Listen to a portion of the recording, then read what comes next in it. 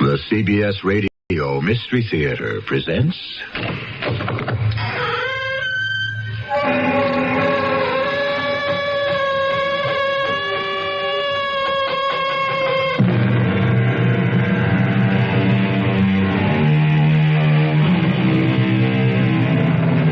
Come in. Welcome. I'm E.G. Marshall.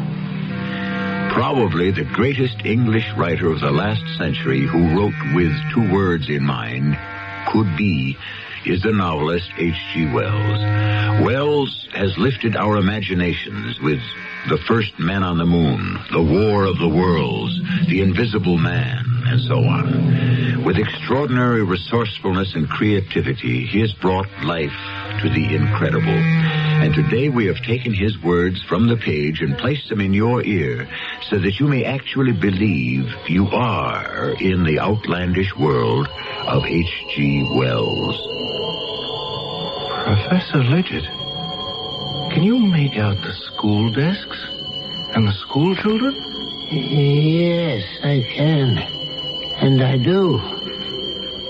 From here they look phosphorescent. Luminous, don't they? They do look strange, Plattner. And that explosion blew us a considerable distance away. I must get back to the school and take charge. Oh, Professor Legend, I don't think that'll be possible. Why not, indeed? Because I think that you and I are dead.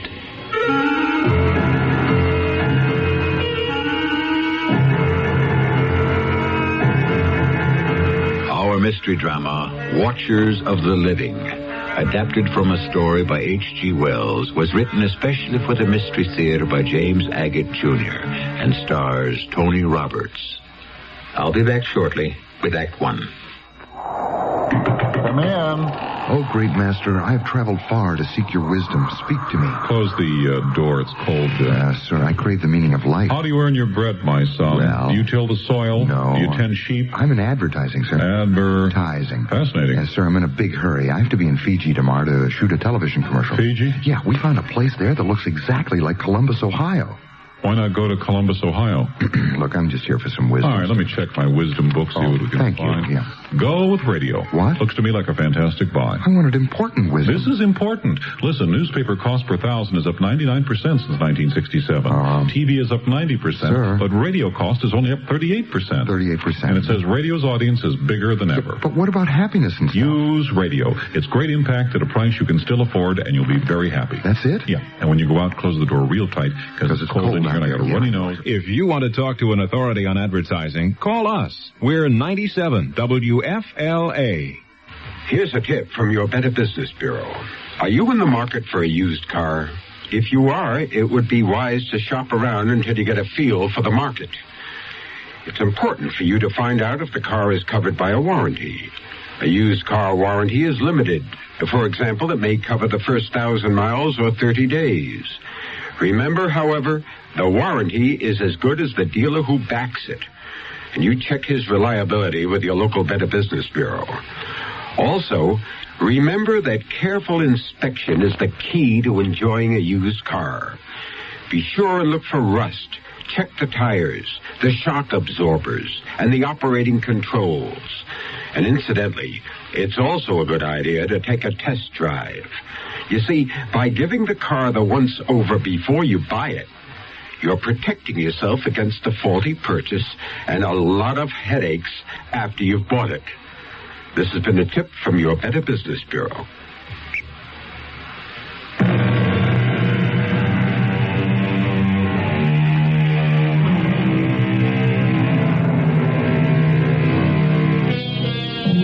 What'll it be this time, Mr. Wells? Mars colliding with Earth? A machine to put you into another century? The problems of loving and living when no one can see you? None of the above? Something completely different? Yes, it is. In fact, in the 90 years of science fiction that followed where H.G. Wells blazed a trail, no one has ever attempted to duplicate the story we tell you now. My name is Fred Plattner.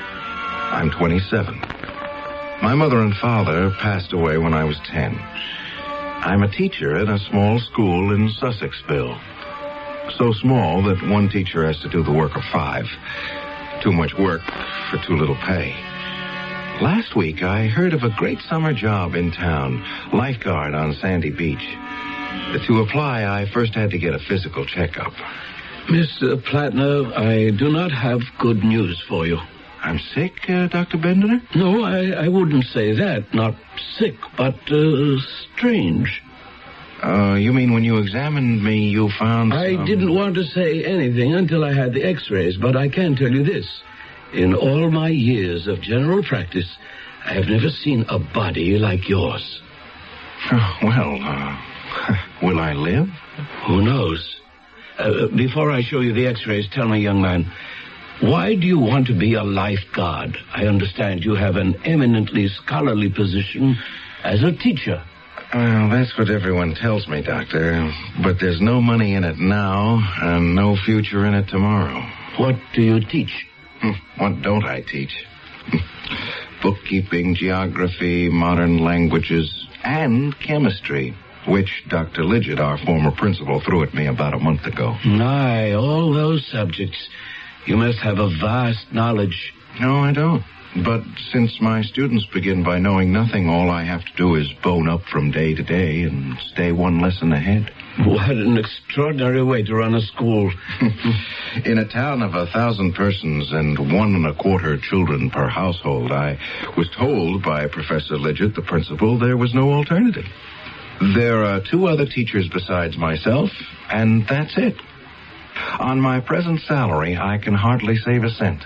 But if I pass the physical and get this lifeguard position, I could clear $300 this summer. I wish I could help you, Mr. Plattner, but the facts don't help me. Let me show you. Look at these, your x-rays. First, notice your heart beats on the right side of your body. Now look at this plate. That is the right lobe of your liver. However, it's on the left side, and the left lobe is on the right side. Tell me, have you noticed any changes in yourself lately?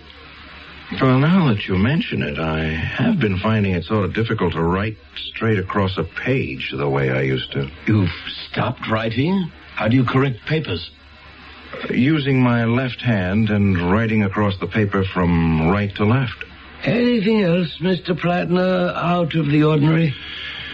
Well, I was never very good at sports, but now I can't throw a ball with my right hand at all. With your left? Not far. And sometimes I get confused at meal times, trying to find my knife and fork.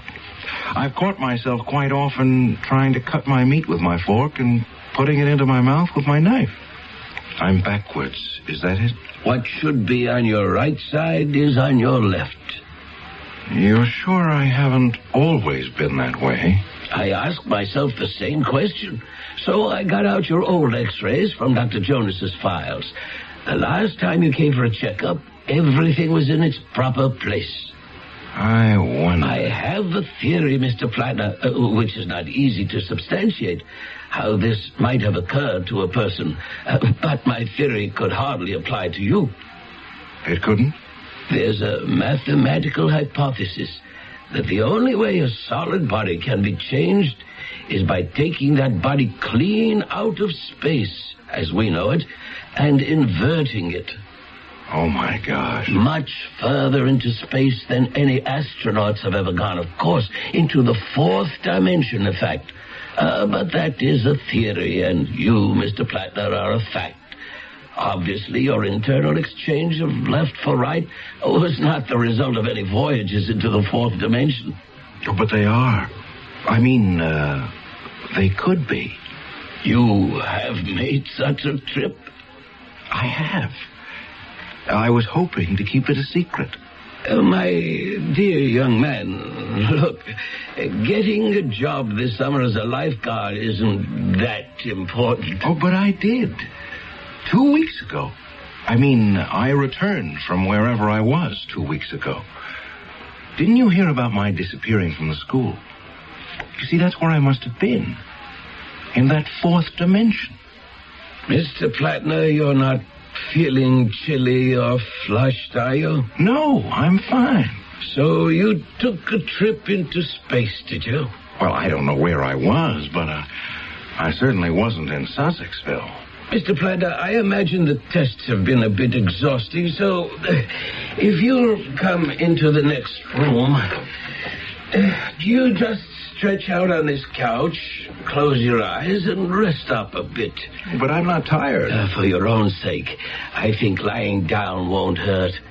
You know, when you speak of traveling to other dimensions, even if you can't be a lifeguard this summer, I'd hate you to lose your teaching job because they thought you lost your mind. Of course, I couldn't really blame Dr. Bendiner for thinking somehow I'd become unscrewed. And as I laid down in his anteroom, those 9 days in nowhere came back to me. 9 days I'd never forget. It began on a Tuesday night after chemistry class. Why are you still here, Plattner? The bell rang. What are all these boys still doing here? They haven't all been kept in, have they? Professor Lidgett, Carson here, found some green powder up in the old lime kiln. So I told the boys if they'd like to take part in some scientific research, stay after class, and we'll subject the green powder to some scientific tests. Proceed then, Plattner. I shall watch with interest. You don't mind if I stand beside you at the table here? No, not at all. Professor Lidgett, we're conducting this experiment to impress upon these boys, Jacoby, Goodman, O'Shea, and Carson, that curiosity is not something that should stop after one has left school. So, here is a medicine bottle containing green powder, courtesy of Billy Carson, and plugged with a masticated piece of newspaper. Plugged with what? A large spitball. First, we place a small amount of the green powder into a test tube. Now, we hold the tube under the tap and see what effect is caused by water. No effect. No change in the substance whatsoever. As you can see, the powder does not even dissolve. Now, we'll prepare a number of test tubes, filling them with a little of Carson's green powder, partially filling each, and then in turn we'll test the green powder against nitric acid, sulfuric acid, hydrochloric acid. Very disappointing. No results, no changes in the powder. The experiment has yielded us 0. Nix. Naught. Well, boys, those are the hazards of science. Why don't you set fire to some of the powder, Plattner? Light it? With a match? Or a Bunsen burner. Boys, our principal, Professor Lidgett, suggests a test by fire. Here we go. We knock a few grains from the bottle onto this slate on our lab table. Professor, would you oblige with a match? Oh, yes, happy to. It's smoking. The green powder is melting.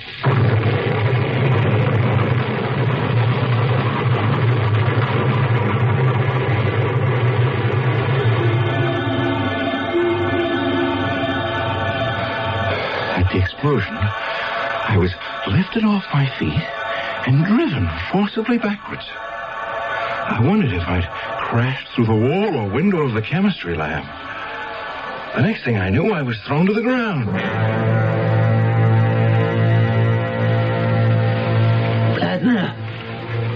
Plattner, is that you? Professor Lidgett, are you hurt? Well, I don't think so. Me neither. My face seems to be all right. I still have both my ears, hands, arms and my feet. Oh, so am I, thank heaven. Where's the school? Where are we? None of this countryside looks familiar to me. Look. Straight in front of us. Those figures.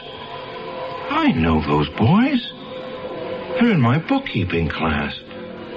But how strange they look. Sort of gray and amorphous. Almost floating. Are those gray shapes there?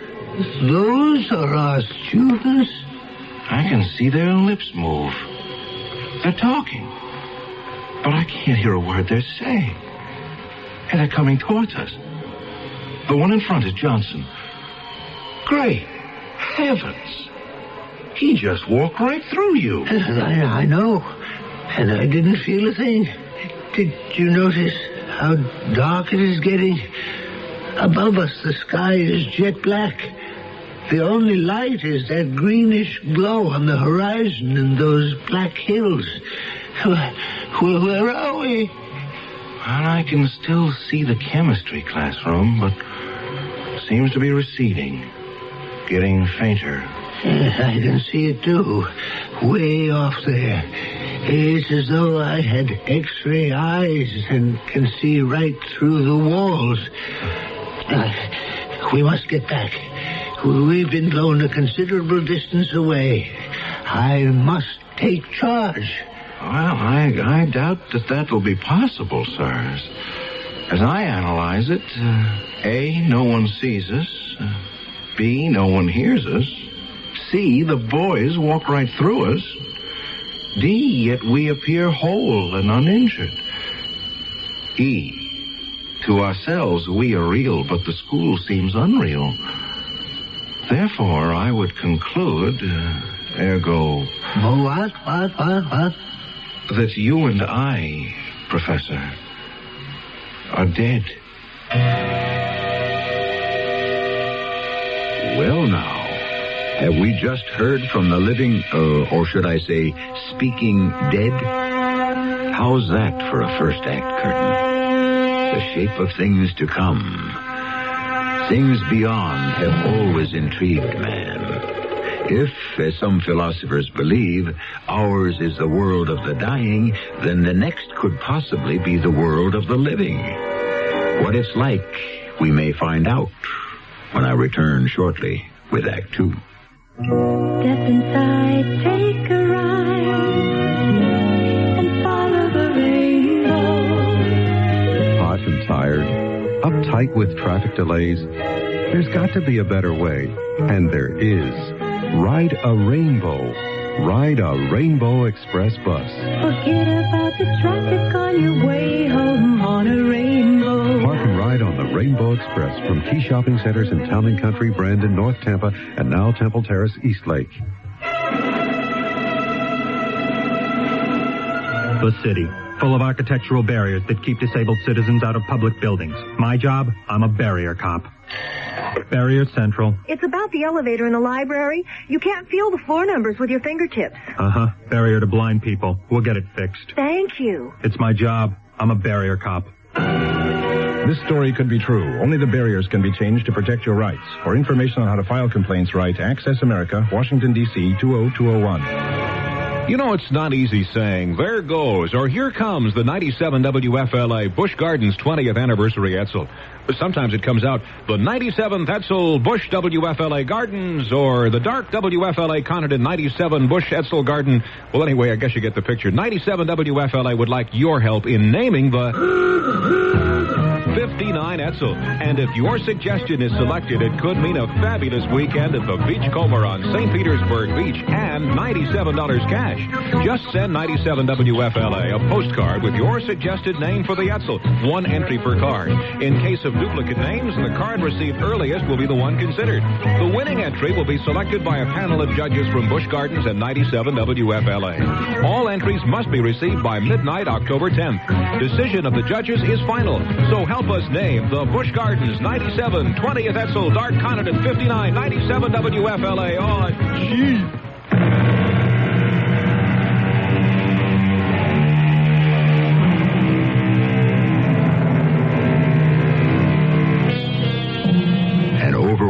teacher in a small grammar school explodes himself and the principal into what? He believes it's the world of the dead. But could he be someplace else? Some in-between state? It is a land where everything is shades of gray and green. Remember, it was a green powder that caused all this. A fact that does not escape those left behind.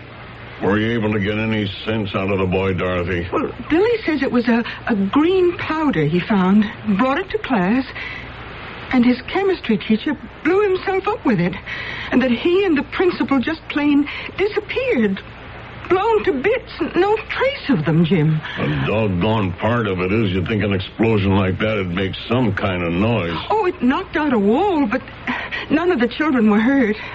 So Billy brought that green powder, huh? We could be in for a peck of trouble. Do you really think so? Our son brings an explosive to school. His teacher and the principal are blown away. They could hold us responsible. They could? We're his parents, and he's underage. I wonder which teacher it was. Oh, Fred Plattner. You remember him. They've got Fred teaching chemistry? What does he know? No wonder everything went fluey. Oh, he's such a nice young man, too. I know that. Now, promise you won't say anything to Billy tonight. He was very fond of Fred, too.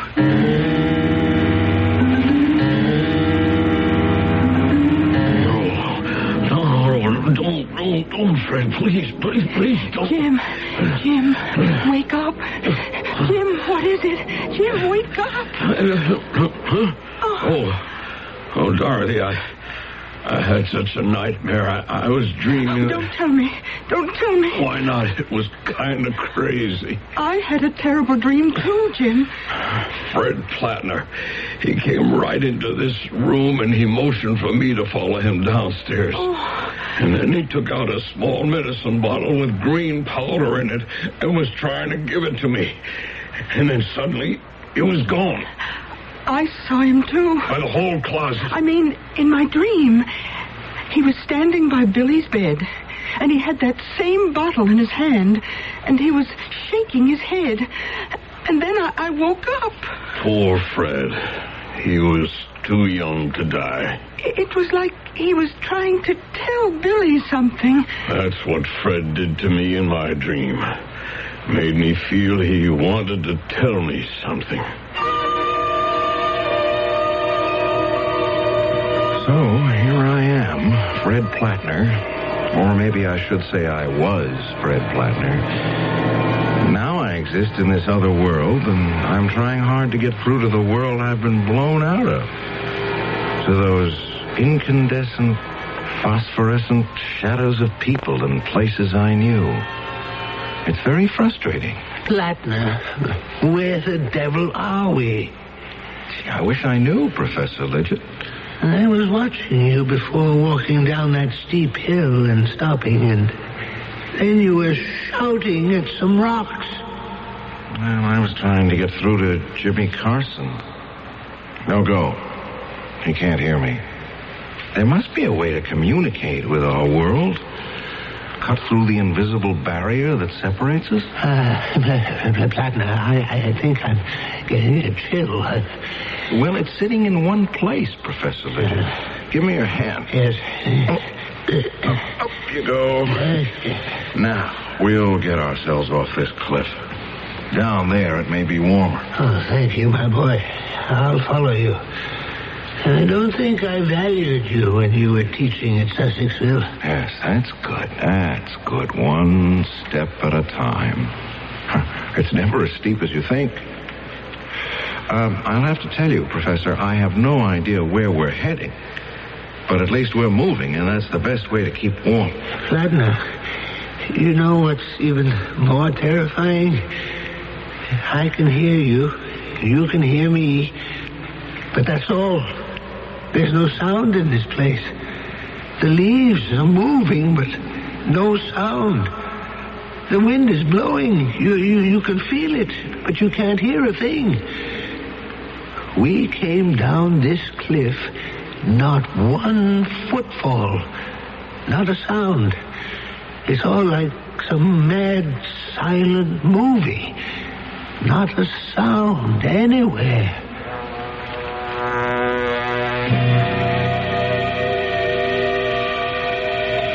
Jim, will you see who's at the door? I'm just clearing away the breakfast dishes. Billy was late getting off to school today. Honey, I've got to make tracks for work myself. Harry's been giving me the hairy eye lately, ever since that rumor went around town about Billy blowing up the school. All right.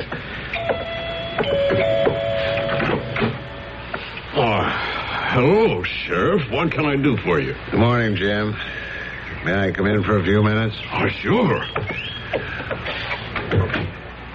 Is Billy home?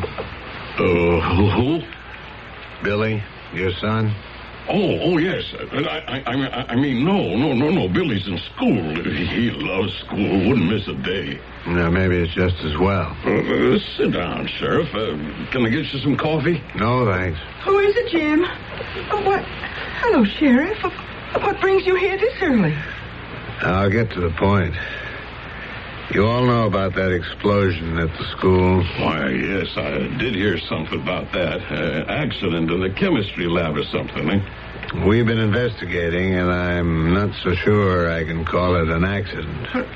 Fred Flatner and Professor Lidgett Yes, that's a shame. We've questioned every boy who was in or near that class, Jim, and they all say the same thing. Well, Billy didn't mean anything by it. Honestly, he didn't. Dorothy, shut up. I mean, dear, let the sheriff tell us what's on his mind. I intend to. The information we've gathered is that your son brought a green powder into the class laboratory, and it was that caused the explosion. A green powder? Well, where could Billy have found such a thing? He never said anything about it to us, did he, dear? Jim, I think we should tell the sheriff. Oh, there's nothing to tell. You asked where your son could have gotten such a powder. 3 boys were with him when they all went to the lime kiln. He found it there and put it in a bottle. Oh, what 3 boys? Ted Jacoby, Matthew Goodman, and Tommy O'Shea. I know those kids. They'll say anything. You know how kids are. You're not going to believe the word of little kids, are you? Unfortunately, we have no adult witnesses. But as we piece the story together, this was no ordinary school experiment. Well, I don't see how you could hold my boy responsible for the mistakes of a teacher. So far as you know, then, Jim, this whole story about Billy and the green explosive is untrue? Absolutely. Is this Billy's school satchel? Yes, it is. Where did you find it? In the chemistry lab, under one of the seats. I'll be straightforward with both of you. We found traces of a green powder inside. So, if you don't mind, I'm going to have to ask you, Jim, to come along with me back to the station house. Well, I can't go there now. I'm due at work. I'm afraid you haven't got any choice, Jim. But what have I got to do with it? The law says that since Billy is underage, you, his father, are responsible.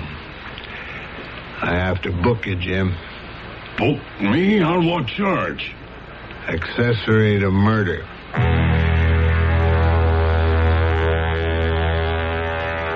Several days and nights went by in our green world. This particular morning when I awoke, large, strange snowflakes were dropping all over me. Green snowflakes. And then, for the first time, the stillness was broken by a sound. Flatner, did you hear that? A bell. I think it comes from way down there in the gorge. Let's get down there. Maybe there are people or someone who can help us. Oh, beautiful. Flatner, do you hear that? Hear what? The sound of our own footsteps. Things are starting to be a little bit more normal. And it's not so cold down here. Look at those gray craters. Will you look at that? never. A great stone building. There's an entrance. Let's go on in. Wait a minute, Plattner. Isn't there something wrong about it? Something peculiar? Well, nothing more peculiar than finding any gray skyscraper in a green world. It doesn't have any windows. It's like being inside a huge tomb. There are some flickering lights way down there. An altar. Something's moving back there. Where? To the right of the altar. What looks like a torch burning a green flame. Oh, yes, I see what you mean. Now, follow along the walls where that strange writing runs around the side, all the way to the right. Snowflakes. Big as a balloon, moving up and down. Let's get closer and have a look. No, I think I'll stay back here. If I go forward, Professor, you'll be alone here. Oh. Those large things. Their heads, floating heads, with sort of tails hanging from each one like giant tadpoles in the air. They don't seem to have faces. One is turning around. It's got eyes. The others are turning now, too. They do have faces. Look at them now. They're floating away. Anyone here? Something just flew into my face. Something cold. It's one of them. Who are you? Who are you? Who are you? Who are you? Who are you?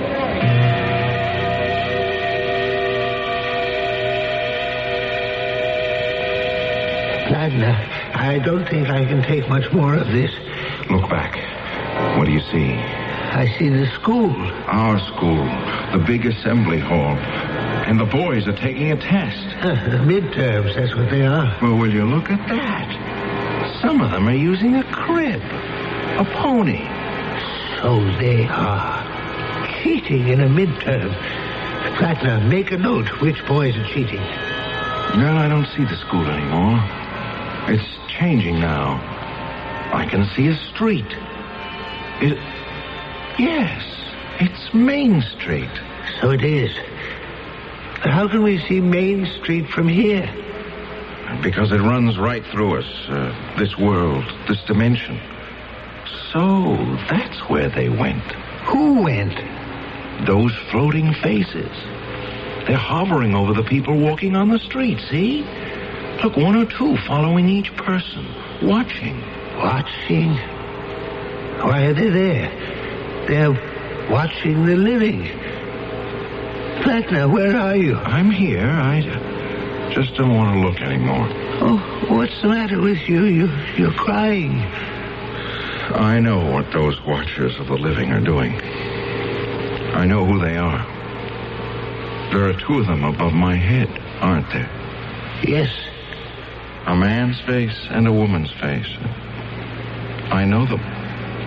I know who they are.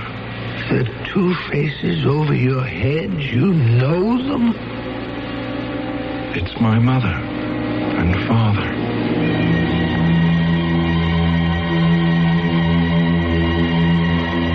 H.G. Wells asks, who are these watchers of the living? Why do they so passionately watch those they have left forever? Is it that when our life is over and evil or good are no longer a choice, that we may still have to watch the consequences of what we began? If this is so, then certainly Fred Plattner and Professor Lidgett have not died, but have invaded that dimension which hangs over all of us. I shall return shortly with Act 3. At the drugstore, they told me there's a powerful anti-itch drug I can buy without a doctor's prescription. Now I use Bicozine cream as directed. No more burning, embarrassing itching. No more scratching. Bicozine actually speeds healing. Vicozine cream. What a relief. Now you can soften hard, calloused skin without painful cutting or scraping. Apply stainless Dermasoft cream to your feet as directed. Insist on Dermasoft cream.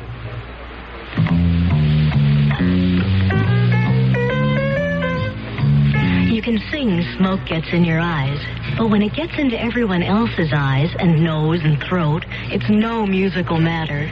Your lung association says cigarettes are a personal health hazard, and secondhand smoke is offensive to all non-smokers. Give us all a break. Let the Lung Association help you kick the habit, for your sake and for everyone's life and breath.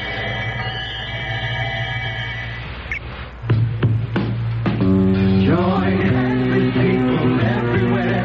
Each of us can do our share in care for children. This year, people of all nations are joining hands to improve the lives of the world's needy children. Through CARE, you can provide the families of these children with the means to grow their own food, to build medical facilities, safer water systems, and schools. Tomorrow's world is in our hands. Help make it a better place for all the children.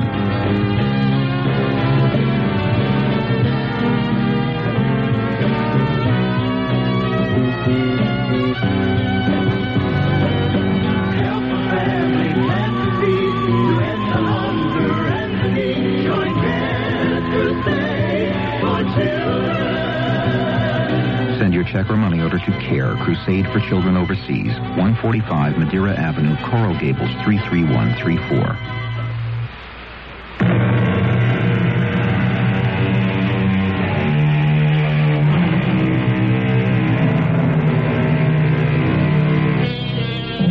Let H.G. Wells continue his story. If human souls continue after death, then surely human interests continue after death. So these watchers of the living keep an eye on earthlings. Make note that this in-between land is green, the color of renewal, of continuation, of movement. Therefore, this island in space and time onto which our two men have stepped could be a moving platform. But to where? How many days has it been, Platner? How many times did I go to sleep and wake up? 6, 7, 8? I can't be sure. We have only you to blame for this. I seem to remember that it was you, Professor, who said, why don't you set a match to the powder? Why do these infernal things have to hang around us? What have I done to them? Well, go on, get away from me. Go away. Do you hear me? I don't see how you stand these floating heads always following us, bumping us like balloons with faces. I am trying to be calm and not let myself go, and you must do the same, Professor. I could just as easily lose my nerve, but how would that help me? Listen. They've stopped. You're in a different spot than I am, Platner. Your mother and father are watchers. I hope you never see your parents as I'm seeing mine. Not being able to speak to them and be understood. Not knowing whether they are real or shadows. No, I absolutely refuse to be fingerprinted, and that's final. You have a right to call your lawyer. Where are the bodies? Where's Fred Platinum? Where's the headmaster, Professor Lidgett? How can you be sure they aren't still somewhere wandering about in shock, maybe, but very much alive? If in over a week they haven't shown up? Amnesia. Do you know what that is, Sheriff? If I were blown up in some ridiculous experiment, it would addle my brains, too. They're alive, I bet you, but they don't know who they are or where. Well, that all may be true, but you're still responsible for what happened. Speak to the mayor if you want to, but you're not leaving here until formal charges are placed.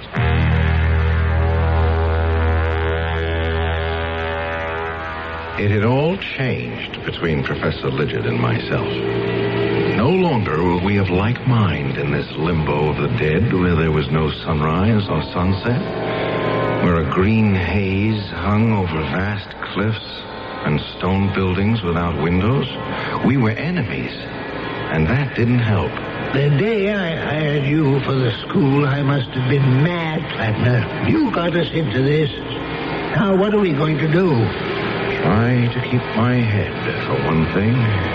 For another, I'm going to sit here and have another try at getting through to Sussexville. Oh, you have a formula? How are you going to do it? Concentrate. Mother, Father, help me see our town. There. I can see right through that rock face. The walls of the house. Like glass. Well, Professor, you got your wish. There's Billy Carson and his mother. They're standing in the kitchen listening to the telephone. There's unhappiness written on her face. Yeah, I shouldn't wonder. That boy shouldn't be allowed out alone. He's a menace. They're talking to someone at the police station. Mother, Father, I want to see what is happening there.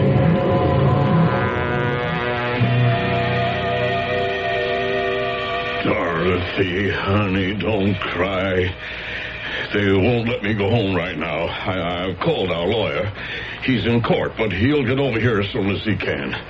Now, you just tell Billy what trouble he's caused. I don't know when I'll get home. I'll get there when I get there. That's all I know. This way, Mrs. Vandermill. I don't know what possibly could have come over that salesgirl. I mean, to actually accuse me. Now, Mrs. Vandermill, there's nothing I can do. Maybe something did happen to fall off the perfume counter into my purse, but heavens, to say I was shoplifting. Me, Helena Vandermill, why, I own half this town. Why would I ever steal anything? They did find some merchandise in your handbag. Who is that man sitting over there? He's in our custody. He's waiting for his attorney. Now, Mrs. Vandermill, if you'll kindly pay the fine, all the formalities will be taken care of. Oh, Sheriff, you are the most understanding public servant in this town. The fine, Mrs. Vandermill? Oh, yes, of course. Now, how much will it be this time? I'd say $50 would cover. $50 it is. Here you are. All I have with me is 20, so here are 3, and do keep the change. Thank you, Mrs. Vanderbilt. Yes, I'll be more careful next time and keep my bag closed. Who was that? The richest old gal in town, but I have to haul her in at least once a week. She can't help shoplifting. Oh, why didn't you arrest her? Oh, I couldn't do that. Oh, why did you slip her fine in your pocket? I keep it safe there. Understand? Yeah, I'm beginning to. And how much would a little understanding cost me? Mr. Carson, Jim, I knew you'd understand the way we do business around here. I'm sorry I was a little slow. Let me see what I have in my wallet. The crookedness in our town. I had no idea. Starting with boys cheating on their exams, all the way to the police taking bribes. Lidget and I had stopped talking. I was too tired one evening to keep my eyes open, and before I knew it, I was asleep. Flatner, get up. Huh? What's the matter? Get up. Oh, yes, certainly. Professor, what are you holding that rock in your hand for? I'm not staying here any longer. Well, how do you propose to leave? You're going to lead me back to the exact spot where we entered this other world. Oh, I don't know that I remember it. You'd better, if you don't want your head bashed in. Professor Lidget, I understand the strain you feel, but what good will it do you to hurt me? I don't care anymore. I've got to leave here. All right. Let's start up this path and see if I can find the place.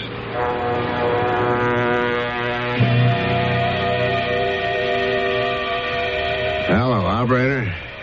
I dialed 555-1212, and I got a wrong number. Would you place the call for me, please? It's the mayor's office. It works every time. Good morning, Mayor. Not too badly. We made $260. 60 from the old klepto, and I nicked another citizen for the 200. All right, will you stop by, or shall I send the cash over to the town hall? Good. I'll put 130 in an envelope addressed to you and marked official business.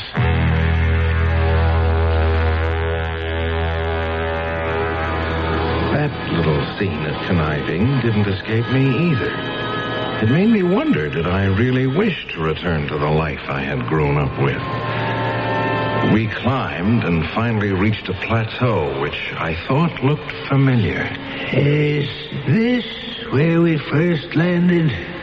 Are you sure? I'm as sure as I can be. You know, Professor, that world of ours, it's not what it's cracked up to be. No, it isn't. But it's the only game in town. And people aren't what they think they are. Plattner, you're still carrying that glass bottle with some green powder. Yes, I still have it. What's left? Why? Nothing. Just thinking. It's finally dawned on me why the watchers of the living have such unhappy faces. What goes on Earth is enough to make anyone sad. Greed, deceit. The people you thought were honorable, people you respected. Even you, Lidget. You're much less of a human being than I thought you were. Much less. Lidget, what are you doing with that rock? Lidget, please.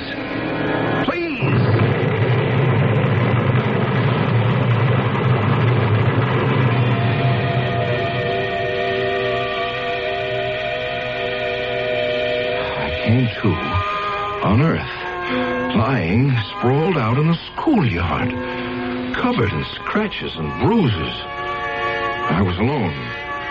Professor Lidget didn't get back to Earth with me. I remembered running away from the professor, and then I tripped and fell. Yes, the powder must have exploded on impact, and here I was. It was getting dark in Dr. Bendener's office, and I remembered I'd come to see him for a physical. Feeling any better, Mr. Plattner? Yes, I am. I'm fine now, Doctor. Had a little sleep? Oh, not exactly. Just thinking about how my insides got all reversed. Nothing's malfunctioning, you understand, just exchanged. Are you up to getting yourself home? Dr. Bendener, I've decided I don't want to be a lifeguard after all. I'm just not the swimming kind. I didn't know there was any other kind. Oh, there are lots of ways lives can be guarded. I'd like to think about that. Think about what, Mr. Plattner? What I ought to do, now that I'm back. Back? Go back to teaching. I think you should. Oh, well, they say that those who can do, those who can't teach. I think I can, Doctor. And there's an awful lot of doing that Sussexville needs. Maybe I'll just give it a try. It so happened that Fred Plattner knew quite a lot about the shenanigans of several high town officials. And come election time, when Fred started talking, everyone also knew quite a lot. So it was hardly a surprise when an unknown school teacher got himself elected mayor of Sussexville. Not surprising at all. I'll be back shortly.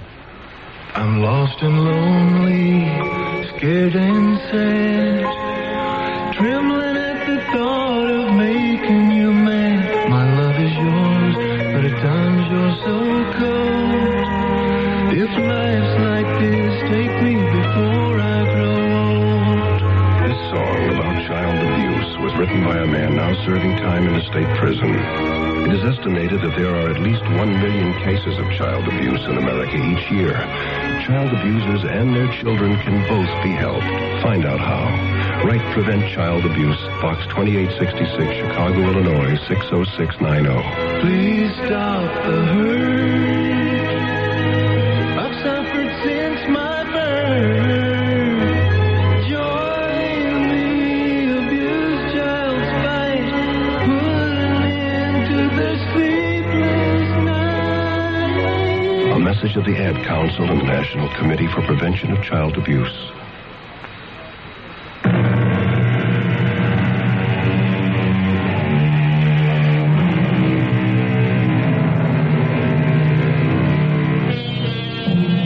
Folks around Sussexville are still scratching their heads, wondering where Fred Plattner and Professor Lidgett disappeared to for 9 days, and why the professor never came back.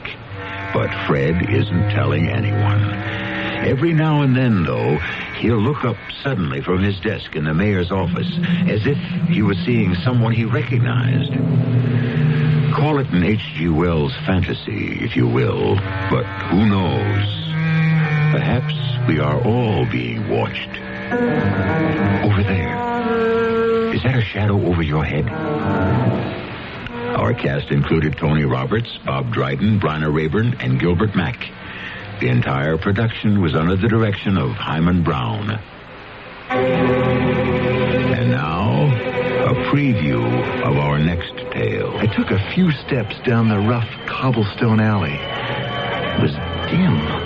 A place where the sun couldn't get to. There wasn't a sound. The bustle behind me seemed to have vanished. I walked slowly along the twisting alleyway. Well, there were a few shops, but they were all closed. I don't know why I kept walking, but something seemed to draw me along. And then the alley turned, and there it was. A small shop, brightly lighted with candles. In the window were clothes, leather things, beads, spices. There was no name on the door, but I knew I'd found the Devil's Boutique. This is E.G. Marshall inviting you to return to our Mystery Theater for another adventure in the macabre. Until next time, pleasant dreams.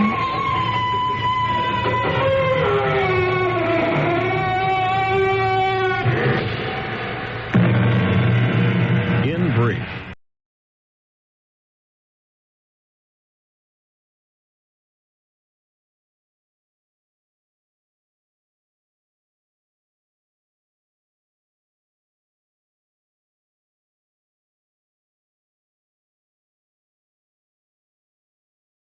This is ChestertonRadio.com.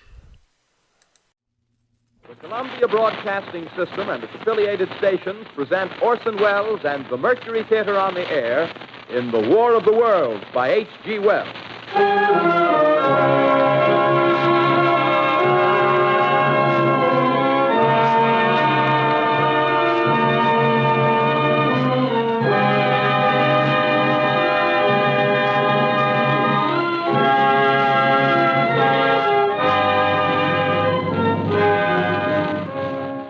Ladies and gentlemen, the director of the Mercury Theatre and star of these broadcasts, Orson Welles. We know now that in the early years of the 20th century, this world was being watched closely by intelligences greater than man's, and yet as mortal as his own. We know now that as human beings busied themselves about their various concerns, they were scrutinized and studied, perhaps almost as narrowly as a man with a microscope might scrutinize the transient creatures that swarm and multiply in a drop of water. With infinite complacence, people went to and fro over the earth about their little affairs, serene in the assurance of their dominion over this small, spinning fragment of solar driftwood, which by chance or design, man has inherited out of the dark mystery of time and space. Yet across an immense ethereal gulf, minds that are to our minds as ours are to the beasts in the jungle, intellects vast, cool, and unsympathetic, regarded this earth with envious eyes and slowly and surely drew their plans against us. In the 39th year of the 20th century came the Great Disillusionment. It was near the end of October. Business was better. The war scare was over. More men were back at work. Sales were picking up. On this particular evening, October 30th, the Crosley service estimated that 32 million people were listening in on radios. For the next 24 hours, not much change in temperature. A slight atmospheric disturbance of undetermined origin is reported over Nova Scotia, causing a low-pressure area to move down rather rapidly over the northeastern states, bringing a forecast of rain accompanied by winds of light gale force. Maximum temperature 66, minimum 48. This weather report comes to you from the Government Weather Bureau. We take you now to the Meridian Room in the Hotel Park Plaza in downtown New York, where you will be entertained by the music of Raymond Raquello and his orchestra.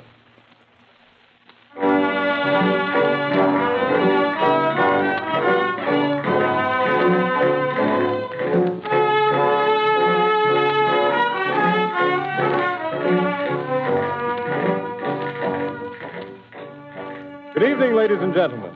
From the Meridian Room in the Park Plaza Hotel in New York City, we bring you the music of Raymond Raquello and his orchestra. With a touch of the Spanish, Raymond Raquello leads off with La Comparsita.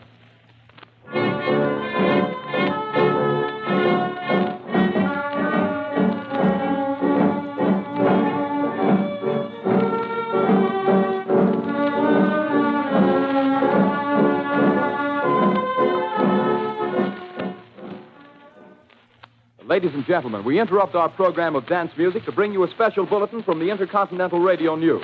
At 20 minutes before 8 Central Time, Professor Farrell of the Mountain to be hydrogen and moving toward the Earth with enormous velocity.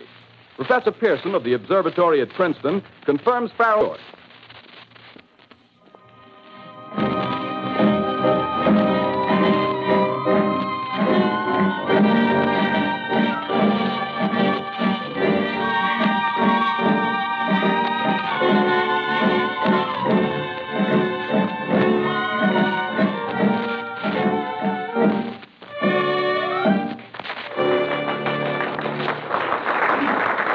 And now a tune that never loses favor, the ever-popular Stardust, Raymond Raquello and his orchestra.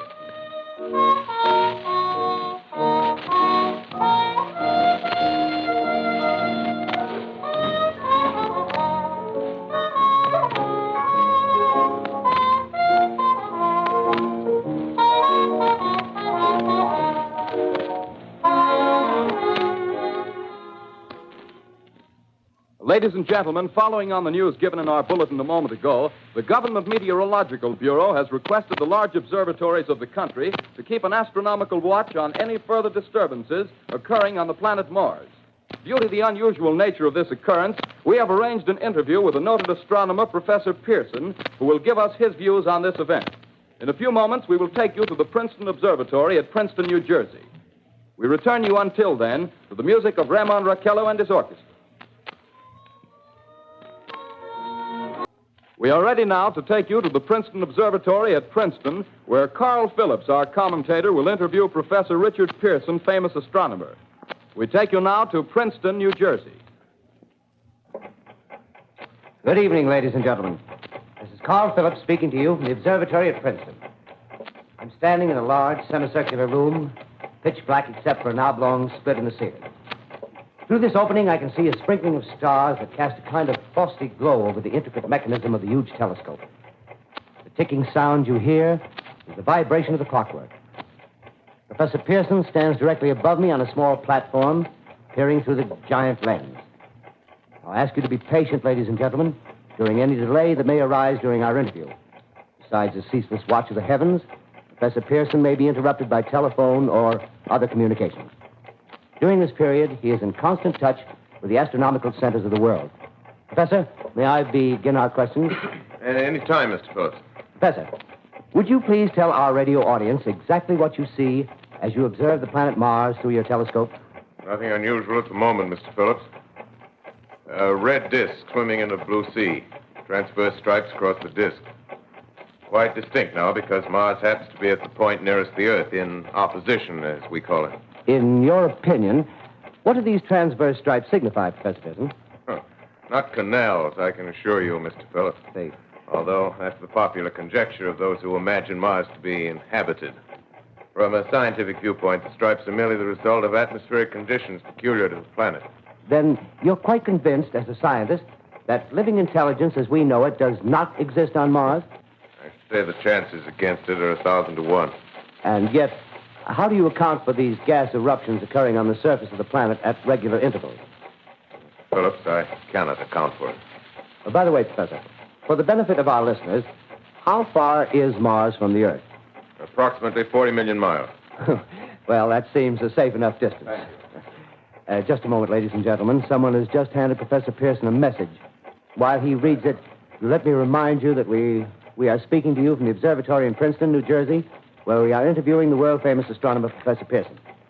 One moment, please. Professor Pearson has passed me a message which he has just received. Professor, may I read the message to the listening audience? Certainly, Mr. Phillips. Ladies and gentlemen, I shall read you a wire addressed to Professor Pearson from Dr. Gray of the Natural History Museum, New York. Quote, 9:15 p.m. Eastern Standard Time. Seismograph registered shock of almost earthquake intensity occurring within a radius of 20 miles of Princeton. Please investigate. Signed, Lloyd Gray, Chief of Astronomical Division. Unquote. Professor Pearson, could this occurrence possibly have something to do with the disturbances observed on the planet Mars? Hardly, Mr. Phillips. This is probably a meteorite of unusual size, and its arrival at this particular time is merely a coincidence. However, we shall conduct a search as soon as daylight permits. Thank you, Professor. Ladies and gentlemen, for the past 10 minutes, we've been speaking to you from the observatory at Princeton, bringing you a special interview with Professor Pearson, noted astronomer. This is Carl Phillips. Standard Time. This confirms earlier reports received from American observatories. Now, nearer home, comes a special bulletin from Trenton, New Jersey. It is reported that at 8:50 p.m., a huge flaming object, believed to be a meteorite, fell on a farm in the neighborhood of Grover's Mill, New Jersey, 22 miles from Trenton. The flash in the sky was visible within a radius of several hundred miles, and the noise of the impact was heard as far north as Elizabeth. We have dispatched a special mobile unit to the scene, and we'll have our commentator, Carl Phillips, give you a word picture of the scene as soon as he can reach there from Princeton. In the meantime, we take you to the Hotel Martinet in Brooklyn, where Bobby Millett and his orchestra are offering a program of dance music.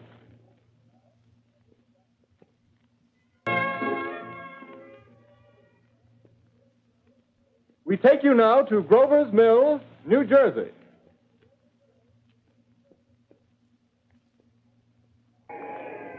Ladies and gentlemen, this is Carl Phillips again, out at the Wilmot Farm, Grover's Mill, New Jersey. Professor Pearson and myself made the 11 miles from Princeton in 10 minutes. Well, I hardly know where to begin. To paint for you a word picture of the strange scene before my eyes, like something out of a modern Arabian Nights. Well, I just got here. I haven't had a chance to look around yet. I guess that's it. Yes, I guess that's the thing directly in front of me, half buried in a vast pit. Must have struck with terrific force. The ground is covered with splinters of a tree. It must have struck on its way down. But I can see the object itself doesn't look very much like a meteor. At least not the meteors I've seen. It looks more like a huge cylinder. Has a diameter of, what would you say, Professor Pearson? What's that? What would you say, what's the diameter of this? About 30 yards. About 30 yards. The metal on the sheath is, well, I've never seen anything like it. The color is sort of yellowish white. There's curious spectators now are pressing close to the object in spite of the efforts of the police to keep them back. Getting in front of my line of vision. Would you mind standing one side, please? While the policemen are pushing the crowd back. Here's Mr. Wilmot, owner of the farm here. He may have some interesting facts to add. Mr. Wilmot, would you please tell the radio audience as much as you remember of this rather unusual visitor that dropped in your backyard? A step closer, please. Ladies and gentlemen, this is Mr. Wilmot. Well, I was listening to the radio. Closer and louder, please. Pardon me? Louder, please, closer. Yes. I was listening to the radio and kind of drowsing. That professor fellow was talking about Mars, so I was half dozing and half... Yes, Mr. Wilmot, and then what happened? Well, as I was saying, I was listening to the radio, kind of halfway. Yes, Mr. Wilmot, and then you saw something. Well, not first off. I heard something. And what did you hear?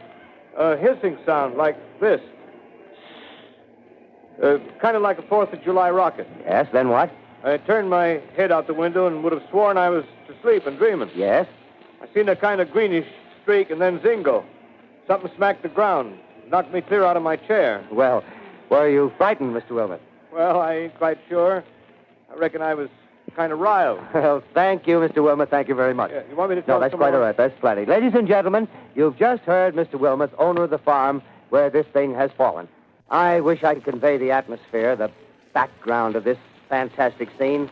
Hundreds of cars are parked in a field in back of us, and the police are trying to rope off the roadway leading into the farm, but it's no use. They're breaking right through. The car's headlights throw an enormous spotlight on the pit where the object's half buried.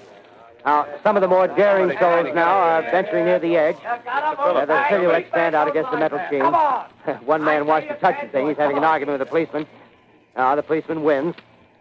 Now, ladies and gentlemen, there's something I haven't mentioned in all this excitement, but it's becoming more distinct. Perhaps you've caught it already on your radio. Listen, please. Do you hear it? It's a curious humming sound that seems to come from inside the object. I'll move the microphone nearer. Here. Now, we're not more than 25 feet away. Can you hear it now? Professor Pearson. Yes, Mr. Can you tell us the meaning of that scraping noise inside the thing? Possibly the unequal cooling of its surface. I say, do you still think it's a meteor, Professor? I don't know what to think. The metal casing is definitely extraterrestrial. Not found on this Earth. Friction with the Earth's atmosphere usually tears holes in a meteorite. This thing is smooth, and you can see its cylindrical Just a minute. shape. Something's happening. Ladies and gentlemen, this is terrific. This end of the thing is beginning to flake off. The top is beginning to rotate like a screw, and the thing must be hollow. He's moving. Keep back there. Keep back there. Keep those men back. Keep back there. Keep those idiots back. Keep off. The top's loose. Look out there. Stand back. Ladies and gentlemen, this is the most terrifying thing I've ever witnessed. Wait a minute. Someone's calling someone or something. I can see peering out of that black hole two luminous discs. The eyes, it might be a face, might be almost but heavens, something wriggling out of the shadow like a gray snake. Now it's another one and another one and another one. They look like tentacles to me. Oh, yeah, I can see the thing's body. Now it's large as a bear. It glistens like wet leather, but that face, ladies and gentlemen, it's indescribable. I can hardly force myself to keep looking at it. It's so awful. The eyes are black and they gleam like a serpent. The mouth is kind of V-shaped with saliva dripping from its rimless lips. It seemed to quiver and pulsate, and the monster or whatever it is can hardly move. It seems weighed down by possibly gravity or something. The thing's rising up now, and the crowd falls back. They've seen plenty. The most extraordinary experience, ladies and gentlemen. I can't find words. Well, I'll pull this microphone with me as I talk. I'll have to stop the description until I can take a new position. Hold on, will you, please? I'll be right back in a minute.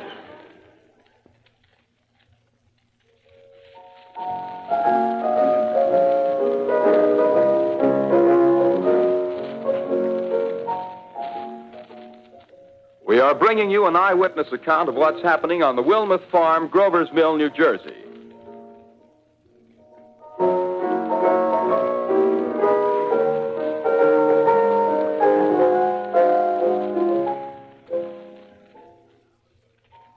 We now return you to Carl Phillips at Grover's Mill. Ladies and gentlemen, am I on? Ladies and gentlemen, here I am, back of a stone wall that adjoins Mr. Wilmot's garden. From here, I get a sweep of the whole scene. I'll give you every detail as long as I can talk and as long as I can see. More state police have arrived. They're drawing up a cordon in front of the pit. About 30 of them. No need to push the crowd back now. They're willing to keep their distance. The captain's conferring with someone. Can't quite see who. Oh, yes, I believe it's Professor Pearson. Yes, it is. Now they've parted, and the professor moves around one side, studying the object while the captain and two policemen advance with something in their hands. I can see it now. It's a white handkerchief tied to a pole. Flag of truce. If those creatures know what that means, what anything means. Wait a minute. Something's happening. Humped shape is rising out of the pit. I can make out a small beam of light against a mirror. What's that? There's a jet of flame springing from that mirror, and it leaps right at the advancing men. It strikes them head on. Oh, Lord, they're turning into flames. Now the whole field's caught up by the woods, the barns, the gas tanks of the automobiles spreading everywhere. It's coming this way now, about 20 yards to my right.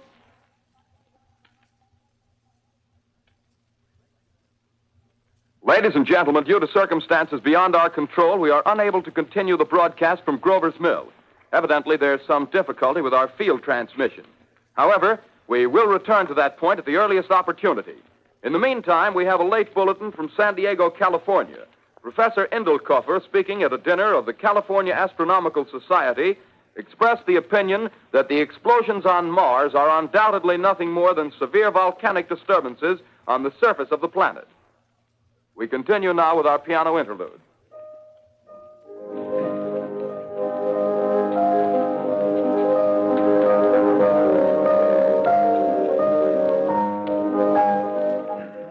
Ladies and gentlemen, I've just been handed a message that came in from Grover's Mill by telephone.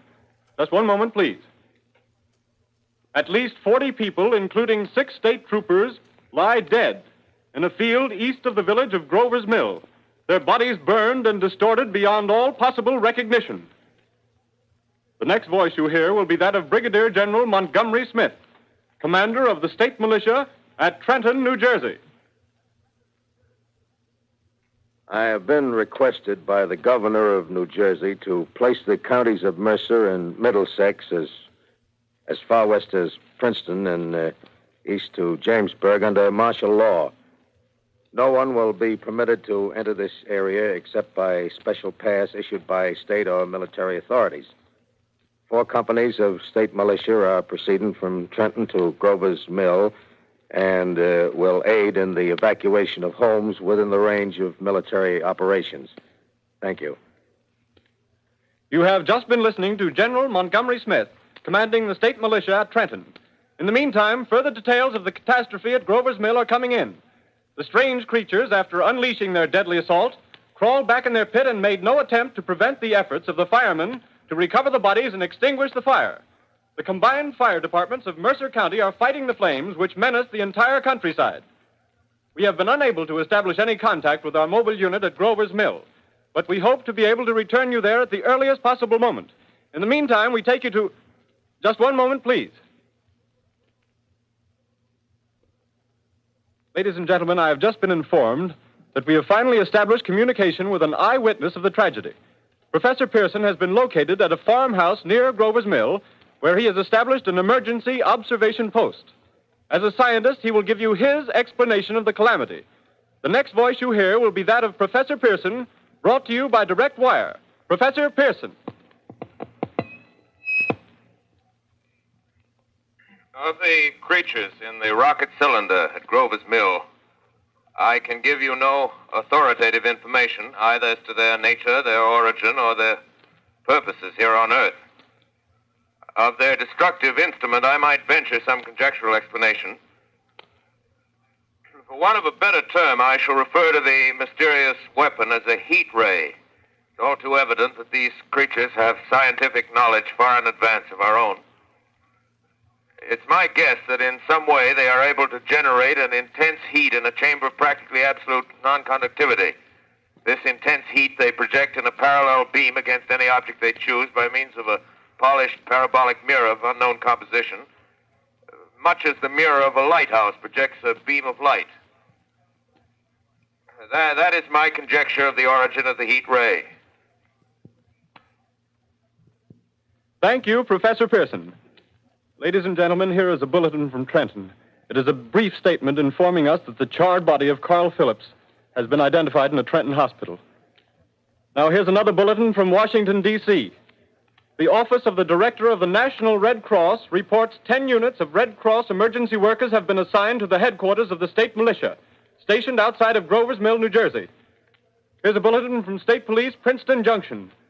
The fires at Grover's Mill and vicinity are now under control. Scouts report all quiet in the pit, and there is no sign of life appearing from the mouth of the cylinder. Now, ladies and gentlemen, we have a special statement from Mr. Harry McDonald, Vice President in charge of operations. We have received a request from the state militia of Trenton to place at their disposal our entire broadcasting facilities. In view of the gravity of the situation, and believing that radio has a responsibility to serve in the public interest at all times, we are turning over our facilities to the state militia at Trenton. We take you now to the field headquarters of the state militia near Grover's Mill, New Jersey. This is Captain Lansing of the Signal Corps, attached to the state militia, now engaged in military operations in the vicinity of Grover's Mill. Situation arising from the reported presence of certain individuals of unidentified nature is now under complete control. The cylindrical object, which lies in a pit directly below our position, surrounded on all sides by 8 battalions of infantry, without heavy field pieces, but adequately armed with rifles and machine guns. All cause for alarm, if such cause ever existed, is now entirely unjustified. The things, whatever they are, do not even venture to poke their heads above the pit. I can see their hiding place plainly in the glare of the searchlights here. With all their reported resources, these creatures can scarcely stand up against heavy machine gun fire. Anyway, it's an interesting outing for the troops. I can make out their khaki uniforms crossing back and forth in front of the lights. Looks almost like a real war. There appears to be some slight smoke in the woods bordering the Millstone River. Probably fire started by campers. Well, we ought to see some action soon. One of the companies is deploying on the left flank. A quick thrust and it'll all be over. Oh, wait a minute. I see something on top of the cylinder. No, it's nothing but a shadow. Now the troops are on the edge of the Wilmot Farm. 7,000 armed men closing in on an old metal tube. A tub, rather. Well, wait, that wasn't a shadow. It's something moving. Solid metal, kind of a shield-like affair rising up out of the cylinder. It's going higher and higher. What? It's standing on legs, actually rearing up on a sort of metal framework. Now it's reaching above the trees and the searchlights are on it. Hold on.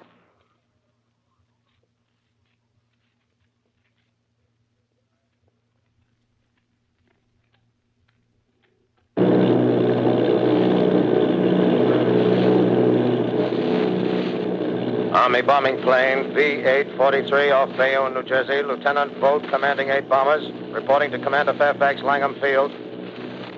This is Vogt reporting to Commander Fairfax, Langham Field. Enemy tripod machines now in sight. Reinforced by 3 machines from the Morristown cylinder. 6 altogether. 1 machine partially crippled. Believed hit by shell from Army gun in Watchung Mountains. Guns now appear silent. A heavy black fog hanging close to the earth of extreme density, nature unknown. No sign of heat ray. Enemy now turns east, crossing Passaic River into the Jersey marshes. Another straddles the Pulaski Skyway. Evident objective is New York City. They're pushing down a high-tension power station. The machines are close together now, and we're ready to attack. Planes circling, ready to strike.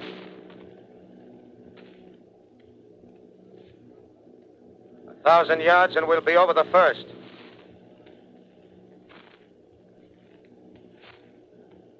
Eight 800 yards.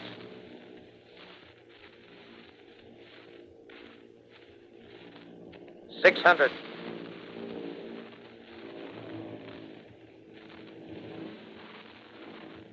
$400. $200. There they go. The giant arm raised. Green flash. They're spraying us with flame. 2,000 feet. Engines are giving out. No chance to release bombs. Only one thing left. Drop on them, plane and all. We're diving on the first one. Now the engine's gone. 8.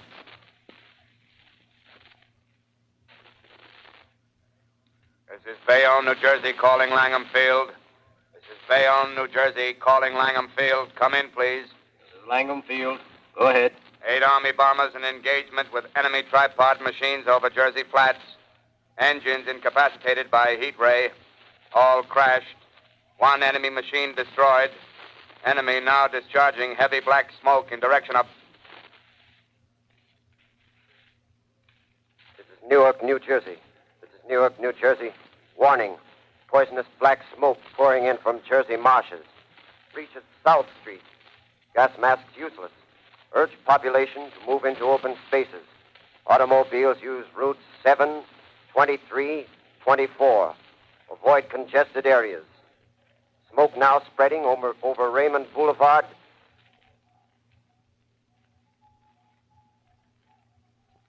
X2L calling CQ, 2X2L calling CQ, 2X2L calling 8X3R. Come in, please. This is 8X3R coming back at 2X2L. How's reception? How's reception? K, please. Where are you, 8X3R? What's the matter? Where are you?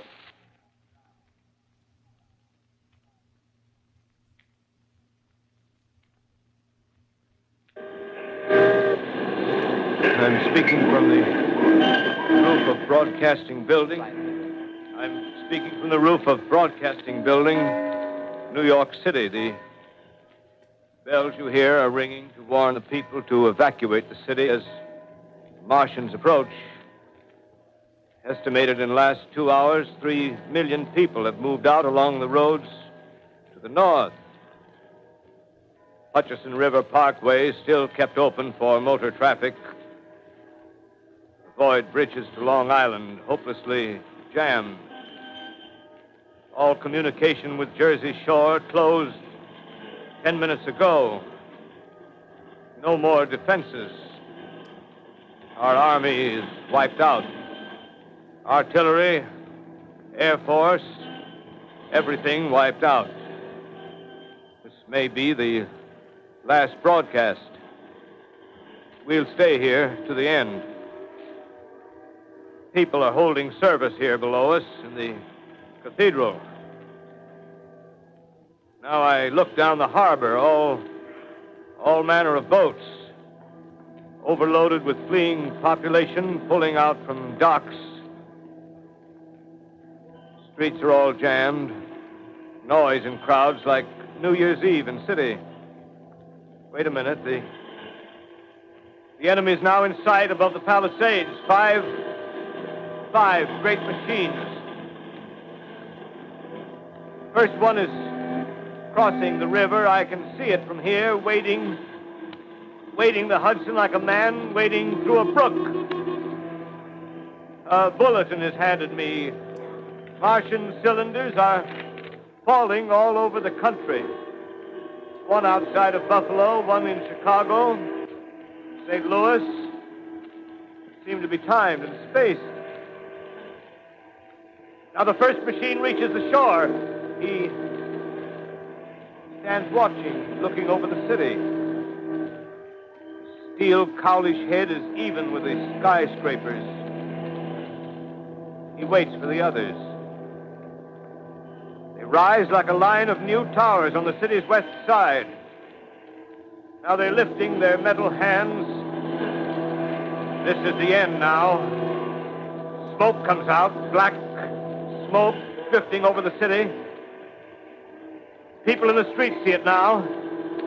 They're running toward the East River, thousands of them, dropping in like rats. Now the smoke's spreading faster. It's reached Times Square. People are trying to run away from it, but it's no use. They're falling like flies. Now the smoke's crossing 6th Avenue, 5th Avenue. 100 yards away. It's 50 feet.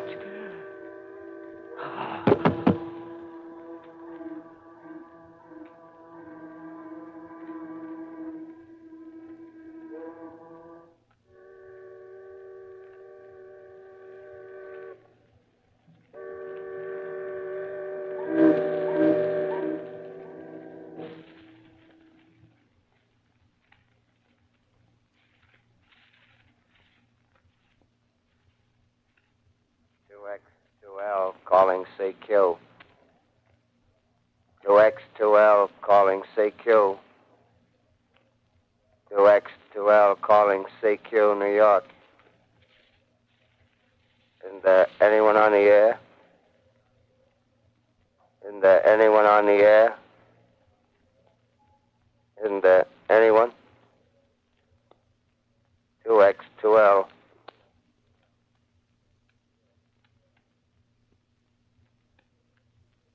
You are listening to a CBS presentation of Orson Welles and the Mercury Theatre on the Air in an original dramatization of The War of the Worlds by H.G. Wells. The performance will continue after a brief intermission. This is the Columbia Broadcasting System. The War of the Worlds by H.G. Wells, starring Orson Welles and the Mercury Theatre on the Air.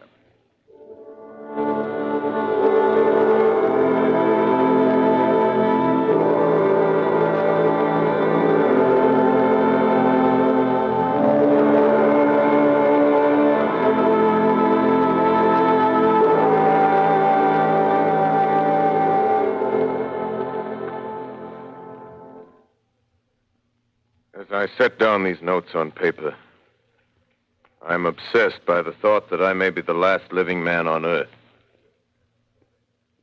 I've been hiding in this empty house near Grover's Mill, a small island of daylight cut off by the black smoke from the rest of the world. All that happened before the arrival of these monstrous creatures in the world now seems part of another life. A life that has no continuity with the present. Furtive existence of the lonely derelict who pencils these words on the back of some astronomical notes bearing the signature of Richard Pearson. I look down at my blackened hand and I try to connect them with a professor who lives at Princeton and who, on the night of October 20th, glimpsed through his telescope an orange splash of light on a distant planet. My wife, my colleagues, my students, my books, my observatory, my world. Where are they? Did they ever exist? Am I Richard Pearson? What day is it? Do days exist without calendars? Does time pass when there are no human hands left to wind the clocks? In writing down my daily life, I tell myself I shall preserve human history between the dark covers of this little book that was meant to record the movements of the stars. But to write, I must live, and to live, I must eat. Find moldy bread in the kitchen and an orange not too spoiled to swallow. Keep watch at the window. Time to time, I catch sight of a Martian above the black smoke. The smoke still holds the house in its black coil, but at length there's a hissing sound, and suddenly I see a Martian mounted on his machine, spraying the air with a jet of steam as if to dissipate the smoke. I watch in a corner as his huge metal legs nearly brush against the house. Exhausted by terror, I fall asleep. Morning. Sun streams in the window. The black cloud of gas is lifted, and the scorched meadows to the north look as though a black snowstorm had passed over them. I venture from the house. I make my way to a road, no traffic. Here and there, a wrecked car, baggage overturned, a blackened skeleton. Push on north. For some reason, I feel safer trailing these monsters than running away from them. And I keep a careful watch. I've seen the Martians feed. Should one of their machines appear over the top of trees, I'm ready to fling myself flat on the earth. I come to a chestnut tree. October. Chestnuts are ripe. Fill my pockets. I must keep alive. 2 days I wander in a vague northerly direction through a desolate world. Finally, I notice a living creature. A small red squirrel in a beech tree. I stare at him and wonder. He stares back at me. I believe at that moment the animal and I shared the same emotion. The joy of finding another living being. Push on north. I find dead cows in a brackish field, and beyond the charred ruins of a dairy, the silo remains standing guard over the wasteland like a lighthouse. Deserted by the sea. Astride the silo perches a weathercock. The arrow points north. North. Next day, I come to a city. City vaguely familiar in its contours, yet its buildings strangely dwarfed and leveled off as if a giant had sliced off its highest towers with a capricious sweep of his hand. Reached the outskirts, I found Newark. Newark, undemolished but humbled by some whim of the advancing Martians. Presently, with an odd feeling of being watched, I caught sight of something crouching in a doorway. I made a step towards it, and it rose up and became a man. A man armed with a large knife. Stop! Where do you come from? I come from many places. A long time ago, from Princeton. Princeton, huh? That's near Grover's Mill. Yes. Grover's Mill. There's no food here. This is my country. All this end of town down the river. There's only food for one. Which way are you going? I don't know. I guess I'm looking for people. Hey, what was that? Did you hear something just then? No. Only a bird. A live bird. Yeah. You get to know that birds have shadows these days. Say, we're in the open here. Let's crawl in this doorway here and talk. Have you seen any Martians? No. They're going over to New York. Night, the sky's alive with their lights, just as if people were still living in it. By daylight, you can't see them. 5 days ago, a couple of them carried something big across the flats from the airport. I think they're learning how to fly. Fly? Yeah, fly. Well, it's all over with humanity. Stranger, there's still you and I. 2 of us left. Yeah. They got themselves in solid. They wrecked the greatest country in the world. Those green stars, they're probably falling somewhere every night. They've only lost one machine. There isn't anything to do. We're done. We're licked. Where were you? You're in a uniform. Yeah, what's left of it. I was in the militia. National Guard. That's good. There wasn't any war. Any more than there's war between men and ants. Yes, but we're eatable ants. I found that out. What'll they do to us? I thought it all out. Right now, we're caught as we're wanted. A Martian only has to go a few miles to get a crowd on the run. But they won't keep on doing that. They'll begin catching us systematic, like keeping the best and storing us in cages and things. They haven't begun on us yet. Not begun? Not begun. All that's happened so far is because we don't have sense enough to keep quiet. Bothering them with guns and such stuff and losing our heads and rushing off in crowds.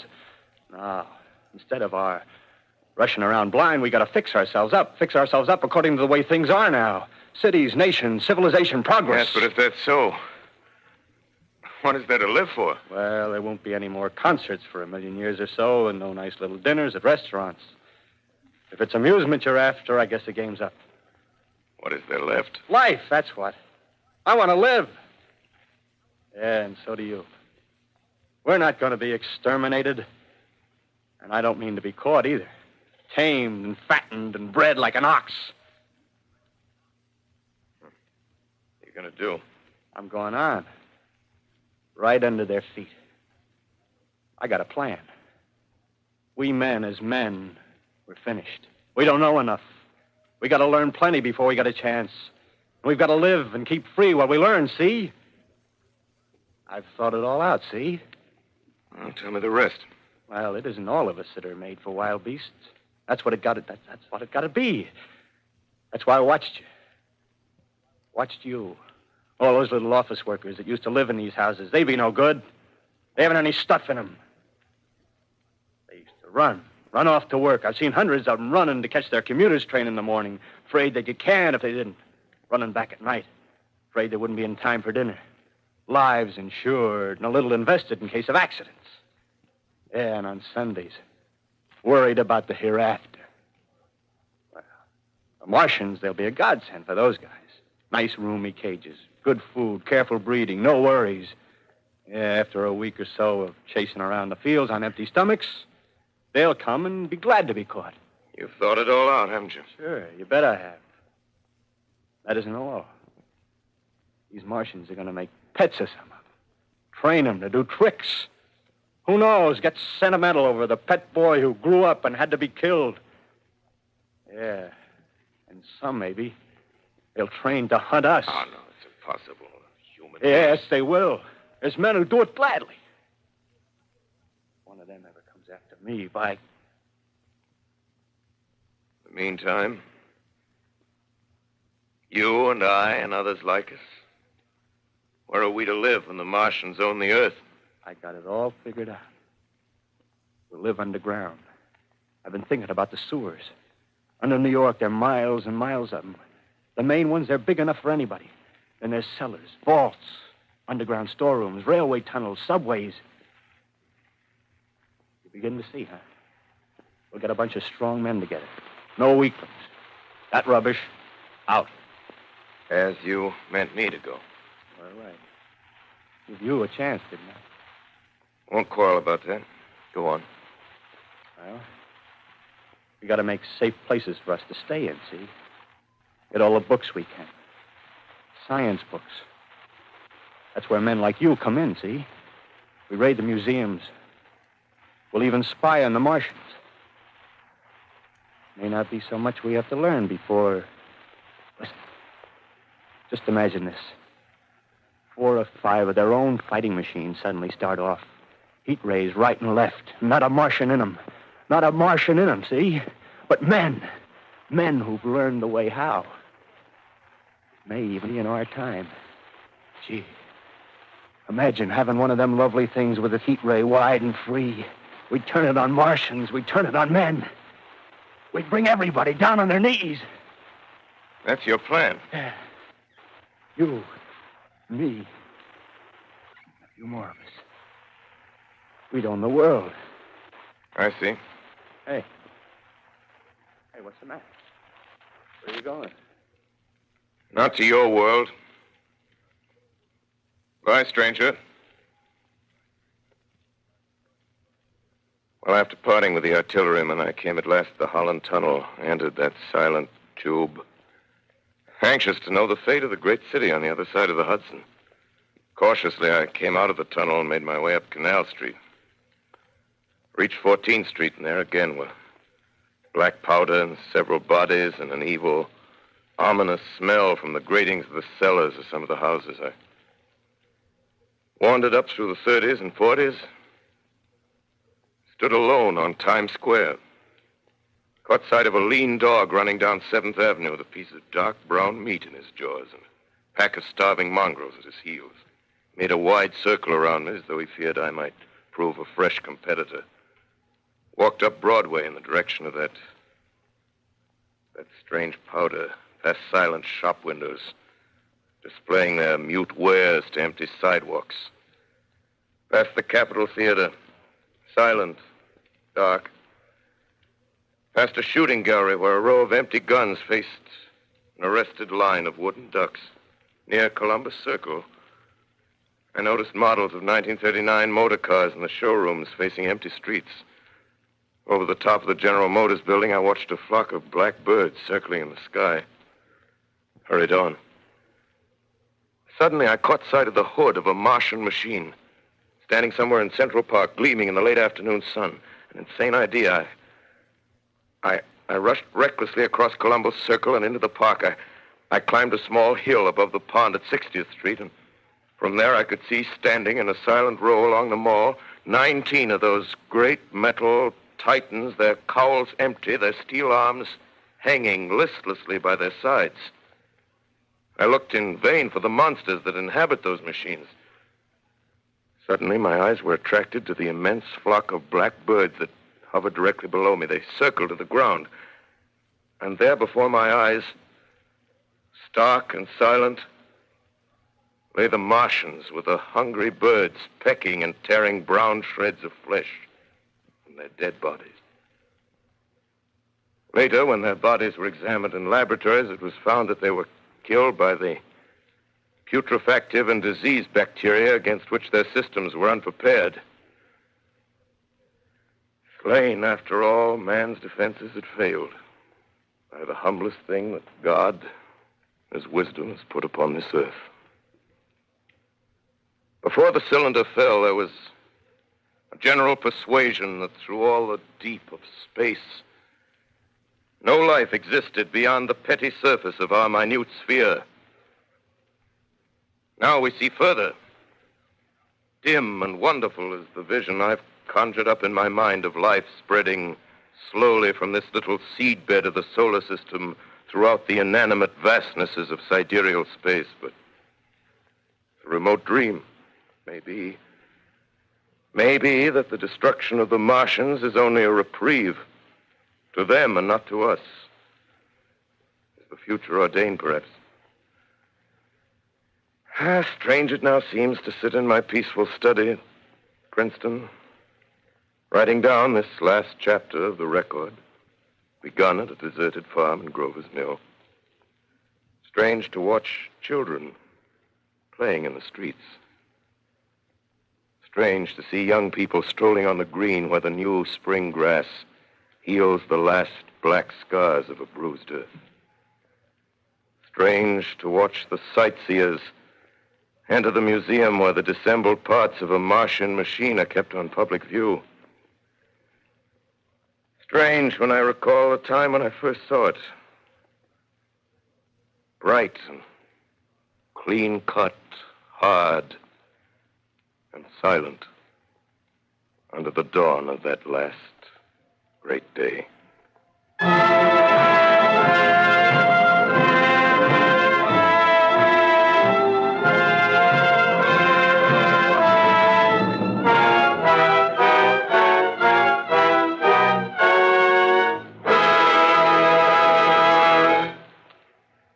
This is Orson Welles, ladies and gentlemen. Out of character, to assure you that the War of the Worlds has no further significance than as the Hollywood and soap all your windows and steal all your garden gates. By tomorrow night, so we did the best next thing. We annihilated the world before your very ears and utterly destroyed the CBS. You will be relieved, I hope, to learn that we didn't mean it and that both institutions are still open for business. So goodbye, everybody, and remember, please, for the next day or so, the terrible lesson you learned tonight. That grinning, glowing, globular invader of your living room is an inhabitant of the pumpkin patch, and if your doorbell rings and nobody's there, that was no Martian, it's Halloween.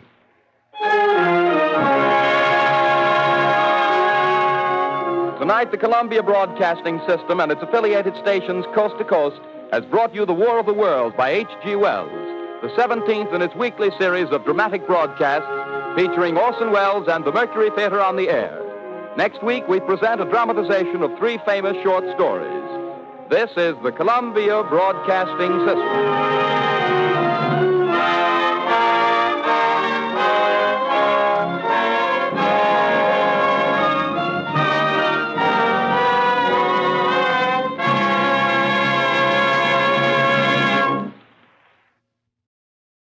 This is Chesterton Radio, your home for podcasts of works by G.K. Chesterton, plus drama, comedy, mystery, science fiction, big bands, and much more. The soundtrack to your Chesterton day at chestertonradio.com. Good evening, ladies and gentlemen. This is Charles C. Shaw speaking. KTSA is honored this evening by the presence in our studios of 2 great men, the Honorable H.G. Wells, world-famous British historian, author, and student of world affairs, and Mr. Orson Welles, the genius of stage, screen, and radio. This is the first time that Mr. H.G. Wells and Mr. Orson Welles have appeared together. In fact, they met for the first time only yesterday here in San Antonio. But this is not the first time that their names have been linked. 2 years ago, Mr. Orson Welles adapted Mr. H.G. Wells' book, War of the Worlds, for radio purposes. And you know the rest. Revising the story somewhat, Mr. Orson Welles depicted an invasion of the United States by men from Mars. Although he explained it numerous times during the program that it was fictitious, the country at large was frightened almost out of its wits. Men called radio stations offering to enlist against the Martians. Others were panic-stricken. The realism of the production, frightening though it was a tribute to Mr. Orson Welles' genius. And thus the name of Welles, H-G-W-E-L-L-S, and Orson, W-E-L-L-E-S, became linked. Mr. H.G. Wells, in the opinion of many, is the world's most famous man of letters. He has come to San Antonio to address the United States Brewers Association, and Mr. Orson Welles is here for a town hall forum address Wednesday. In this meeting of great minds, I feel rather inconspicuous, and the less I have to say, the better you listeners will like it. But first, could I interest you gentlemen in a discussion of Mr. Orson Welles' broadcast of Mr. H.G. Wells' book, The War of the Worlds. Are you turning the meeting over to us, sir? I am, for the moment. He's turning it over to us. Well, I've had a series of the most delightful experiences since I came to America. But the best thing that has happened so far is meeting my little namesake here, Orson. I find him the most delightful carrier. He carries my name and an extra E that I hope he'll drop sooner or later. See no sense in it. And I've known his work before he made this sensational Halloween spree. Are you sure there was such a panic in America, or wasn't it your Halloween fun? I think that's the nicest thing that a man from England could possibly say about the men from Mars. Because Mr. Hitler made a good deal of sport of it, you know, and actually spoke of it in the great Munich speech, you know. And there were floats in Nazi parades. Much else to say. That's right. There isn't much else to say. And it's supposed to show the corrupt condition and decadent state of affairs in democracies that the War of the Worlds went over as well as it did. I think it's very nice of Mr. Wells to say that not only I didn't mean it, but the American people didn't mean it. That was our impression in England. We had articles about it, and people said, have you never heard of Halloween in America when everybody pretends to see ghosts? Yes. Now, before we get away from this microphone, tell me about this film of yours that you've been producing. You're a producer, aren't you? You're That's right. Art director, you're everything. Well, Mr. Wells... What's the film called? It's called Citizen Kane. Citizen Kane, yes. Not C-A-I-N. No, K-A-N-E, and this is, of course, the kindest and most gracious possible thing to do. Mr. Wells is making it possible for me to do what in America is spoken of as a plug. And he understands. Do they fine old American I don't understand these words. Yes. You understand the value, however. Mr. Wells wants me to tell you that I have made a motion picture, and he's kind enough to ask me a leading question concerning it. I'm looking forward to it. Very kind, sir. It's a new sort of motion picture with a new method of presentation and a few new technical experiments, a few new methods of telling a picture, not only from the point of view of writing, but of showing it. If I don't misunderstand you completely, I think there'll be a lot of jolly good new noises in it. What do you think? I hope so. I think a few jolly good new noises are what the motion pictures could well afford these days. I hope you're right, and I hope there are some jolly good new noises. I can think of nothing more desirable in motion picture. I'm all for some jolly good new noises. Wasn't it you, Mr. Orson Welles, that presented for the first time in modern times plays without scenery and settings in your That's Julius right, Caesar? yes. And they were not... Well, now, there's no such yes. thing as a play without settings, because there's got to be something behind an actor, and you've got to look at something. Very simple settings. I had an extraordinary experience once. I saw... Ellen Terry's son, what was his name? Ellen Terry's son? Yes, his production of Hamlet. You mean Gielgud? No. Gielgud is a relation of the Terrys. No. But never mind his name for the moment, but I saw Hamlet produced in Russian in Moscow. Oh, the Stanislavski production. This I know nothing about. I'm sorry. Awfully sorry. Yes. And that was done with screens and nothing else. It was done in Russian. I know my Hamlet pretty well, and all the time I thought I was listening to the English play. Do you understand that? Yes. Yes. That was a great show. Mr. H.G. Wells, I understand you've written a new book. Yes. I've very great book. Put a lot of... Orson's a good fellow. Sensible, too. Discerning, yes. Yes. No, that's true. Yes, I've tried to do the mental attitude of two very clever young people, two university students, towards the world, how the world looks to them and what problems they have to face. It's a book for the young, about the young. And it's a very young book. It's very, thank you. And what is the name of your book? I think for a man that I've only met in 2 days, Orson's a very loyal cousin of mine. What is the name of the book, Mr. Wells? Babes in the Darkling? Babes in the Darkling Wood.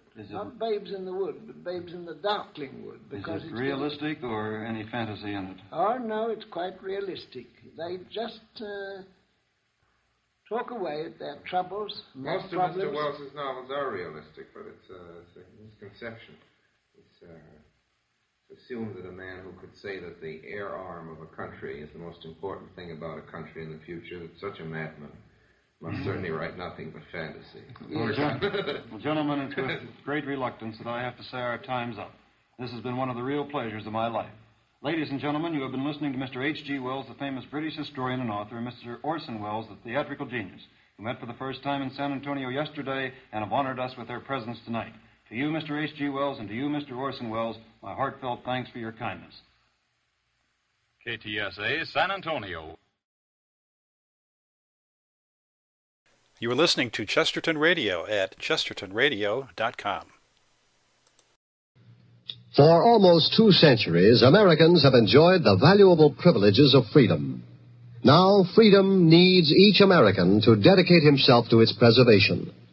We must not allow our liberties to be endangered by neglect of our duties as citizens. During this year of rededication, join with your fellow Americans in reaffirming the principles on which this country is founded and the safeguarding of those principles. Make it your business to see that federal, state, and local governments are conducted honestly.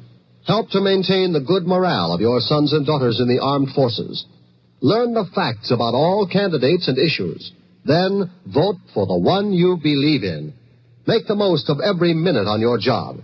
Produce as much as you can, and thus increase our military and economic strength. Work for better schools and a better community. Guard your American heritage of freedom. It needs you. This is Chesterton Radio, the true, good, and beautiful at chestertonradio.com. Good evening, ladies and gentlemen. This is Charles C. Shaw speaking. KTSA is honored this evening by the presence in our studios of 2 great men, the Honorable H.G. Wells, world-famous British historian, author, and student of world affairs, and Mr. Orson Welles, the genius of stage, screen, and radio. This is the first time that Mr. H.G. Wells and Mr. Orson Welles have appeared together. In fact, they met for the first time only yesterday here in San Antonio. But this is not the first time that their names have been linked. 2 years ago, Mr. Orson Welles adapted Mr. H.G. Wells' book, War of the Worlds, for radio purposes, and you know the rest. Revising the story somewhat, Mr. Orson Welles depicted an invasion of the United States by men from Mars.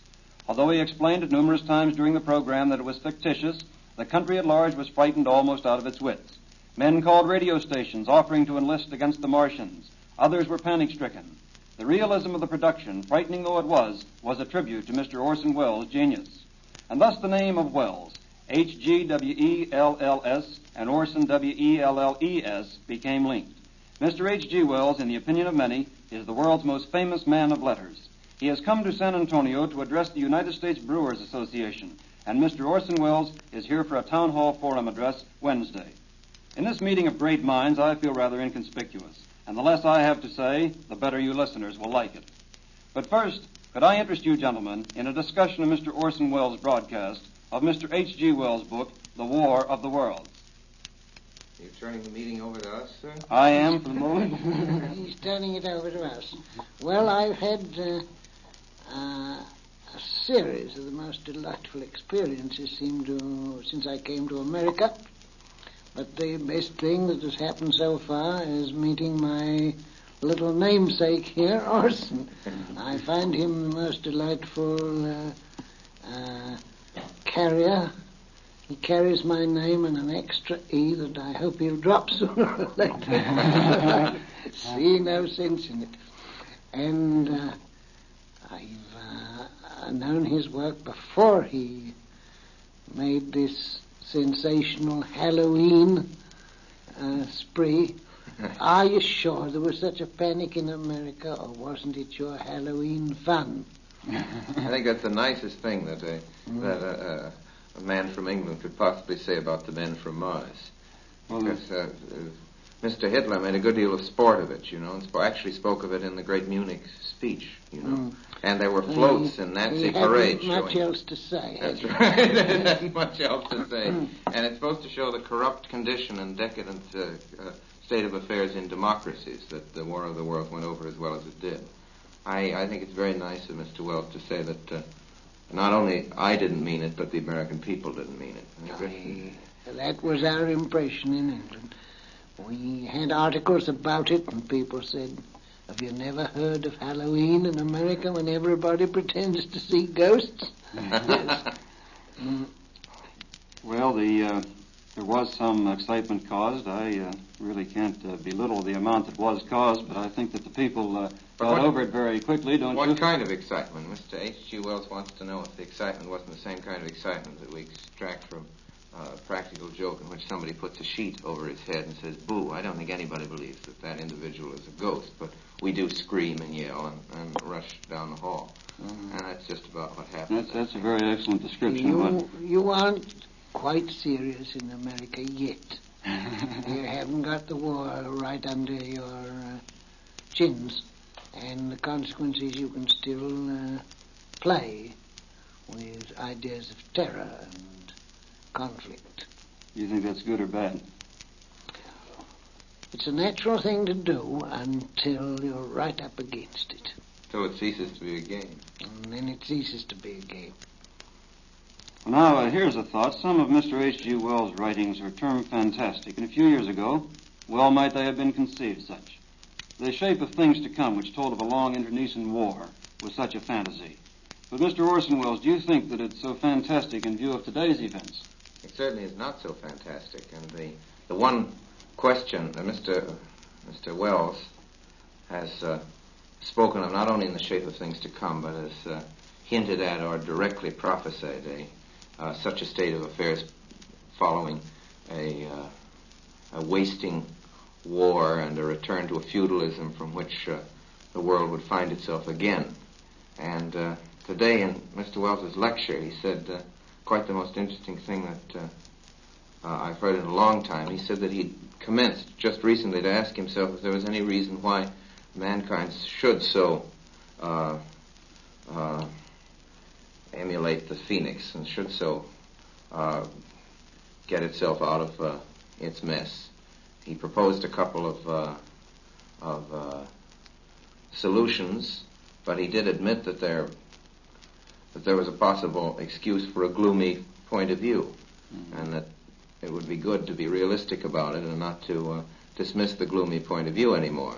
Perhaps the time had come to look ahead, since the future, Mr. Wells's future, which we've always adored and never really understood, is suddenly upon us. And we are living right now in that famous H.G. Wells future, which we all knew about. Now, before we get away from this microphone, tell me about this film of yours that you've been producing. You're a producer, aren't you? You're That's right. Art director, you're everything. Well, Mr. Wells... What's the film called? It's called Citizen Kane. Citizen Kane, yes. Not C-A-I-N.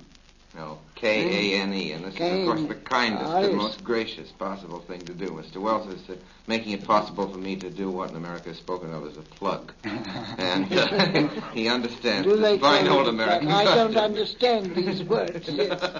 Yes. You understand the value, however. Mr. Wells wants me to tell you that I have made a motion picture, and he is kind enough to ask me a leading question concerning it. I'm looking forward to it. You're very kind, sir. It's a new sort of motion picture with a new method of presentation and a few new technical experiments, a few new methods of telling a picture, not only from the point of view of writing, but of showing it. If I don't misunderstand you completely, I think there'll be a lot of jolly good new noises in it. What do you think? I hope so. I think a few jolly good new noises are what the motion pictures could well afford these days. I hope you're right, and I hope there are some jolly good new noises. I can think of nothing more desirable in a motion picture. I'm all for some jolly good new noises.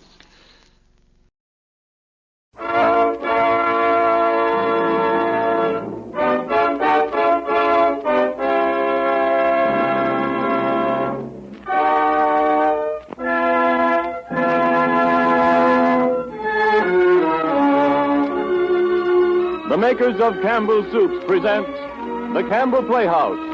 Orson Welles, producer.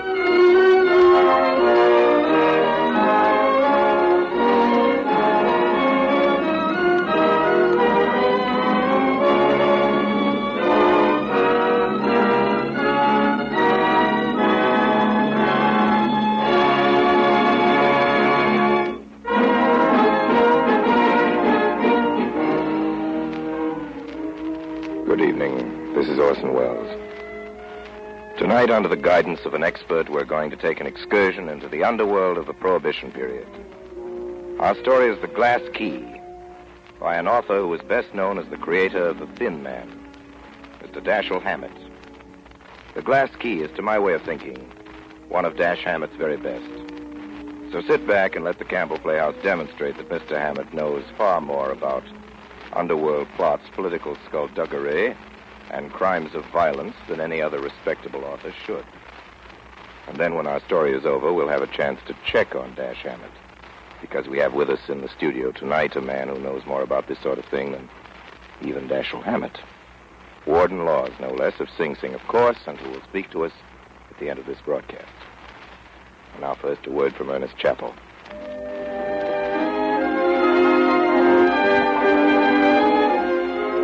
There are different dishes that are special favorites with different families. But there's one dish that makes a big hit with most everyone, and that is chicken. People, by and large, like chicken so much that it's become the customary main dish for nearly any special party meal. I believe this enthusiastic taste for chicken accounts for the widespread liking for Campbell's chicken soup. Because as sure as you like chicken, you'll like this soup. There's chicken in the savory aroma from your plate, and chicken in the tempting golden glisten of the slowly simmered broth. Chicken in the eating of this soup, too. Deep down, slow-simmered chicken flavor and tender pieces of chicken meat, along with a fluffy white rice. I want to make a bold statement, one you might have doubted 5 years ago and that perhaps some of you will doubt today. If you will eat a plate of Campbell's chicken soup tomorrow, I'm absolutely sure you'll say it's as fine as the finest chicken soup you ever tasted anywhere. Do you doubt that statement? Well, if you do, I'm sure it's because you haven't tasted Campbell's chicken soup recently. And in that case, I ask you to try it, because I'm sure one taste will convince you, and that you'll want to have Campbell's chicken soup often. And now, The Glass Key, starring Orson Welles as Paul Madvig.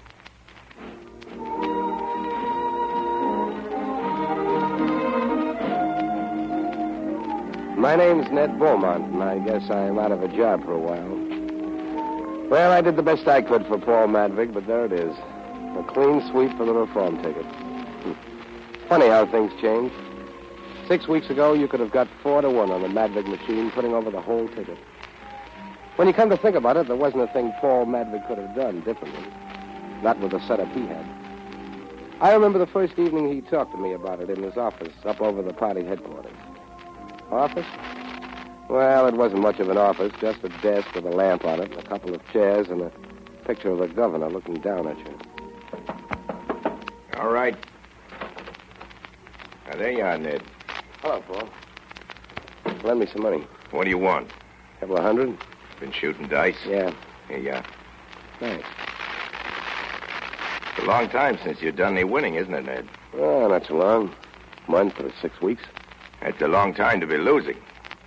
Why don't you try laying off a while when you hit one of these sour streaks? That's no good. It only spreads it out. Well, if you can stand the gap. I can stand anything I've got to stand. Guess you can at that. Listen, Ned. You know more about this stuff than I do. Janet Henry's birthday's Thursday. What do you think I ought to give her? Is the senator throwing a party? Yeah. You invited? No, but I'm going there to dinner tomorrow night. Are you going to back the senator in this election, Paul? Yeah, I think I will. Why? Because with his help, we can put over the whole ticket just like nobody was running against us.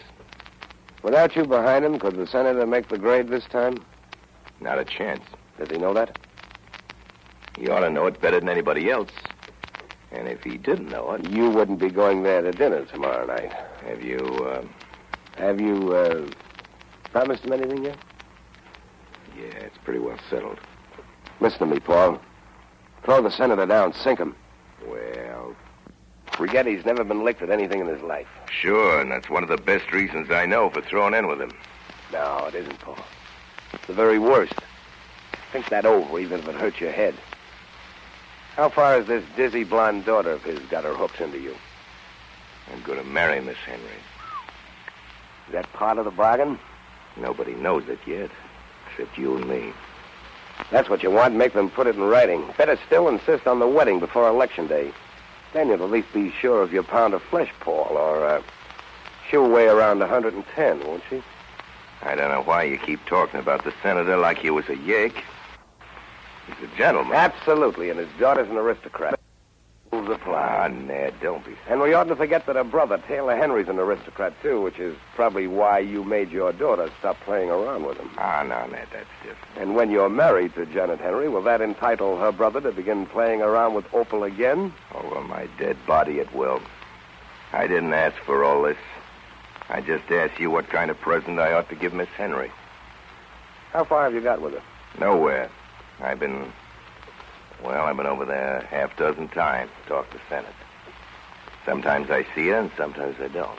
But you didn't get a bid to the birthday party? No, not yet. Then the answer's one you won't like. Such as? Don't give her anything. Ah, Ned. Well, do whatever you like. You ask me. But why? You're not supposed to give people things unless you're sure they'd like to get them from you. I got you. Guess you're right. I'll be hanged if I'll pass up the chance to give her a present. Well, flowers, then, or something like that might be all right. Flowers? Yeah, Ned, but I wanted... Sure, you wanted to give her a roast or a couple of yards of pearls. You'll get your chance at that later. Start little and grow.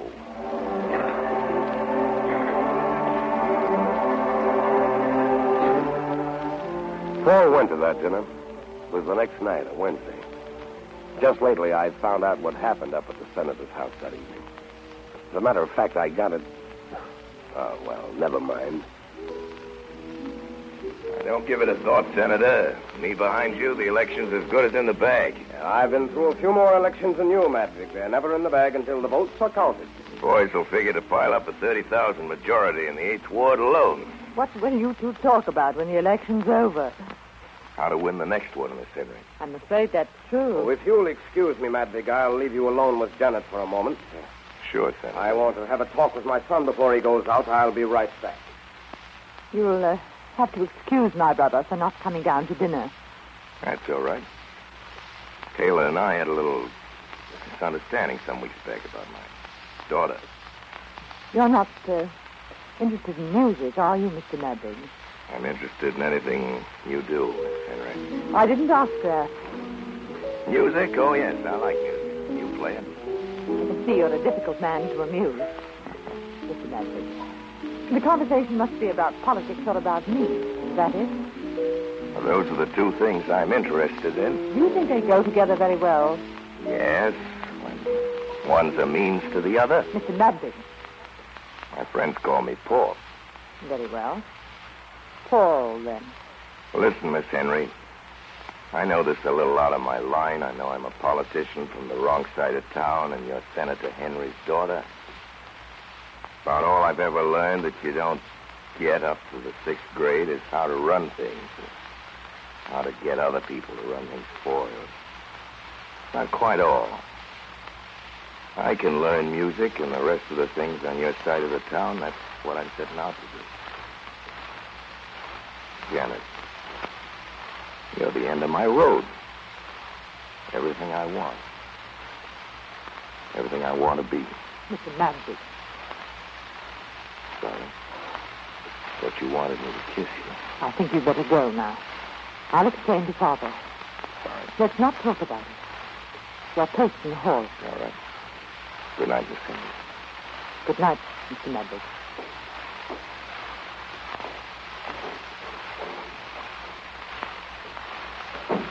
Oh, what's that? Who just went out? Where's Paul? He's gone. I wanted to see him. Taylor promised to come down and apologize for, Dennis. Why did Paul go? Because I asked him to. Father, is it really necessary for me to associate with Mr. Madvig? When you're in public life, my dear, besides, Paul's not a bad sort. He's the sort that wants something for everything he does. This evening, he started collecting. What do you mean, Johnny? But I say, he started to make love to me. What's that? It must have been Taylor. I hope he didn't Taylor! hear what I said. You know how he feels about Madvig. Taylor, come back here! Taylor, come back! Taylor! Taylor!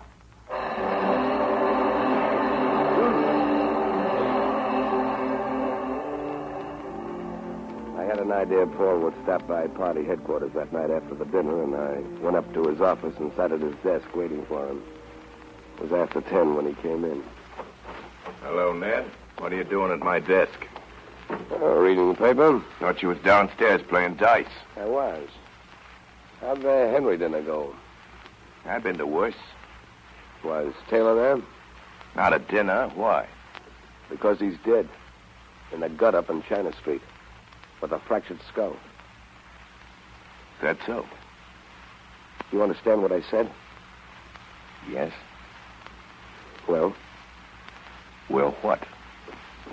He was killed. All right. Do you want me to get hysterical about it? Oh, I thought you might want to look into it since it's Senator Henry's son. It's up to the cops, isn't it?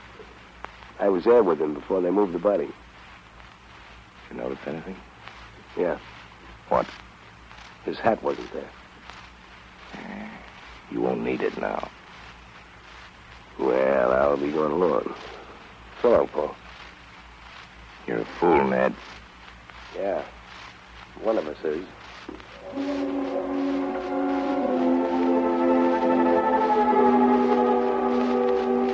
Next day, I drove out to Paul Madvig's house down on Millstream Boulevard.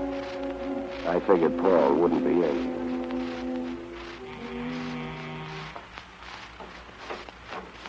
Hey, Mrs. Matt. Oh, hello, Mom. So here you are at last, Ned. You're a worthless boy to neglect an old woman like this. Oh, Mom, Madvig, I'm a big boy now, and I got my work to look after. Where's the kid? Opal? Yeah. She's laying down. She's not feeling good. Oh, what's the matter with her? Headache. Guess she's been dancing too much. Father been up to see her? No, Paul hasn't been home since yesterday. Did they find out about the Henry boy? The cops ever find out anything? Is it all right if I pop in and say hello to Opal? Sure. Go right up, Ned. She'll be glad to see you. Okay. I'll have a cup of tea for you when you come down. I went up the stairs and across the landing. The blind was down in Opal's room, and I could see the light from her cigarette as she sat in bed. Hello, Ned. Hello, Snip. Yeah, I know, youngster. It's tough. Oh, really? Most of the headache's gone. So, Opal, I'm an outsider now, huh? Oh, what you mean? I mean Taylor Henry. Yeah. But, you know, I haven't seen him for months since Dad made me stop seeing him. Okay, kid, I'll be running along. Oh, wait a minute. Dashiell. What makes you act like that? You hadn't to lie to me. But, Ned... How long since you saw Taylor? You want to talk to him? It's been weeks. Ned, don't make it so hard for me. Aren't we friends? Sure. But it's hard to remember it when we're alone to each other. Did you know I'd been leaving? Well, I know it now. You. Never mind that. Ned, I was with him only yesterday afternoon. Oh, see, I was killed. Yeah? What do you think put it so? You know, Ned? No. Got to find out. You've got to. Why? Ned, if I ask you something, you won't get mad, will you? I'll try not to. Did Dad know that Taylor and I were so going together? Listen, kid, what are you trying to prove? And I thought you weren't going to get mad. I'm not. Did you really love Taylor Henry Chip, or was it just because your I father... really did love him, Ned. I'm pretty sure. I'm sure I loved him.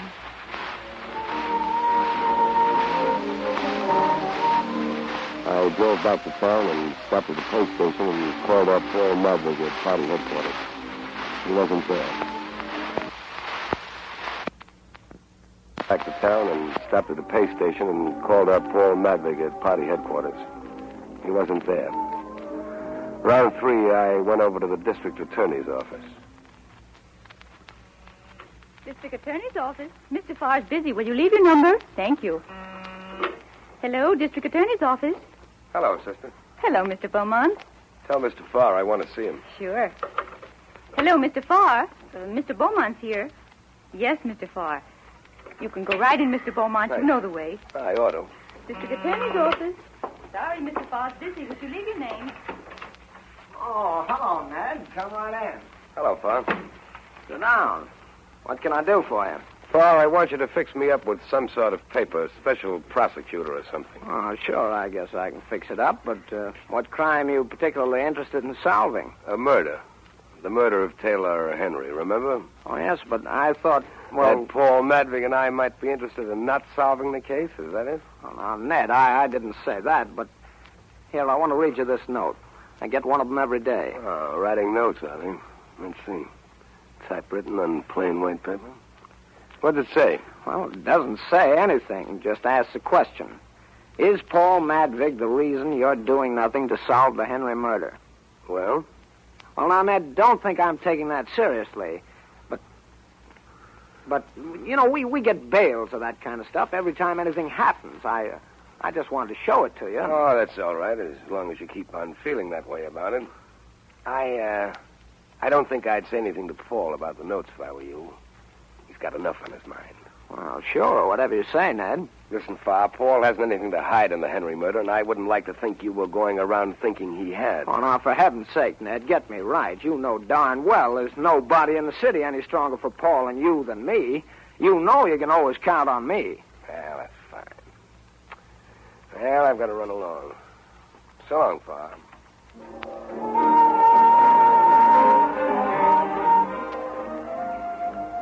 I never did spend much of my time at party headquarters around election. I don't like listening to the same line of talk over and over again. It was Tuesday before I saw Paul Madvig again.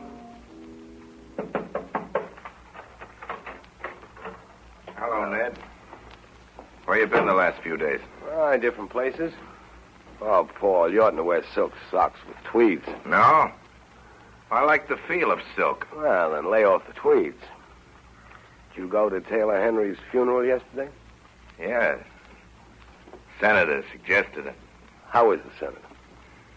He's all right. I spent most this afternoon up there with him. His house? Yeah. Was the daughter there? Janet Henry was there. Yeah, it's Janet now. Getting anywhere with her? Still think I'm going to marry her. Does she know yet that your intentions are honorable? I'll lay off, Ned.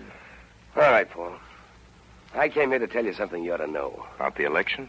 Yes, in a way, it's about the election. Shadow Rory's noising it around that you know more about Taylor Henry's death than you're telling. That won't do you any good with the respectable citizens, civic union, and the women's clubs. So Shadow Rory's shooting his mouth off, is he? His own backyard's getting too small for him. Ned, I think I'll knock Shadow Rory loose from our little city. I'm tired of having him around, Ned. Think I'll knock him loose right away, starting tonight. For instance? For instance, I think I'll have Farr close up the doghouse and Paradise Gardens and every dive that we know Shad or any of his friends are interested in.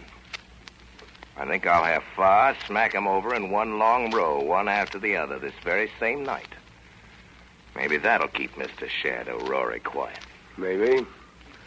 But this wholesale stuff is too much like using a cyclone shot to blow off a safe door when you can get it off without any fuss by using a cumbalot. I don't know a thing about opening safes, Ned, but I do know fighting. My kind, going in with both hands working. Never could learn to box. Only times I ever tried, I got licked.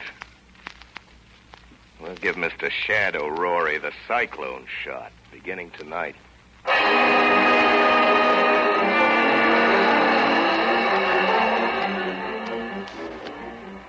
All right, men, break down the door.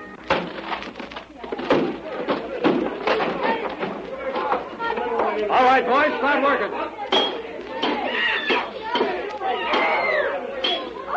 Okay, that's all for here, boys. Paradise Gardens next.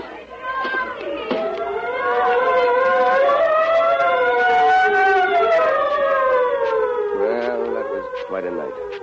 From midnight to dawn, they raided Shad O'Rory's places. The doghouse, Paradise Garden, the carousel, one after another. The next evening, Paul Madvig and I were sitting in a private room at Pip Carson's. The man opened the door and came in without knocking. A man of medium height with smooth white hair.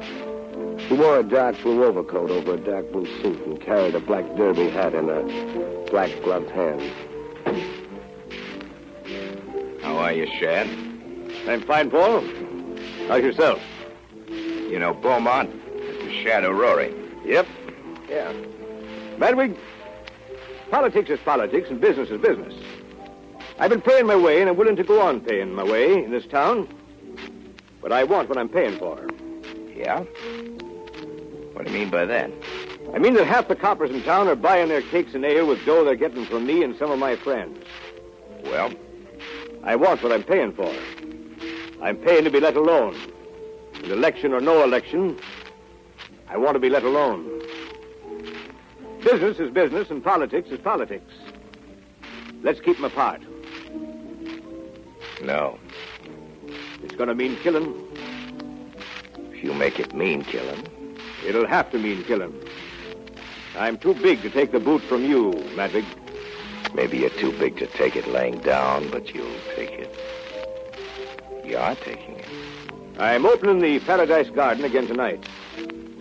I don't want to be bothered. Bother me and I'll bother you. Ned, get me headquarters on that phone, will you? Sure. Operator, police headquarters. Well, I want to speak to Lieutenant Brett. There he is, Paul. Hello, Brett. Paul Madvig. How are the folks? It's good. Say, Brett, I hear Shad's thinking of opening up again tonight, yeah. Yeah, the Paradise. We'll slam it down as hard as he can. Right. Sure. Right. Now, do you know where you stand? You're through, Shad. You're through. I understand. So long, Madvig. Well? Wrong, Paul. Holy mackerel. Don't anything suit you? Say, where are you going? I'm leaving. I'm tired of Hicktown stuff. Meaning me? This is a swell time to be throwing me down. Say, you're hard to get on with, Ned. I never said I wasn't. Yeah, have a drink. No hurry, is there? No. Thanks. You mind telling me why you think I handled Shad wrong? It won't do any good. Try. Shad O'Rory's going to fight. You've got him in a corner. There's nothing you can do now but play the long shot. You're trying to re-elect the whole city administration. Well, giving them a crime wave just before election isn't going to make them look any too efficient. And then there's this stuff that's being said about Taylor Henry's killing. Next thing you know, it'll be printed. You think I ought to lay down to shadow Rory? Well, I think you should have left him an out, a line of retreat. You shouldn't have got him with his back to the wall. I don't know anything about your kind of fighting. He started it. All I know is when you got somebody cornered, you go in and finish him. That system's worked all right for me so far. Well, Paul, this is one time I think you've let yourself be outsmarted. First, you let the Henrys wheedle you into backing the senator. There was your chance to go in and finish an enemy who was cornered. But that enemy happened to have a blonde daughter in social position and whatnot, so you... Cut it out, Ned. Well, I must be running along. Now, wait, Ned. Take your hand off me. Now, look here, Ned. Let go. Don't be a fool. You and I... I said to let go. I meant it. Crazy nut. I ought to knock the devil out of you. Ah, come on, Ned. Let's finish our beer.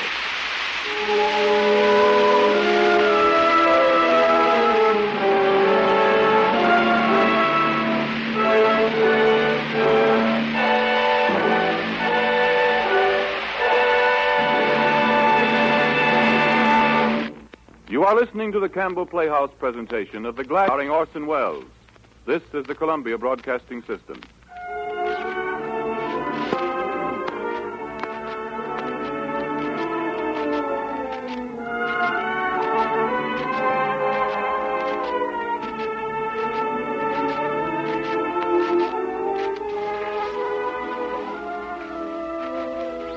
This is Ernest Chappell, ladies and gentlemen, welcoming you back to the Campbell Playhouse. In just a moment, we will resume our presentation of Dashiell Hammett's The Glass Key, starring Orson Welles. Who killed Cock Robin? Who killed Taylor Henry? I think there's nothing quite like a good murder mystery, and Dashiell Hammett is my idea of a perfect companion, whether it's for a Friday evening by the radio or for good reading anytime. But there's a time and place for mystery like anything else. And one place you won't find any mystery is in the kitchens where Campbell soups are made. I visited those kitchens as recently as last week, and I know whereof I speak. There are no secrets there. You can watch for yourself each step in the making of fine soup. Among other things, I watched them make Campbell's chicken soup. And I know why it is that people who have never thought a canned chicken soup could be as good as homemade change their minds completely when they first taste Campbell's. Because Campbell's make chicken soup the way a good cook does at home. Indeed, it seems to me that Campbell's way is in some respects even better. For example, where chicken soup at home is often made from leftovers, Campbell's use all the good meat of the fine selected chickens.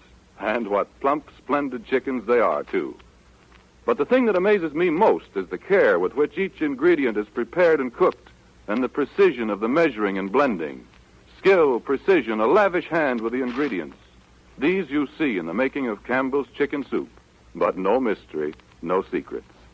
And if there's any doubt in your mind about how good a canned chicken soup can be, I do earnestly invite you to try Campbell's chicken soup. Now we resume our Campbell Playhouse presentation of The Glass Key, starring Orson Welles as Paul Madvig.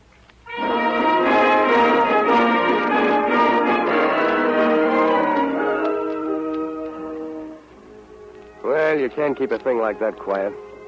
By next morning, word had filtered through the grapevine that Paul Madvig and I had quarreled in the back room at Pip Carton's. At noon, one of Shadow Rory's boys by the name of Whiskey Saunders came to my apartment. He didn't stay very long. Around 3, I wandered over to the Paradise Gardens, and in the private room of the joint they'd smashed up 2 nights before, Shadow Rory was waiting for me. Oh, I'm glad to see you, Beaumont. Drop your hat and coat anywhere. What'd you want to see me about, Shad? I heard what happened after I left last night. I owe you something for trying to stop Paul from closing up my joints. You don't? I don't? No. I was with him then. What I told him was for his own good. I thought he was making a bad play. He'll know it before he's through. Is it so that you and Paul have broken for good and all? I thought you knew it. I thought that's why you sent for me. I heard it, but that's not always the same thing. What were you thinking you might do now? There's a one-way ticket for New York in my pocket, and my clothes are packed. How long you been here? 15 months. You and Paul have been close as a couple of fingers. How long? Yep. You ought to know a lot of things about him. I do. Why did Paul Madvig bump off young Henry? Make your proposition. How does it hit you? After election, I'll take you to the finest gambling house the state's ever seen. Let you run it to suit yourself with all the protection you ever heard of. That's an if offer if you win. Don't you think we're going to win the election? You won't bet even money on it. You're not so hot to go in with me, are you, Beaumont? No, it wasn't any idea of mine. Sit down. We can still talk, can't we? Sure. Listen, I'll give you 10 grand in cash right now if you'll come in, and 10 more on election night if we beat Paul. And I'll keep that house offer open for you to take or leave. You want me to rat on poor Madvig, of course.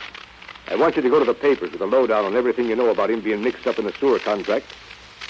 The dirt on how he's running the city. I want you to tell the papers how he killed Taylor and why. Well, there's nothing in the sewer business now. He's let his profits go to keep from raising his stink. All right. But there is something in the Taylor-Henry business. Yeah, we might have him there. It'll be worth it for both of us. I'll have a reporter put the stuff in shape. You just give him the dope and let him write it. You can start off with the Taylor-Henry thing. Maybe. You mean we ought to start off first with the $10,000? Well, there's something in that. Here. 10 grand. Count 'em up. Thanks. The thanks go both ways. The reporter's out there now. Shall I call him? I ought to have a little time to straighten it out in my mind. I'll give it to him any way it comes to you. He'll put it in shape. Fine. We'll go over to my place now and get to work on it. It'll be better here. Well, if it's the money you're worried about, you can hang on until I've turned in the stuff. I'm not worried about anything. But you're in a tough spot, and if Paul gets the news, you'll come over to me, and I don't want to take any chances on having you knocked off. You'll have to take them. I'm going. No. Jeff, whiskey? Yeah, boss. Come on in here, you two. Okay. I am afraid we'll have to persuade Beaumont to stay with us. Sure. Want us to get to work? Well, how about it, Beaumont? You coming across on Madwig? No. Too bad. Well, boys, get going. Come on, Whiskey. Yeah.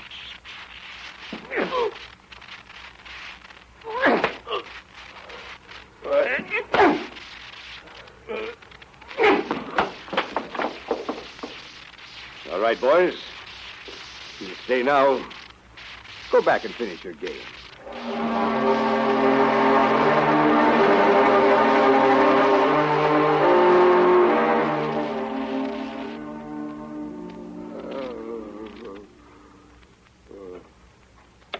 Raise your 2 bits, Whiskey. I'm staying in. How many cards, Jeff? 3. 2 for me. 4 bits. I'll fade. Just a second, gents. Now, Beaumont, I told you to stay away from that door, didn't I? Hey, careful, Jeff. You'll croak him. You can't croak Beaumont. He's a tough baby. I've never seen a guy that liked being hit so much, or that I liked hitting so much. Oh, well. I'll call you, Rusty. Pair of kings. My pot, 3 deuces. Yeah, deal, Rusty. Oh, hi, Shad. How's Beaumont? Jeff's been slapping him down for the fun of it. I don't want him killed, Jeff. Not yet. Beaumont. Yeah? He's pretty far gone, boss. This is Shadow Rory, Beaumont. Can you hear what I say? Yeah. Good. Now listen what I tell you, Beaumont. You're going to give me the dope on Paul Madvig. No. Maybe you think you won't tell Beaumont, but you will. I'll have you worked on till you do. You understand me? I won't. Okay, Jeff. Get to work on him some more. I'll try the same thing again. There, you.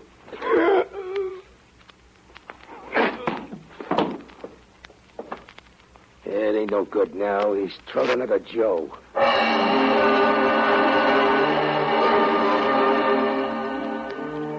don't remember much what happened after that. It was getting dark, and I found I was alone in the room.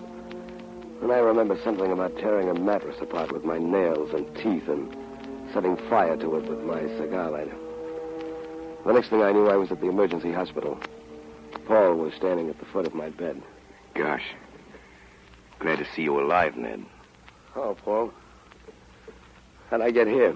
A copper found you crawling on all fours in the lawn of the Paradise Garden, leaving a trail of blood behind you. I think of funny things to do. Yeah. Did your nails shed? No use, Ned. They'll lay it on Jeff and let him take the rap for assault. What good does that do us? Is Shad still squawking about the Taylor Henry murder? Chronicle's full of it. Other papers are taking it up. We're going to stop that. You're going to stay in bed and get well. That's what you're going to do. Look, Ned, I've got a visitor with me. She'd like to see you. She's waiting in the hall. It's kind of important to me. Mind if she comes in? Well, I guess not. Who is it? Janet Henry. Well, the senator's dead, huh? Well, send her in. She said she wants to see you alone. That all right? Sure. Take it easy, kid. Looks like I'll have to. So long, Paul. All right, Janet. That's feeling better. Come in. Have a nice visit, you two. Thanks, Paul. I wanted to come. You don't mind, do you? I'm flattered. Sit down. No, you're not. You don't like me. Why? I think maybe I do. You don't. I know it. Well, you can't go by my manners. They're always pretty bad. You don't like me, and I want you to. Why? Because you're Paul's best friend. Paul has lots of friends. He's a politician. You're his best friend. He thinks so. What do you think? I think you are, or you wouldn't be here now. You wouldn't have gone through that for him. I wish you'd like me if you can. Miss Henry, I'm kind of awkward when I'm around people like you who belong to another world altogether, society and rhodo sections and all, and you mistake that for enmity, which it isn't at all. You're making fun of me. But I don't even mind that if you'll let me be your friend. Well, I might. Might be something new. I never had a senator's daughter for a friend.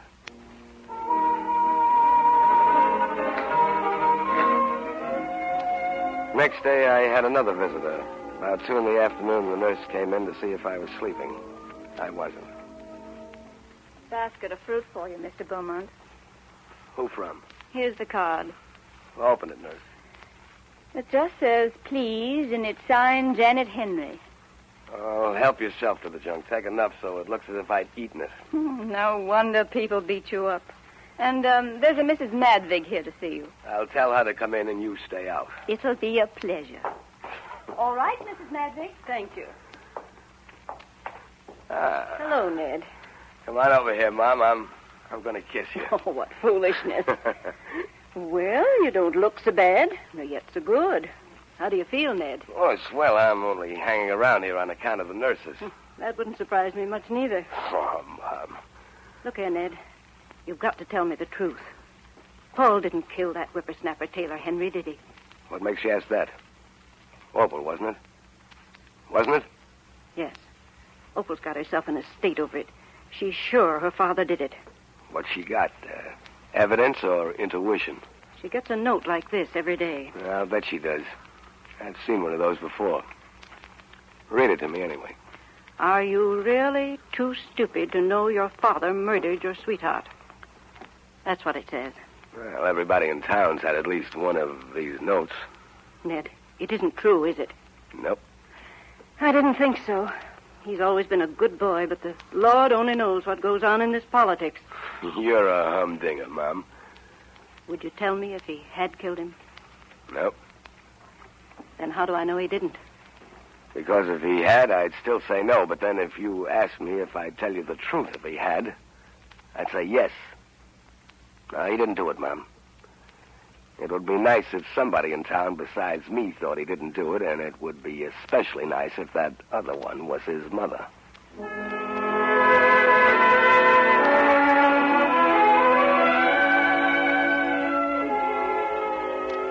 While I was on my back in that hospital, I did some thinking.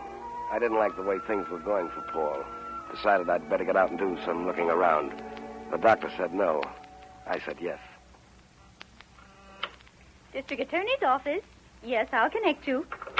Hello, sister. Hello, Mr. Beaumont. How are you feeling? Fine. Tell Farr I'm here. Mr. Beaumont to see you, Mr. Farr. All right. I'm sorry, Mr. Beaumont. Mr. Farr has an important conference. If you don't mind, I'll see for myself. Mr. Beaumont, please. You're not supposed to go. How are you, Pa? Do I have to smash my way in to see you these days? Oh, Ned, was it you? I thought the girl said Mr. Barman. Come right in. Oh, no harm done. I got in. Anything new? Oh, no, nothing. Just the same old grind. How's the electioneering going? Well, it could be better, but I guess we'll manage all right. What's the matter? Oh, this and that. Things always come up. Well, that's politics, I guess. Yeah. Anything I can do, or Paul, to help? No, I think not.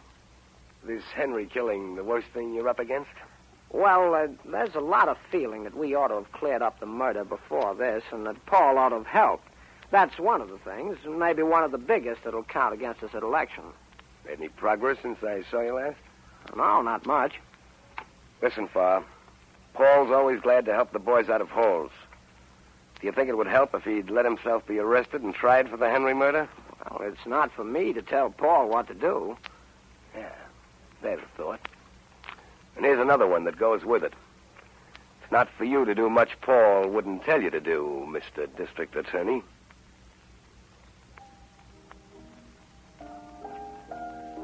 Ned, how did you happen to come to the house with Paul tonight? You didn't come to see me. Well, I came because Paul asked me to. I don't go to senators' houses usually. What's that you're playing, Miss Henry? Like it? Yeah. I want to talk to you, Ned, before Father and Paul get through with their business. Go ahead, talk, but don't stop playing. How's Opal? I haven't seen her since last week. Why? Isn't she in bed with a nervous breakdown? Oh, that. Didn't Paul tell you? Yes, he told me his daughter was in bed with a nervous breakdown. He told me that. I suppose that means she's locked up in the house. That's right. She got the foolish idea that her father had killed your brother. But why did she think that? Who doesn't? That's what I wanted to ask you, Mr. Beaumont. Do people think that? Didn't you get any of the anonymous letters that have been going around? Yes, today. I wanted to show don't it to bother. They all seem to be pretty much alike, and I've seen plenty of them. Is Paul actually in danger? If he loses the election, loses his hold on the city and state government, they'll electrocute him. But he's safe if he wins? Sure.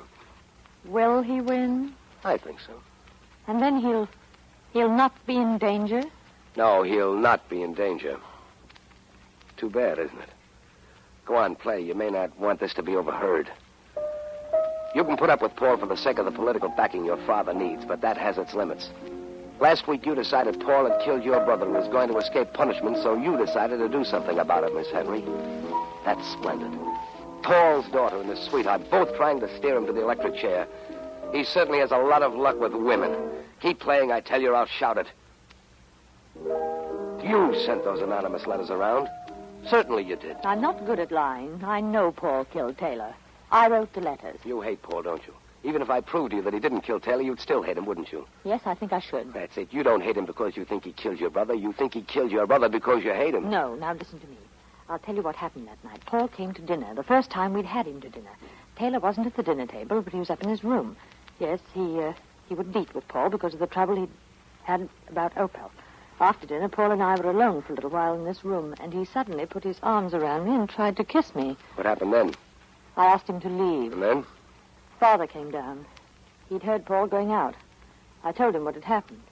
And then Taylor came down from his room. He must have heard what I said because he ran out the door after Paul. Father tried to stop him.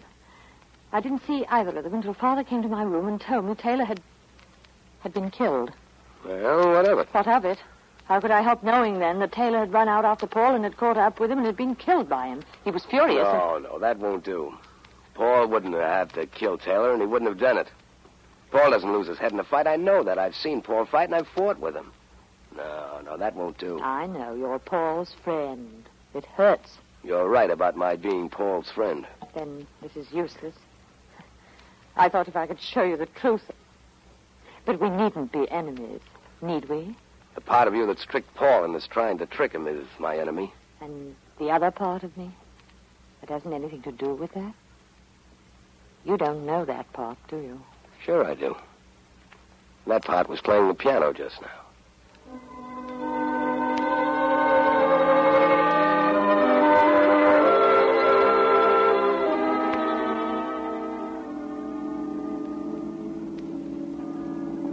drop you off at the club, Ned? No, thanks, Paul. I think I'll go home. You don't know how good I feel that you and Janet hit it off this evening. I can get along with anybody if I have to. How's the election going, Paul? Is everything going along to suit you? We're not as well off as we were 2 weeks ago. You know that. That's right. And if Taylor Henry's killing isn't cleared up pronto, you won't have to worry about the campaign. You'll be sunk whoever wins. Just what do you mean by that, Ned? Everybody in town thinks you killed him. Yeah? Don't let that worry you. I've had things said about me before. Is there anything you haven't been through, Madvig? Ever been given the electric chair? I don't think I ever will. You're not very far from it right now, Paul. Ned. I'm not taking up your time with my nonsense. I'm listening to you. Never lost anything listening to you. Thank you, sir. Why do you suppose Farr's wiggling out from under and the rest of the boys? They figure you're licked.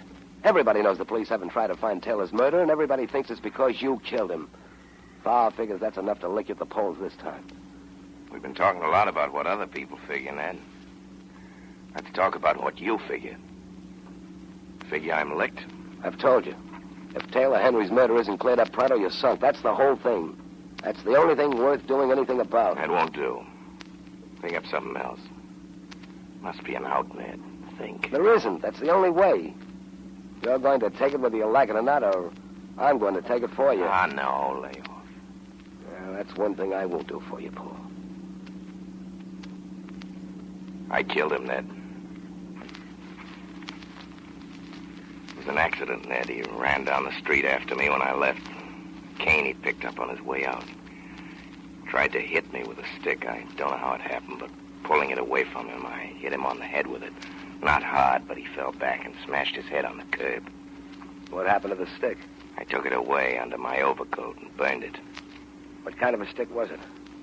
A rough brown one. Heavy. And you had a clear self-defense plea. I know, but I didn't want that, Ned.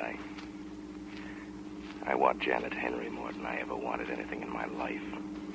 What chance would I have then? Even if it was an accident. You'd have more chance than you've got now. Janet Henry's always thought you killed her brother. She hates you. She's been trying to play you in an electric chair. She wrote all those anonymous letters to everybody. She's the one that turned your daughter against you. She was telling me this tonight, trying to turn me. She's not... That's enough. What is it, Ned? Do you want her yourself, or is it... It doesn't make any difference. Get you, heel. This is the kiss-off. Whatever you say, Paul.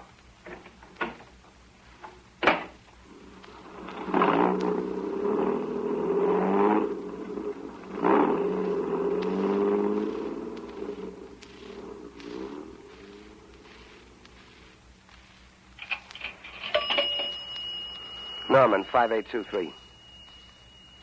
Hello, I want to speak to Miss... Janet. This is Ned. You mind if I come back? I've got some news, yes. Say, do you want the lowdown on what happened to your brother? Well, look among Taylor's walking sticks. That's right. See if any of them, his or your father's, are missing. Particularly a rough, heavy brown one. Yeah, that's right.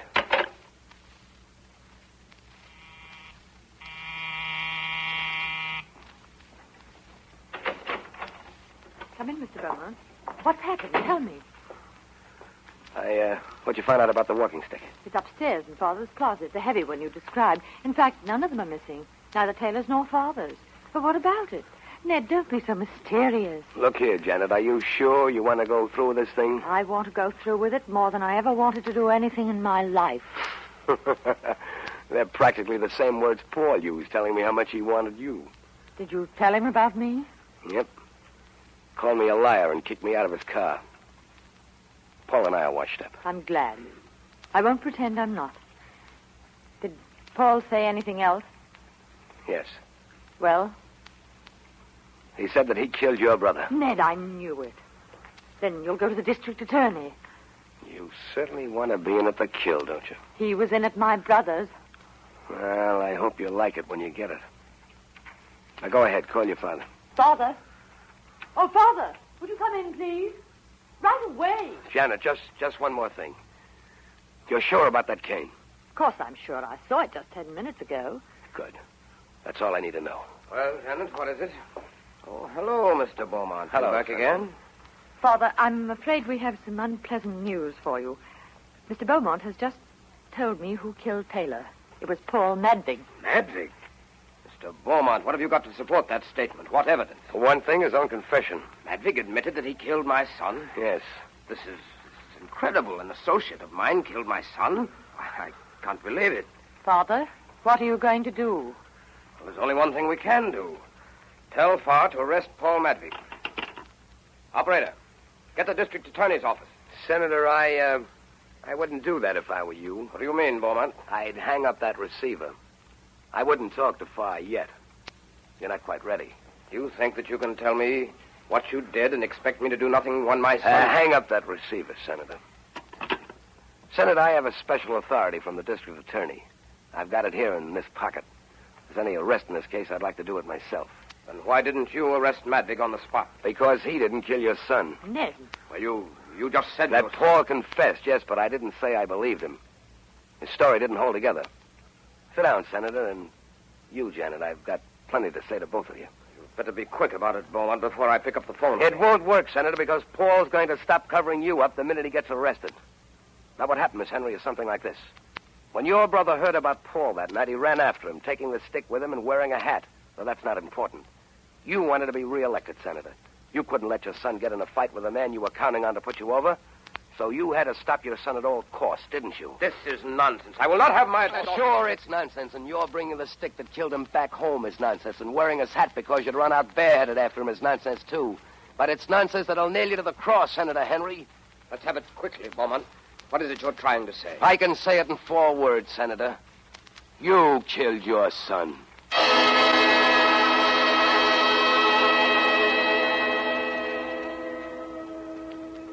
Well, that's how the Reform Party got in. Here it is, right off the tape. A plurality of 227,000. That's reform with a vengeance. After tonight, Paul and I are on the shelf. Even Shadow Rory is out of the picture. 2 days ago, he was killed by one of his own henchmen at Paradise Gardens. Senator Henry's through with politics, too. He's indicted for manslaughter by his own confession, and he's waiting trial. Paul Madvig's lying low for a while. Never gives up, that man. I said goodbye to him yesterday. We shook hands. There wasn't much we could say. Well, I still got my one-way ticket to New York, and tomorrow I'm going to use it. I'm the sort that likes to travel alone, but, well, I guess the reform wave's got me, too. There's another ticket in my pocket. I bought it last night. This one's for Janet Henry.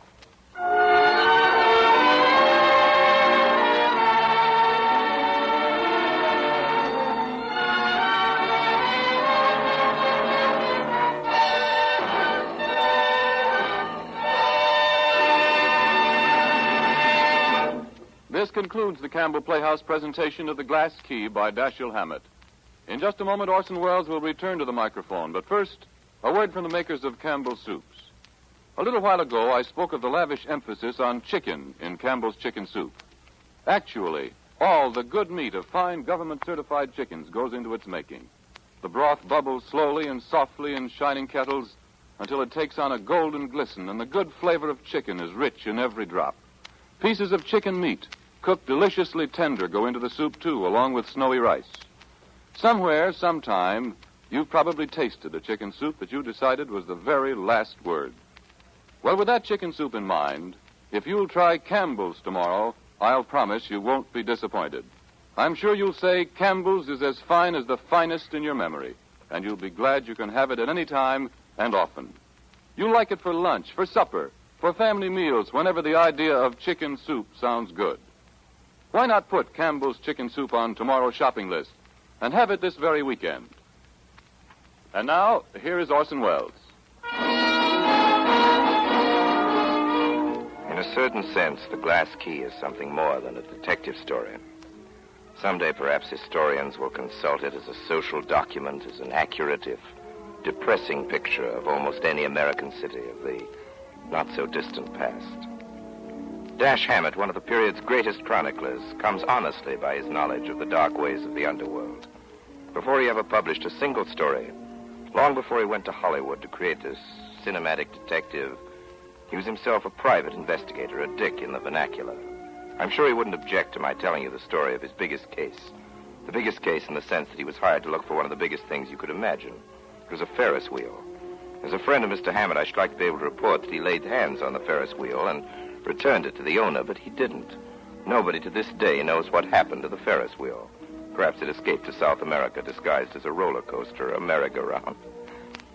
However, Hammett, thwarted in his career of detection, turned eventually to literature, and I, for one, am heartily thankful. There are lots of detectives, but there's only one Dashiell Hammett. And now, I have the great pleasure in introducing to you our distinguished guest of the evening, Warden Laws of Sing Sing. Mr. Wells, I want to thank you for inviting me to one of the most realistic crime dramas I've witnessed. Shall I say in an unofficial capacity? Warden Laws, would you say that Mr. Hammett's story reflects the underworld of the Prohibition era only, or one that still persists today? Well, booze is gone, Mr. Wells, but crime persists. However, I believe the intimate tie-up of crime with politics is decidedly on the wane. Does that mean that we're catching up with the crime problem? We've been catching up with crime for over 4,000 years. Tablets dug up in the Near East of the trial and execution of a couple of protection racketeers who had been terrorizing the local merchants. The record shows that these gangsters had actually been paying off the mayor. This particular racket was busted in the year 2000 B.C. Well, that's not exactly tossing orchids to the crime crusaders the past 4,000 years. Don't misunderstand me, Mr. Wells. Police action against matured crime is necessary, but there is another front on which the fight must go on. We may fill our prisons to capacity and work the electric chair overtime, but crime will continue until we correct the conditions which produce it. That's the challenge you made in your recent book, Invisible Stripes. Supposing we accept your challenge, Warden Laws, what can the average citizen do about it? The average citizen is the only one who can do anything about it, because crime is essentially a problem of youth, and the average citizen is directly responsible for the training of youth. And there are at least 3 million children throughout the country desperately in need of supervised leisure activities. Well, that brings the fight right into our own homes, doesn't it? And those are the basic factors involved in society's effort to eliminate crime. No, there is one thing more. In the 12 months of depression beginning in the late months of 1937, Sing Sing received the greatest number of genuine first offenders in its history, victims of a tragic lack of opportunity. We must find places in our social and economic fabric for every young man and young woman. That, Mr. Wells, is the answer to the crime problem. Let's hope that it can be accomplished. It must be accomplished, Mr. Wells, if democracy is to reach its true fulfillment. Thank you, Warden Laws.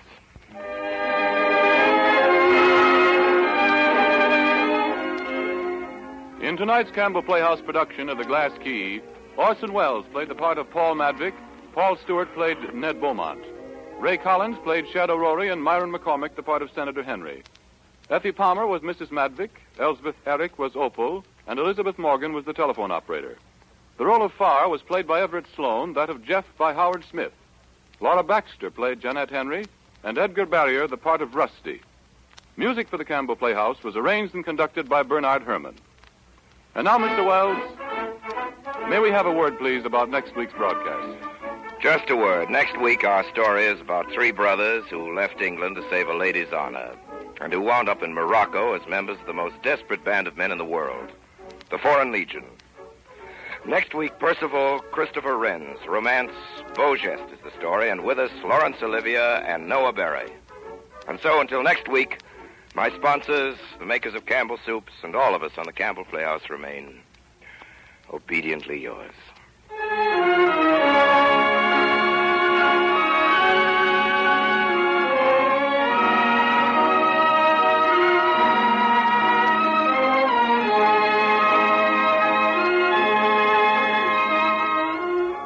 The makers of Campbell Soups join Orson Welles in inviting you to be with us at the Campbell Playhouse again next Friday evening, when Laurence Olivier and Noah Beery will appear with him in Beau Geste. Meanwhile, if you have enjoyed tonight's Campbell Playhouse presentation, won't you tell your grocer so tomorrow when you order Campbell's Chicken Soup? This is Ernest Chappell saying thank you and good night.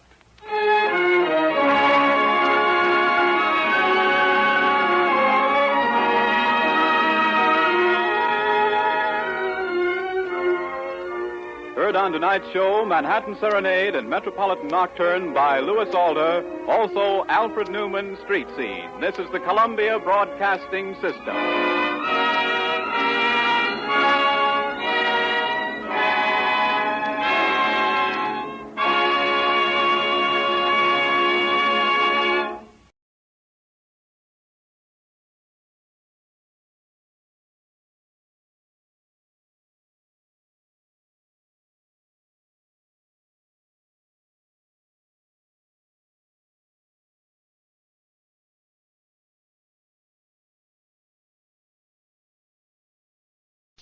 The CBS Radio Mystery Theater presents...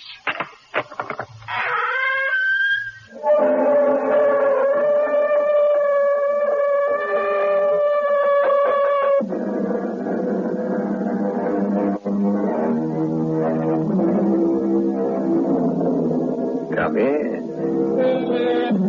Welcome. I'm E.G. Marshall. A trip to the dictionary will reveal the fact that the word miracle comes from a Latin word meaning something wonderful. A miracle, as we all know, is a departure from the usual course of nature. Something happens that in our customary day-to-day living couldn't possibly happen. Yet in some strange way that most of us can't explain, it does happen. And when it does, it is indeed something to wonder at. George, what have you done? I don't know, but I can't keep it up much longer. That oil lamp is hanging up in the air, upside down. Without spilling its oil, without breaking, burning just as bright as it did before. Yeah, it's just hanging there. Not attached to anything. Well, what's making it do that? I don't know, Charlie. Unless what? Unless I've just... Our mystery drama, The Man Who Could Work Miracles, was adapted from the H.G. Wells classic story, Eclipso, and True Value hardware stores. I'll be back shortly with Act One.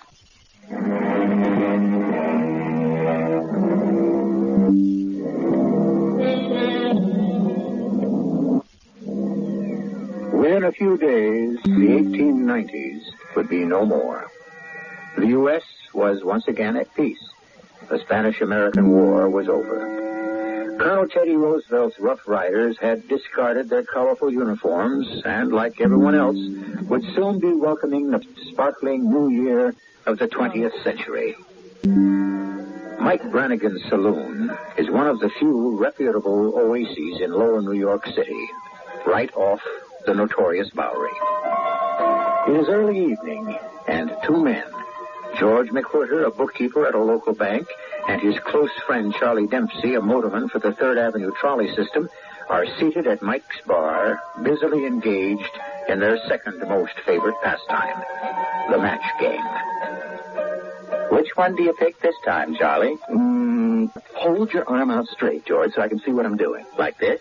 Like that. Let's see now. Of the three matches you're holding in your closed fist, which is the short one of the three? I pick this one. Here, on my left. Open your hand, George. You lose again, pal? No. It's the one in the middle. That's 11 straight in a row you've lost at 2 cents a game. Hey, Mike, 2 more beers. And Charlie's paying as usual. I just can't figure out how you do it. Oh, no trick. Just concentration. Concentration? On what? You just have to have enough of the will to win. I concentrate on your picking the wrong match. You pick the wrong match, and I win. Mm-hmm. Simple as that. Could anything be simpler? Yeah, but you almost never lose. It's like you have some kind of magical power. Oh, that's just so much nonsense, and you know it. I'm beginning to wonder. It may just be possible. It's a matter of mind over matter. My mind. And I'm sorry to say there's nothing magical about that, Charlie. If there were, I might be chief teller at the bank instead of second assistant bookkeeper. What's more, Minnie, my wife, wouldn't be bothering me every minute to ask for a raise. Yeah, you may have something there. Drink your beer. To your good health, Charlie. And to Teddy Roosevelt's good health. And Abdul Dewey. George, what you do with a match, King, it's really out of this world. It's almost like some kind of miracle. Miracle, indeed. Charlie, what exactly is your understanding of a miracle? Well, I don't know. A miracle is something that, it's like... No, there is no such thing as a miracle, Charlie. A miracle is something that goes against the course of nature. What would seem to be happening isn't really happening at all. What seems to be happening is all a question of willpower, nothing else. You follow me? I'm doing my best. Well, let me show you what I mean. Now, take this oil lamp burning right here over our heads. What about it? Well, that lamp, in the natural course of events, couldn't possibly burn like that if it were suddenly to find itself hanging upside down. Now, could it, Charlie? Well, no. The glass chimney would slip off and break, and the kerosene oil would spill out and pour all over us. Absolutely right. Now, if someone were to come along, say me, for instance, and stand right about here, just where I'm standing, and say to that lamp, "Lamp, when I say so, you just turn upside down and hang there in the air." You with me, Charlie? I'm following every word. Hang there in the air without spilling the oil, without breaking, burning just as bright as before. What do you think would happen? Well, nothing. Nothing would happen, but that doesn't prove... You're right. Absolutely nothing would happen, and now I'm going to prove it to you. Now, be quiet, Charlie. I am about to concentrate on that lamp, just as I do in the match game, with every ounce of my willpower. And still, nothing will happen.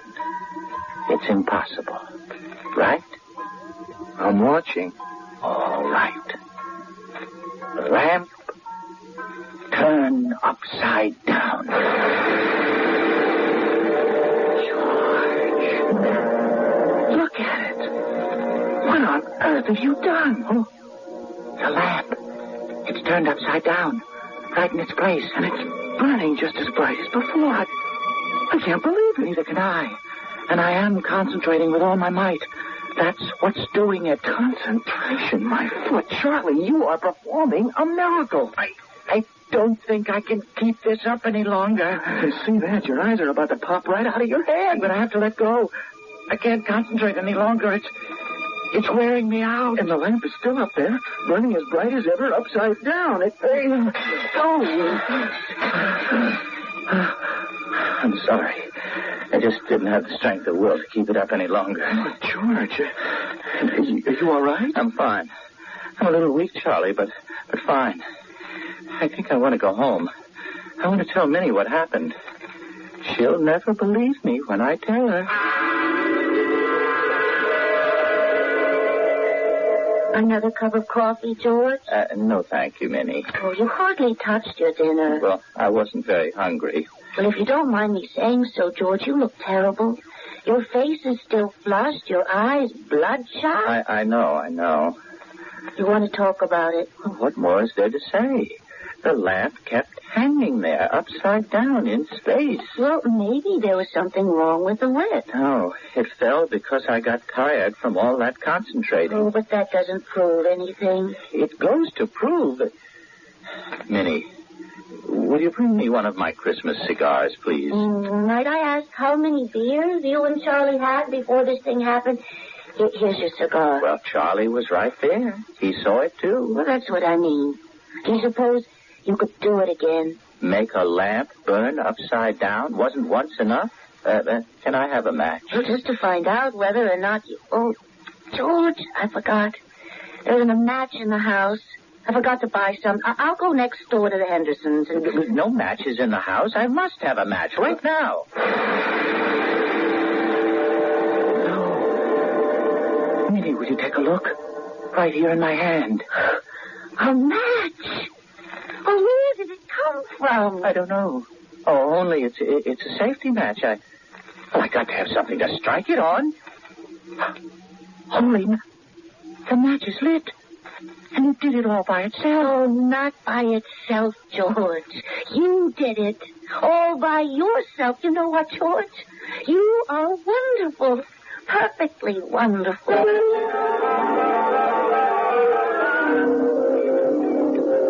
Oh, what a beautiful dinner, George. We couldn't have done better if we were dining at Delmonico's with all the swell. Well, the oysters were wonderful, if I do say so myself. Just think, you made this dinner happen.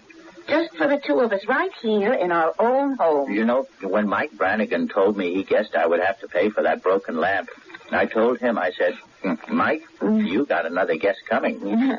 Then what did he say? Well, that he didn't know what kind of a trick I'd pulled, but he was minus one lamp, and he expected me to pay for it. No, forget Mike Brannigan and the lamp. Have another slice of this lovely, sizzling sirloin of beef. Blood rare, just the way you like it. Here, let me pour the water into the glasses. Why are we drinking water with a dinner like this? This calls for one of those fine imported French wines. How about champagne? Champagne, of course. Champagne it is. And there we are. An oversized bottle, too. All open and ready to pour. 1893. Delicious. Some for you, madame? Oh, it's heaven. Well, maybe we can have some tomorrow night, too. After all, it'll be New Year's Eve. Well, why not? Oh, Minnie, I didn't tell you. This morning at the bank, I called a pair of gold and diamond cufflinks into existence. You did? Can I see them? Well, then Mr. Gumshot, the head bookkeeper, came by, snooping as always, and so I quickly willed the cufflinks out of existence. Oh.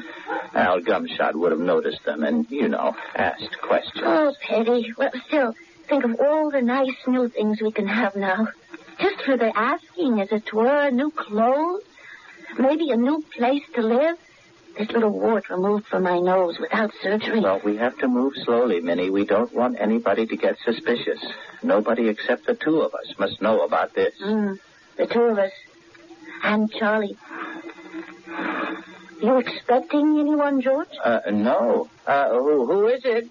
John Crawford of Crawford and Fish, attorneys at law.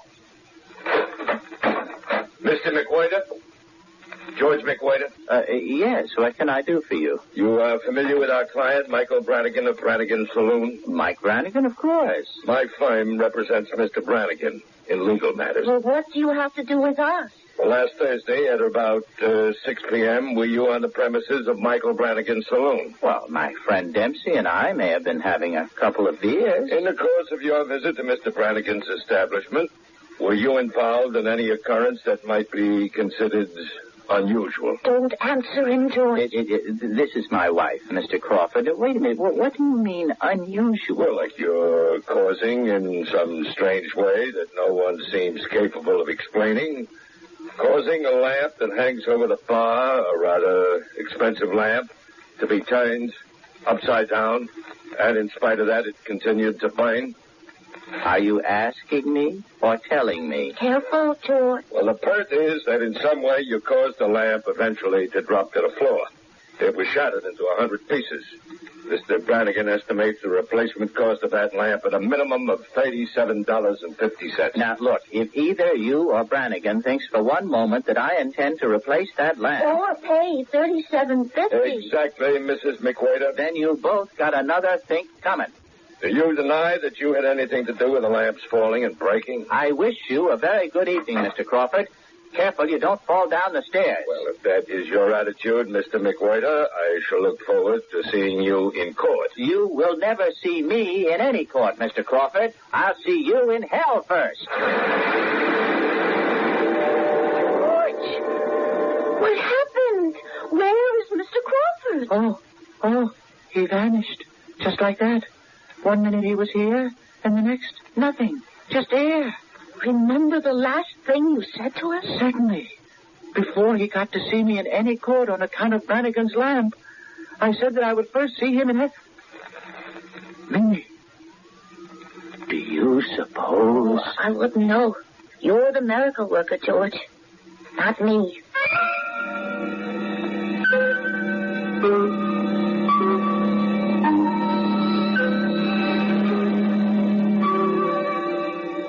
One of our great writers once said, Things that are mysterious are not necessarily miracles. Few of us would quarrel with that. But another one wrote, a miracle is an event described by those to whom it was told, by men who did not see it.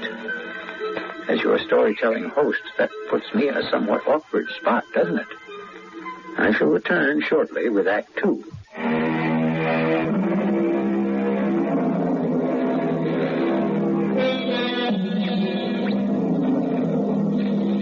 Whatever the subject, you can be sure that William Shakespeare had something to say about it. Miracles?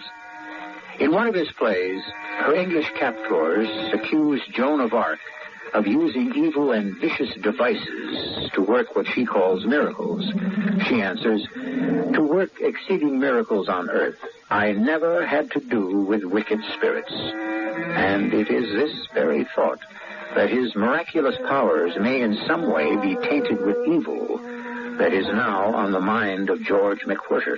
George, this is certainly a crazy way to spend a cold, chilly Sunday morning, sitting out here in all this fog. Oh, the fog will lift, Charlie, sooner or later. It just helps to take my mind off things. George, you're taking all this much too seriously. Charlie, you don't realize last night I sent a man to hell. To hell, Charlie. Well, good riddance from what you told me about him. Charlie, I don't have the right to do that. But you do have the power. You're the man who can... Don't say it, Charlie. Things are moving a little too fast for me. I'm not very happy about the whole thing. Hey, I got an idea. What? Why can't you use your willpower, if you feel that bad about it, to bring this Crawford character back from wherever you think you sent him? Oh, Charlie, I tried. I concentrated everything. No good? Yeah, that's why I'm down in the dumps. Nothing happened. Here, look at this morning's headlines. New York attorney missing. Mysterious disappearance. John Crawford of the legal firm of Crawford and Fish. Hey, wait just 1 minute. Now, I may not have the answer, but I just thought of someone who might. Who? Mr. Howell. Well, who's that? Francis Chesterton Howell, the famous minister of that church on the Bowery. Everybody knows him. Well, what could he do? Well, he's a very bright man. You can never tell. Something like miracles might just be right up his alley. Are you comfortable, Mr. McWhirter? Warm enough? This chapel does get a bit drafty at times. Oh, I'm just fine, Reverend Howell. Just fine, thank you. Now, exactly what, Mr. McWhirter, seems to be your problem? Well, you won't believe me when I tell you. Look, would you believe, Reverend Howell, that an ordinary, common person, take me, for instance, sitting right here in your chapel, could have some kind of funny twist inside him that made him able to do things just by his own willpower? Oh, indeed I would. Things that nobody else could do? The individual man is the end of the universe. As the poet Walt Whitman said, I celebrate myself and sing myself. And what I assume... No, I don't think you quite understand, Reverend. Maybe I could show you. Show me? If you'll allow me to make free with something in this room by way of sort of an experiment. Well, help yourself. All right. Now, take this tobacco jar on the table, for instance. Oh, that's quite interesting, isn't it? It's a gift from a devoted parishioner. Please keep your eye on it, sir. Tobacco jar, be a bowl of violets. Lovely violets. But I don't understand. How did you do that? Are you some sort of professional magician? What's the trick? There's no trick. Now watch this one. Bowl of violets, change into a glass fish bowl with goldfish swimming in it. Go. That is amazing. Absolutely extraordinary.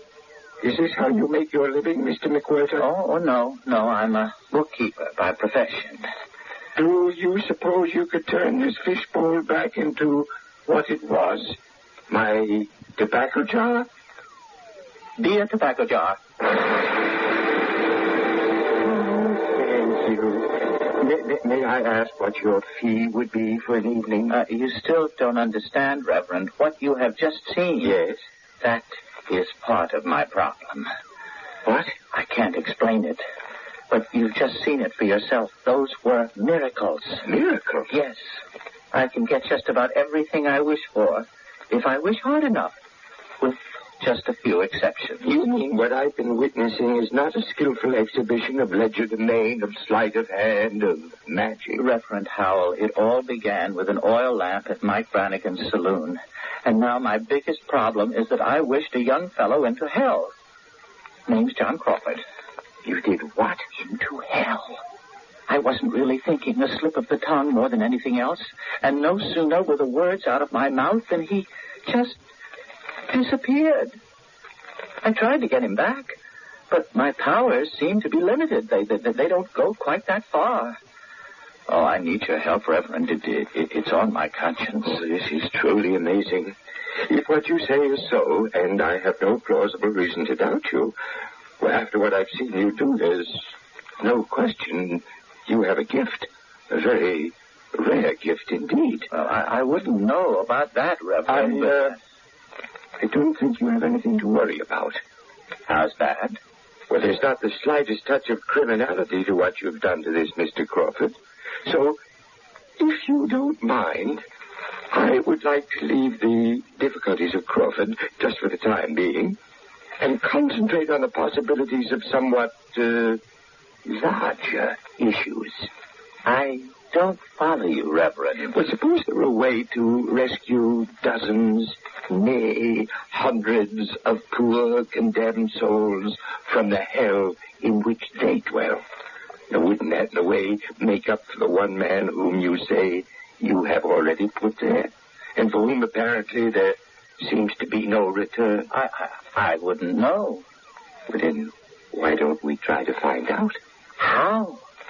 Put on your hat and coat. Well, where are we going, Reverend Howell? Right down the street to the Bowery, Mr. McWhirter, to meet some of my neighbors.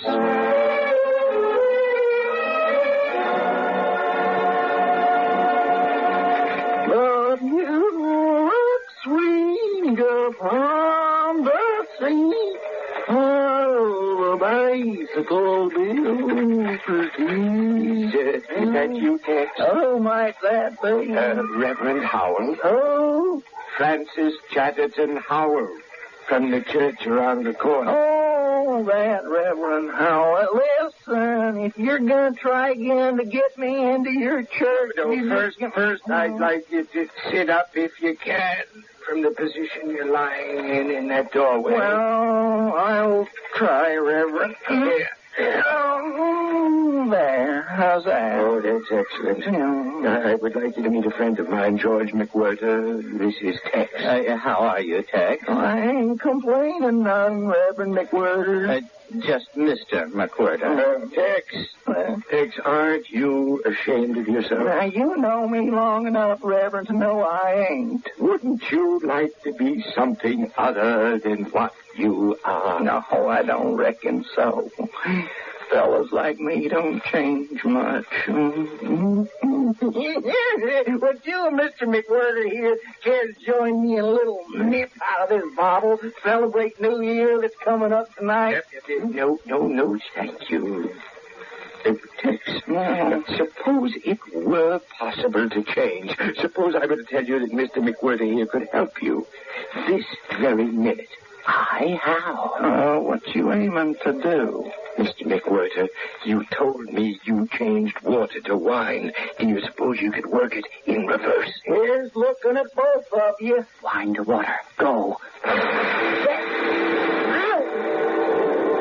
What in tarnation happened to my drink? Just plain old water. Oh, great. We're doing fine. Oh, when I catch the ugly coyote that done Now, this, here comes the big one, Mr. McWhirter. The big one? Make him sober. Give him a shave, a haircut, a bath, new clothes, a little money in his pocket, and an entirely new attitude toward life. Just let me concentrate for a second. Hey, what are you two whispering about? Go ahead, Mr. McWhirter. All right. Now, go. Mr. McWhirter. It's worked. His hair is cut. He's clean. And I think he's sober. Well, what is this? I can't figure what's happened. What am I doing sitting here on the sidewalk in these new store clothes? Reverend Howell? Yes, thanks. What time does services at your church begin? In half an hour. Well, if you gentlemen will excuse me, I'm going to mosey across the street and have myself a bit of breakfast. I'll see you in church, Reverend. Oh, we have done it, Mr. McWhirter. We've done it. Now, doesn't this make up a little for what happened to you, Mr. Crawford? Well, I must say I don't feel quite so bad about Crawford after this. Just think of where we can go from here. The possibilities are endless. Endless? With your help, every lost soul in the world can be redeemed. You can spread joy, goodness, happiness all over the face of the globe. Now, slow down a minute, Reverend. You're going a little too fast for me. In fact, everything's going a little too fast. I just can't keep up. We can start the first thing tomorrow morning. On New Year's Day? So soon? Tomorrow is the beginning of a new century, the 20th. Imagine what better way to start it. Reverend Howell, you'll have to excuse me. I've got to get home to my wife.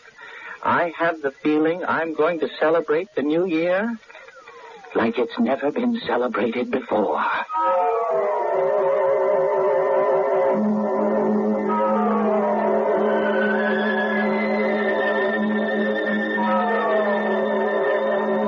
Somebody once said a miracle is simply an event that creates faith. Then the only fraud in the world is the event that does not encourage or foster belief. With his faith in his power to perform miracles, just what is George McWhirter planning to do? We'll see what he's up to when I return shortly with Act 3.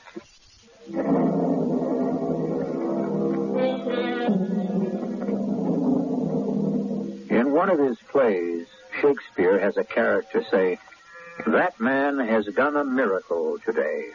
A second character responds, "True, he's made the lame to leap and fly away."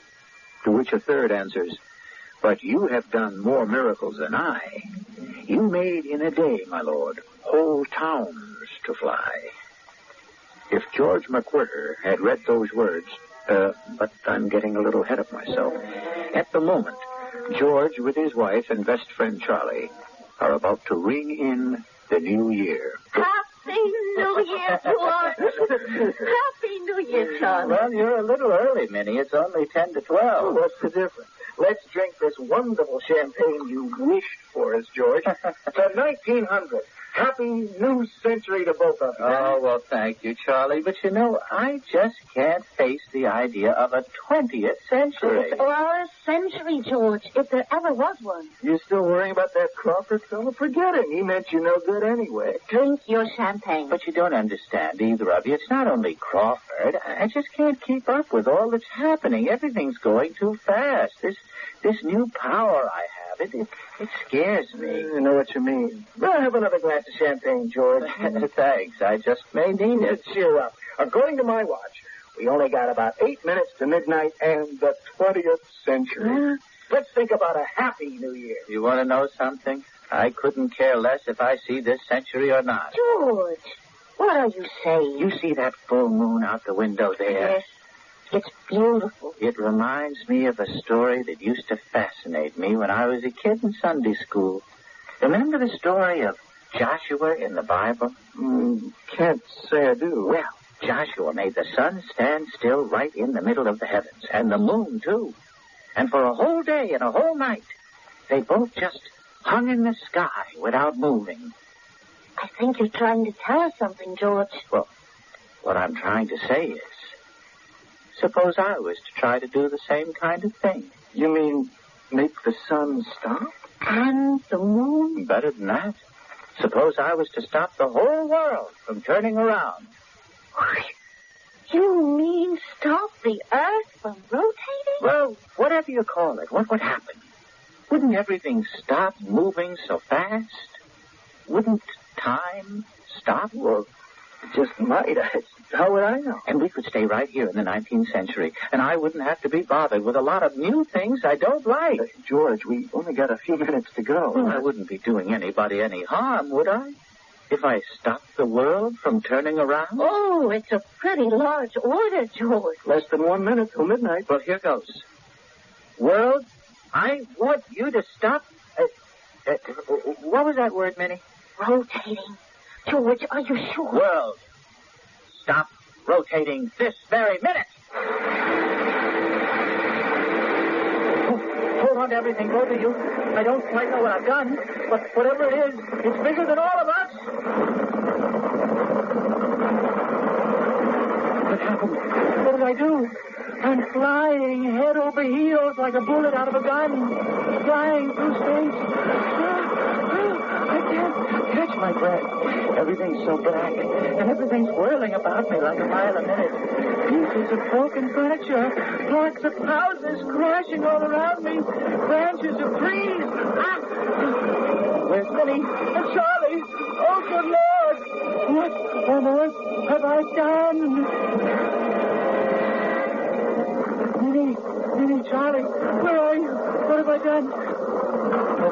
Wait a minute. What am I worrying about? I forgot. I can do anything I want. Concentrate, George. Concentrate. I want to come down into some quiet place, somewhere safe and sound. Whatever else happens, I want to get down. And I want Minnie and Charlie to be with me wherever they are.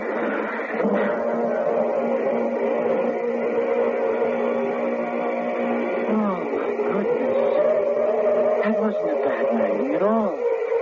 Right onto soft earth. I wonder where I am. George? Oh, are you all right? Are you hurt? Oh, Minnie, I think I'm all right. How about you? George, what went wrong? A minute ago it was a fine night with the moon shining, and now... where are we? Where's a house and all things? I don't know, Minnie. I can't see much. It's all so dark. The wind keeps screaming, blowing like a gale. Oh, what a mess I've made of everything. I think I know what's happened. What? I remember from my high school course in science. The Earth spins around in space at about 1,000 miles an hour. At the equator... George, what's that got to do with us? In New York, it's about half that, about 500 miles an hour. So that's something like 8 miles a minute. And when I stop the Earth from rotating? Oh, yes, rotating. Charlie, it was just like you were on your streetcar, don't you see? And suddenly you jammed on the brakes for some reason, and all the passengers would get thrown forward, wouldn't they? No, wait. You mean when you, so to speak, jammed the brakes on the Earth and made it stop turning? Everything that was sitting on top of the Earth got thrown forward? Everything, everybody, shoved right out into space. And that's where I think we are now. With everything in the world smashed to bits? What's more, probably everybody. George, do you realize what you've done? Oh, I know, Minnie, I know. George, there is no world. You just destroyed the whole thing. I know. And we may be the only 3 human beings left in the entire universe.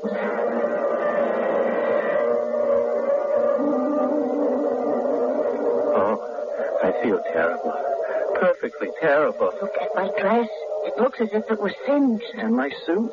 As if it had started to burn? I think it did, Charlie. I guess that the friction of going through space nearly set all of us on fire. George, what are we going to do? We just can't stay here forever, crouching on all fours this way.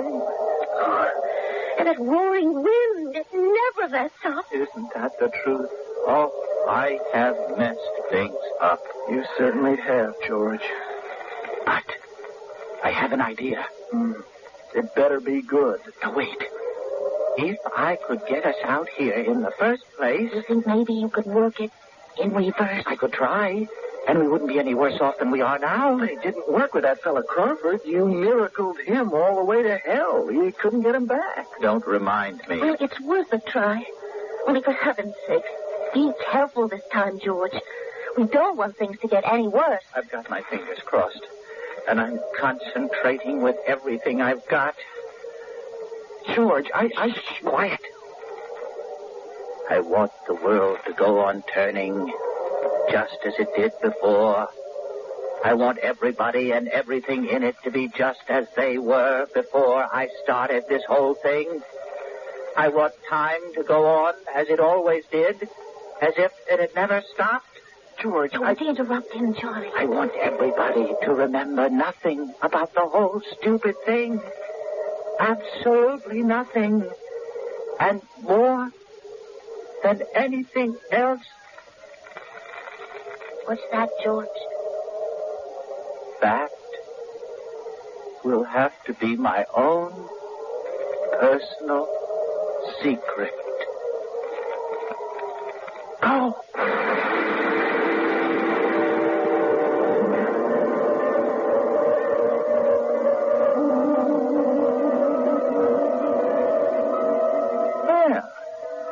Only 4 o'clock, and look how dark it is already.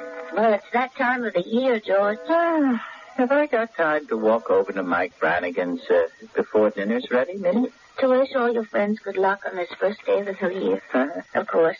Dinner won't be ready before 6. Well, if Charlie's there, I might just shoot the breeze with him for a while. Maybe play our little match game. Help yourself, George.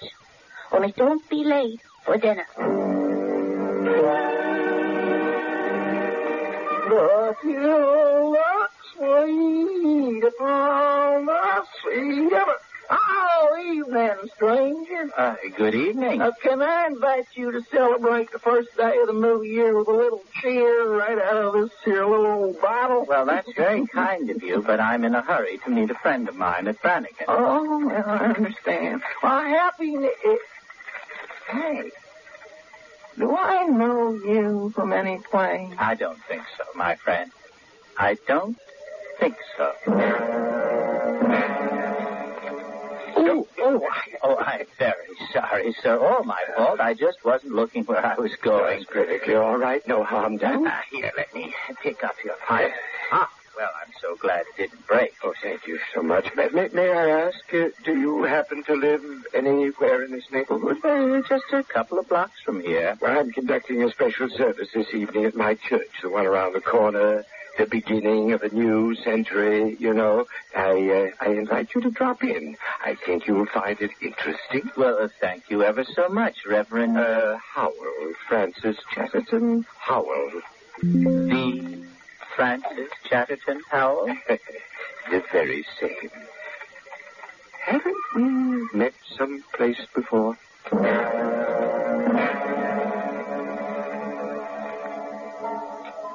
Sorry, Charlie, you lose again. It's the match in the middle. Oh. 2 more beers, Mike. Charlie's paying, as usual. I can't figure out how you do it.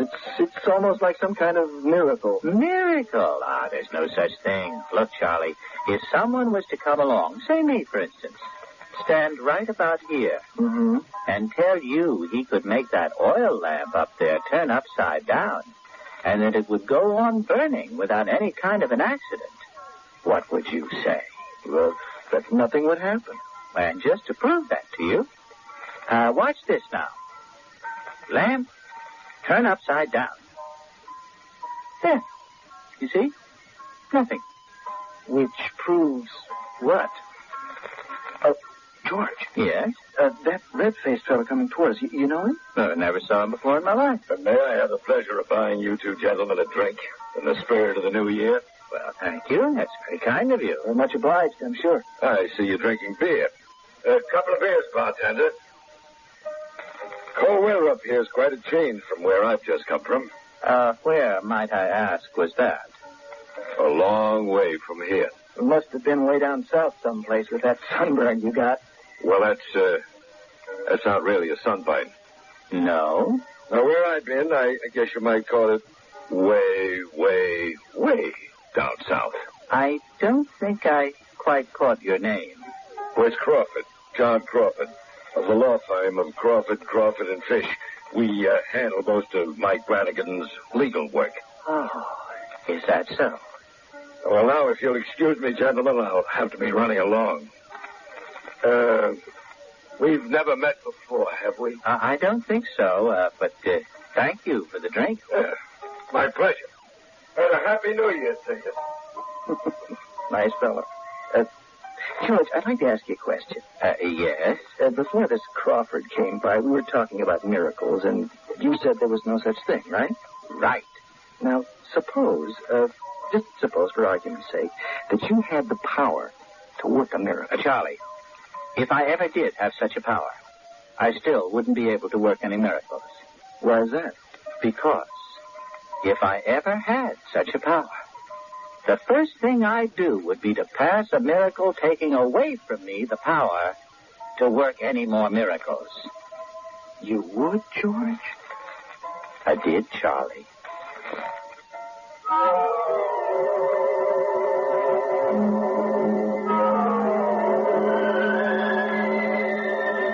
We began this story by saying that a miracle, by dictionary definition, is something wonderful, a departure from the usual course of nature. And yet, isn't it possible that we are surrounded by miracles every minute of the day, every day of our lives?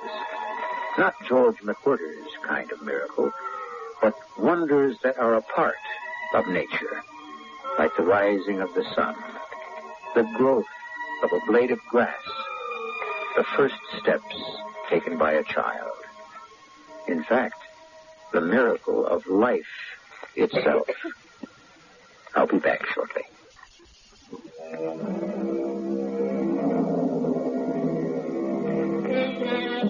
More than 75 years ago, H.G. Wells became the father of modern science fiction by writing a brilliant succession of short stories and novels dealing with such subjects as a man who could make the world stop turning. Since then, more than a few of us who have found life on this planet somewhat less than satisfactory have at one time or another said, "Stop the world. I want to get off." Next time you're tempted, think twice. For all you know, you may have the gift of working miracles. Our cast included William Redfield, Marion Haley, Russell Horton, and Arnold Moss. The entire production was under the direction of Hyman Brown. Radio Mystery Theater was sponsored in part by Buick Motor Division. This is E.G. Marshall inviting you to return to our Mystery Theater for another adventure in the macabre. Until next time, pleasant dreams.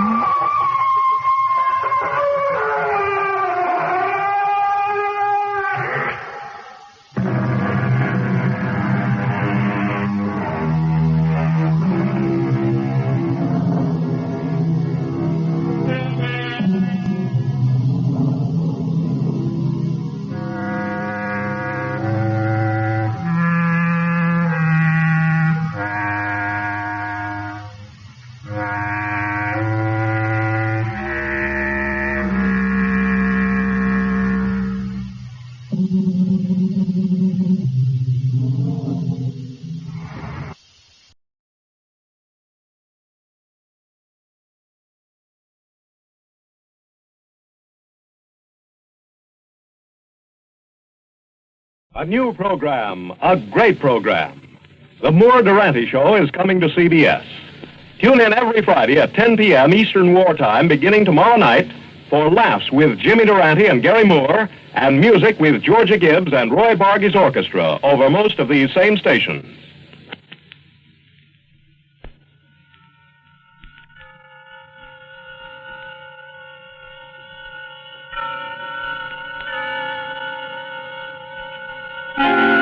Suspense.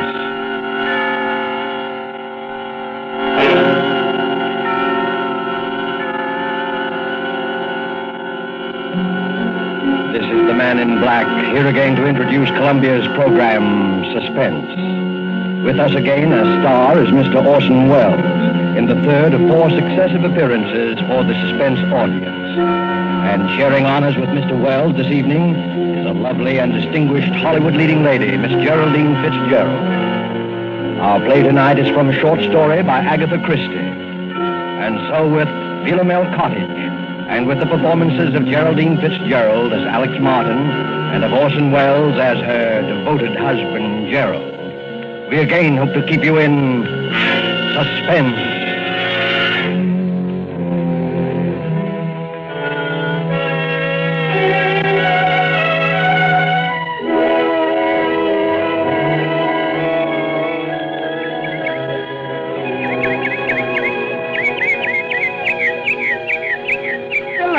Cottage. What's that, Alex? I was just reading this sign over the gate. What does Philomel mean? Are you joking? No, really. Why, you little cockney. You've been here for 3 weeks and you still don't know. Philomel is another name for the bird that's supposed to sing only for lovers. You've been hearing it every twilight. Oh, nightingale. Of course. That sign, Philomel Cottage, is the main reason I wanted this place for us. Glad you bought it. Gerald, this was a 50-50 investment, and you know it. 50-50, £1,000 from me and 2 from you. What else could we do? You couldn't touch any more of your capital at the time, and... Well, when you find a country cottage that combines old world charm with new world plumbing, you want to grab it. And we did have to have the place, didn't we? Yes, we did. I've often wondered if you went a bit lonely. Lonely? With you? I mean, well, after living the city all your life, pretty much to ourselves, you know. 2 miles from the nearest neighbor. From the nearest eavesdropper, you mean? What an utterly hopeless romantic I married. Well, you can't get out of it now. No. Oh, Gerald, you know what day today is? Today, it's the 13th. It's our anniversary, darling. We've known each other exactly a month. No, exactly 30 days. Oh, Gerald, really now? No, really. What is it, dear? Do you have the pain again? No. Just a little indigestion, I think. There. Do you want me to get you your pill? No. Well, dear, it's 11:25. Better get on to the village. Now to get that camera equipment. And the human timetable walks through the garden gate. My dear, there's nothing wrong with system, even on a honeymoon. Sooner I go, sooner I get back. Oh, come on, Gerald. Forget your old photography. Why don't you stay and do some gardening? It'd be good for you. Better for old George. He gets paid for it. He's not due again till Saturday. The place will go to rack and ruin. Over my dead body. Goodbye, dear. Don't walk too fast, dear. Remember the last time. Be careful, darling.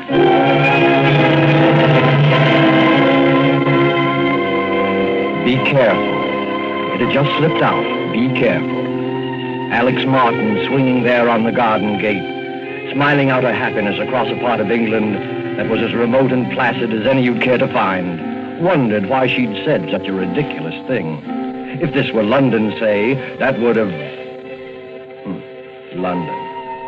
And slowly the smile fell away. She knew then that the memory of that last week in London had never really been far from her mind. That and that last talk with Dick on the top deck of the bus crossing Trafalgar Square. She'd never seen him like that before. Gerald Martin. I tell you, Alex, the man's a perfect stranger to you. You know nothing about him. I know that I love him. How can you know in a week? You've only met him. It doesn't take everyone 7 years to find out you're in love with a girl. It's meant for me, isn't it? Alex. It's no use. Alex, don't you know what it's been for me not being able to tell you? I couldn't, not with the income I had. Then I decided I couldn't wait anymore, and I was going to tell you anyway. And you know what happened? No, I'm afraid I don't. Oh, yes, you do. That money you inherited. That money from your cousin or uncle or whoever I don't see what You that... didn't think I could ask you to marry me then, did you? You don't think I could live off your money? I'm sorry, Dick. Believe me, I am, but it really doesn't matter now, one way or the other. Doesn't matter, does it? You can bet it matters to that Martin chap. That's what he's after. You mark my words, he's after your money. Dick, it might interest you to know that Gerald has money of his own, far more than I have. And more than I have. Maybe that's the difference. Oh, I've had enough of this. I'm getting off at the next stop. Alex, please. All right, but let me tell you something. If you think I'm going to let Gerald cut me out and not do anything about it, you're very much mistaken. I'll catch up with him, do you hear? I'll catch up with him if it's the last thing I do.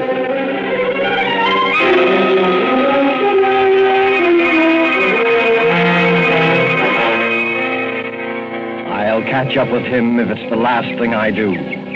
To Alex, that threat of just 1 month ago was merely a heat-of-the-moment outburst of hurt pride. And yet as she leaned on the gate of Philomel Cottage, it kept echoing in her mind.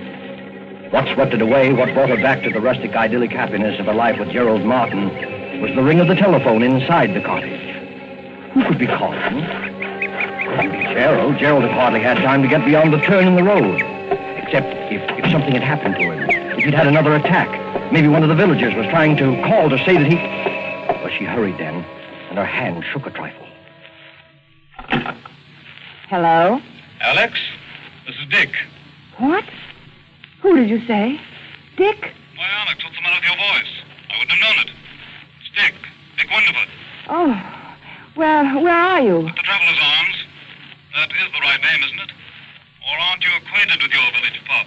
Do you mean you're here? Yes, I'm on a holiday doing a bit of fishing. Any objection to my looking up you two good people this afternoon? Oh, no. No, you mustn't. Why, Alex. I beg your pardon. Of course, I won't bother you if you'd rather I didn't. I'm sorry, Dick. I only meant that we'd be away this afternoon. Won't you come this evening? Thanks very much, but I'll probably be away by then. Depends upon whether a pal of mine turns up or not. Goodbye, Alex. Goodbye, Dick, and I hope that... Best of luck.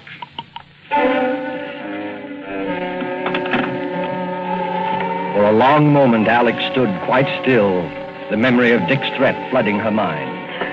She walked across the spacious oak-beamed living room, and by the time she reached the side porch, she'd made up her mind. Much as she hated deceit, she would say nothing to Gerald of Dick's call. She stepped out into the garden, and for the second time that morning got a surprise. There, big as life, was her gardener, busily trimming the hedge. Why, George. I thought we agreed that Saturday was your day here. I thought as how you'd be surprised, Mrs. Martin. There'll be a fair over the Squires on Saturday, and I says to myself, Mr. and Mrs. Martin, they won't take it amiss if I comes for once on a Wednesday instead of a Saturday. No, of course not, George. Then I thought, too, as I might as well see before he goes away so as to learn your wishes with the boarders. Before I go away? To London tomorrow. Me? Going to London tomorrow? Where did you hear that? Met Mr. Martin down the village yesterday. He told me you was both going away to London tomorrow, and it was uncertain when you'd be back again. I didn't... Now, don't tell me you and the master is disagreeing already. Oh, no, naturally not. The trip just slipped my mind. Get on with your work, George. Listen, never could understand why anybody'd want to go up to London, though. Like Mr. Raines, what used to have this house. He went up there, not that he'll mind you. Yes, and after fixing up this place like he did, with taps all over everywhere, well, you're going to take a loss, I says to him when I sees the place up for sale. Ain't everyone as will have your fed for washing themselves in every room in this house, in a manner of speaking. But George, he says to me, I'll get every penny of £2,000 for this house. And sure enough, he did. He got 3,000. 2,000. Some he was asking was talked of at the time. And very high figure it was thought to be. No, George, you see, I gave 2 and, well, it really was 3,000. Yeah, don't tell me that Mr. Ames had the face to stand up to say 3,000, brazen like, in a loud voice. He didn't say it to me, he said it to my husband. I guess I'll do some spading now. The price was 2,000.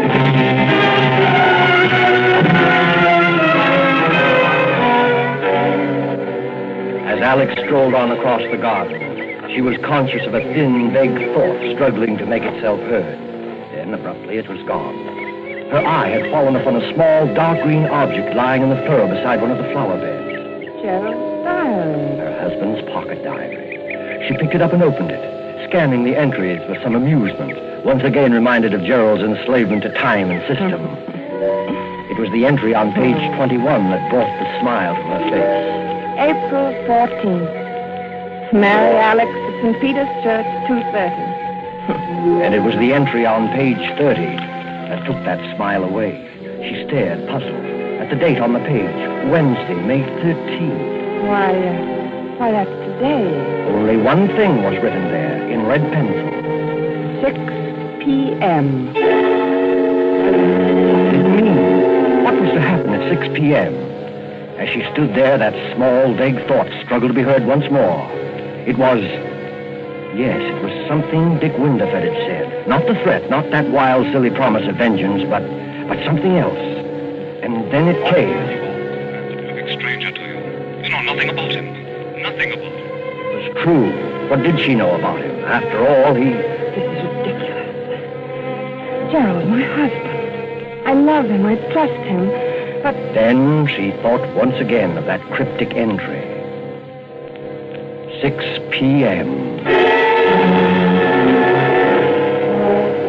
It was just 3 o'clock when Gerald, his arms laden with packages, walked up the garden path and came onto the side porch.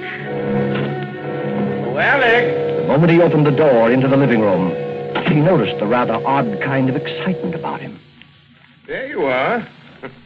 Miss me, darling? why wouldn't I? You've had time to buy out the whole village. Only the camera shop. No. If I don't have the best equipped darkroom this side of London, it won't be my fault. If you're not careful, that dark room of yours is going to overflow the whole cellar. Oh, incidentally, here's something you've been watering the flowers with. Hmm? Catch. My diary. I dropped it in the garden, did I? I know all your secrets now. Not guilty. Oh, I'm not so sure. What about your assignation at 6 p.m. today? What? Oh, that. Well, you've caught me at last. It's an assignation with a very handsome young woman, quite remarkably like you, in fact. You're evading the issue. Not at all. Simply a reminder that I want you to help me develop some negatives this evening. At 6 o'clock? That's rather a peculiar time, isn't it? Peculiar? Yes, I'm usually preparing dinner at that hour. Well, no harm in delaying it a bit. We might have a sandwich or two and some coffee out on the porch.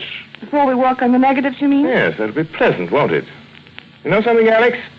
I've never found anybody yet who could touch your coffee. Really. That covers Australia and Canada, Oh, too. you and your mysterious past.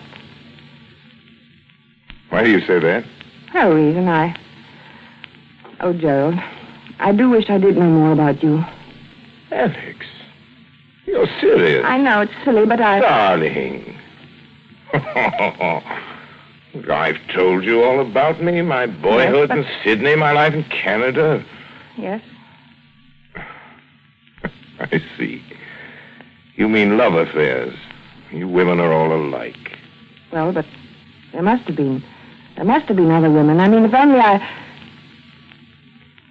Do you think it wise, Alex, this Bluebeard's chamber business?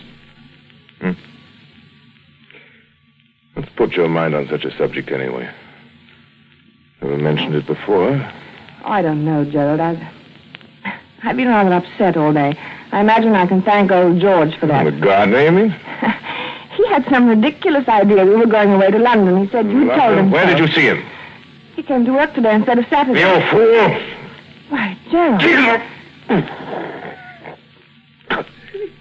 I didn't get this collar off. Oh, Gerald, lie down.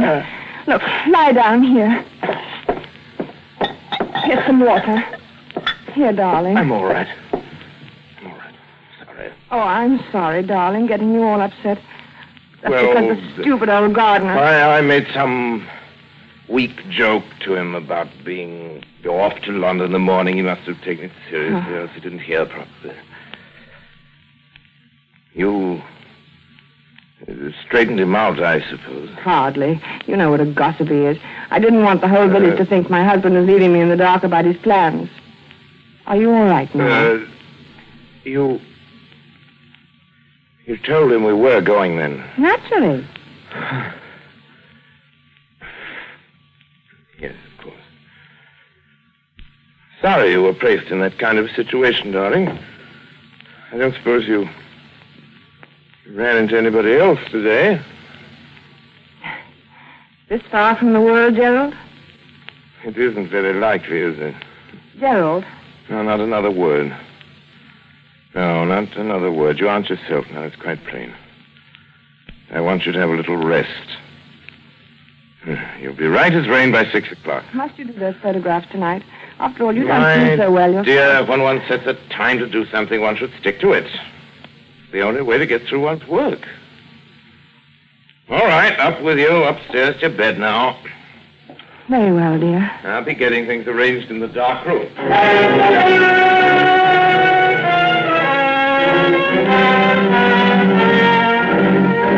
But for Alex, rest was more like a nightmare.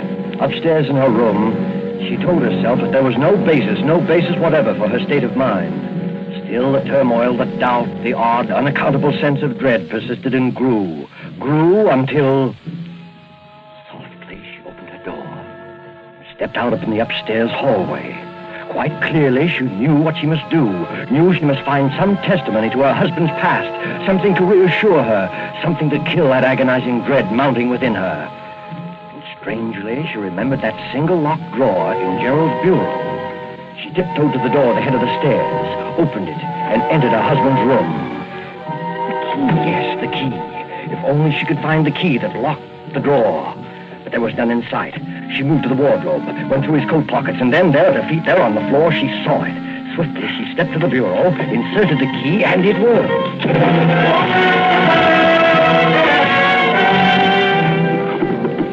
Alex Martin opened the drawer, looked down upon a small packet of letters tied with a light blue ribbon. And when she saw the uppermost envelope, her face reddened with shame.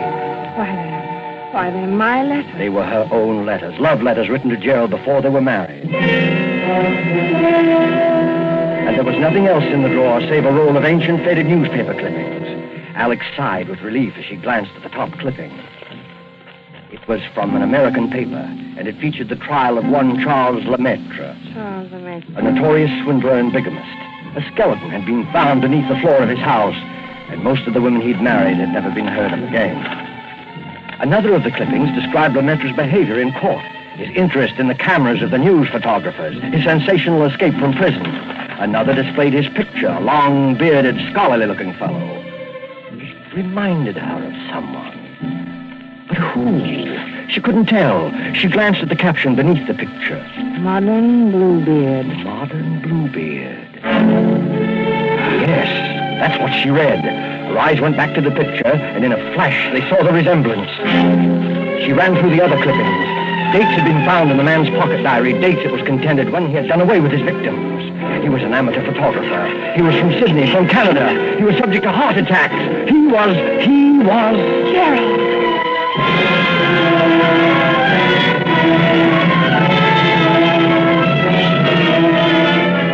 The room whirled around her. Dick had tried to warn her. Dick had been near her that morning. She turned him away. It was then that she noticed the sound. She turned toward the bright new pipe in the corner running up through the room. From below, near its base, something was striking that pipe, as though someone were... That was it. As though someone were digging. Lemaitre was preparing the dark room for the latest one of his victims. 6 o'clock. That was the date, 6 o'clock. Less than an hour from now. Suddenly, all the jigsaw pieces shot into place. The money paid for the house, her money only. The bond she'd entrusted for his keeping. Suddenly, she heard no sound. The digging had stopped. She must escape from this house at once before he came up. The clippings were right back in the drawer. Don't lock it, don't bother, just get away. She rushed to the door, out to the hall, and stopped frozen.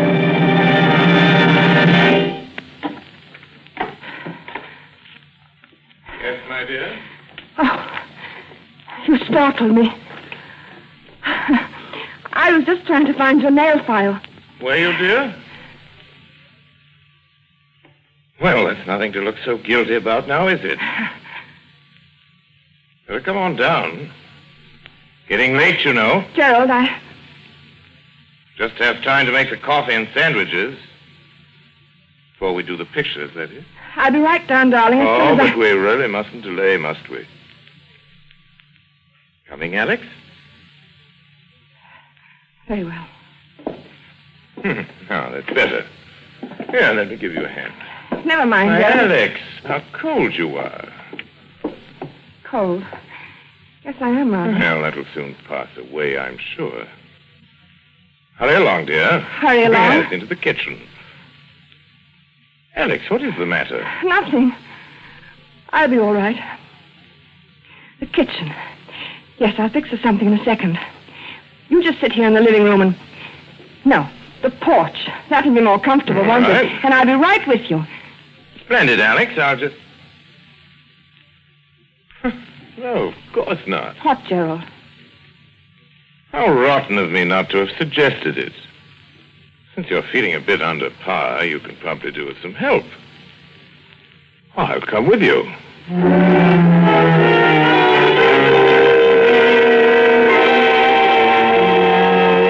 She knew then that some way, somehow, she must get word to Dick Winterford. The fact that he might be gone by now, the memory of him telling her so, she resolutely put out of her mind. There must be no more panic. She must be in utter control of herself. Alex, carrying the coffee out to the porch, glanced at the clock upon the mantel. 10 minutes till 6. Her very life hung by those next 10 minutes, by her ability to think coolly and swiftly, because standing beside her was a man as determined as he was insane. A pity you're so abstracted, my dear. What? Why do you say that? Well, because you're missing the loveliest sight you're ever likely to see again.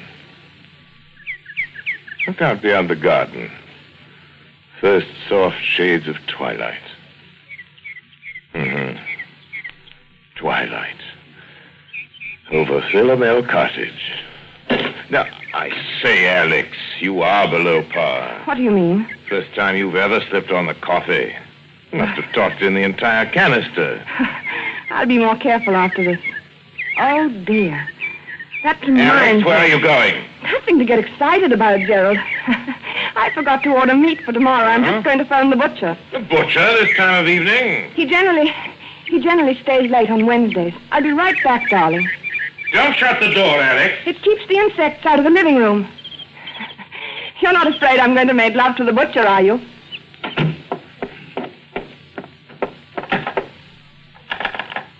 Operator, get me the traveler's arms, please. Hurry. Hello? Traveler's arms? Mr. Winterford, please. Will you... What? You don't know if he's still there? Well, see, won't you? It's most important. Don't let me disturb you. Well, darling, you do. I hate anyone listening when I telephone. But I do, Gerald, truly. You're quite sure you're really calling the butcher? Why, as a matter of fact, I'm not sure. What? What I mean is... What are you talking about? I'm afraid I've got the wrong person. A perfect stranger. Don't understand. Someone I know nothing about. You know nothing about, then why don't you hang up? Here, what's at the end of that wire? Hello? Hello? Dead. All right, my girl. Might as well get started. We're late now. Late? Precisely 3 minutes past 6. Why, Gerald, it won't be 6 o'clock for 8 minutes. Look at the clock there on the mantel. I don't go by that relic. I go by my own Gerald, wristwatch. Listen. Stop pacing and listen to Well? me. I don't feel up to it tonight. I'm upset. I'm tired. Alex, I promise you, you won't be a bit tired after it's over. I'm not going to wait 1 minute longer. I won't do it. Come along, Alex. I'm coming with you. Come along. No. I'll carry you there. You will, you hear? No, stop. You will. I've got something to tell you. Something to confess. Confess? Yes, to confess. Something I ought to have told you before. I've had my secret past, too. Former lover, I suppose. In a way, but something else. You'd call it... Yes, I expect you'd call it a crime. Crime? You? Yes. I don't believe it. Yes. You better sit down, Gerald. There. I told you I'd never been married before. That wasn't entirely true. There was a marriage. When I was 22, he was an elderly man with a little property. I induced him to insure his life in my favor. At one time, I was a nurse with access to a number of poisons. There's one poison, a white powder.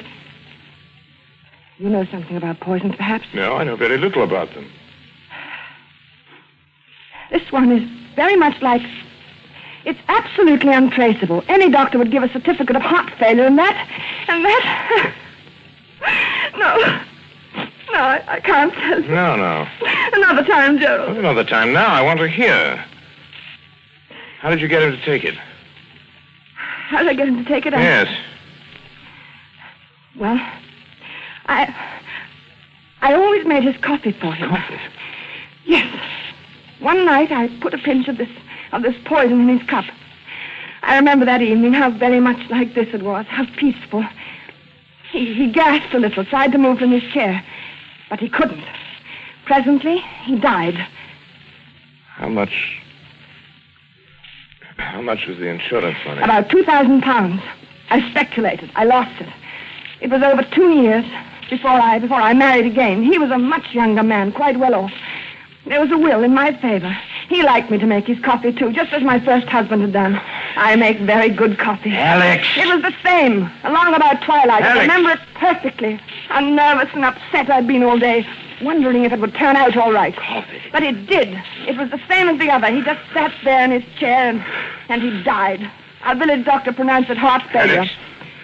My husband did have a weak heart, you see, and that helped a great deal. Alex, listen! That netted me over £4,000. I didn't speculate. The coffee! That's why it tasted that way. You devil, you poisoned me! You poisoned me! Yes, I poisoned you! And already the poison is working. You see? Kill you! You can't move from your chair. You're lying. You're lying. I'll kill you! You can't move. You're helpless. I'll kill you.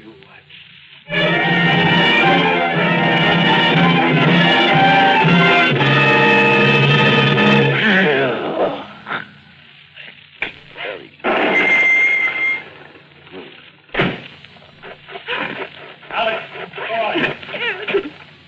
Yeah. What have they done to you, Alex? Constable, go see what's been happening in that room. Right, sir? You came. You did hear me. Oh, you silly girl. You went to the trouble to call me up and talk about someone you knew nothing about. I certainly knew enough to come. Excuse me, sir. What did you find, Constable? A man sitting in a chair. Heart trouble, it looks like, sir. And yes? Well, sir, he's dead. Your husband, ma'am?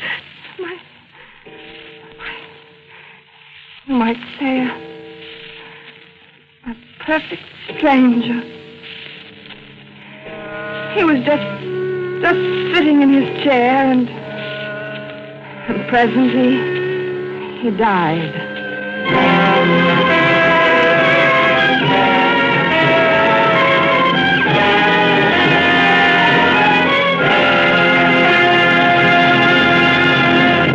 And so closes Philomel Cottage, Agatha Christie's story of love from a stranger, starring Geraldine Fitzgerald and Orson Welles. Tonight's tale of suspense.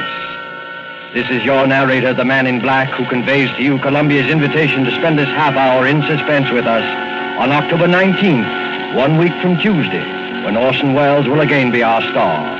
Our next broadcast in the series will be Tuesday, October 19th, at 10 o'clock Eastern Wartime, 7 o'clock Pacific Wartime. The producer of Suspense is William Spear, who tonight also directed the broadcast, and who, with Wilbur Hatch and Lucian Marlowick, conductor and composer, and Harold Medford, the radio author, collaborated on tonight's Suspense.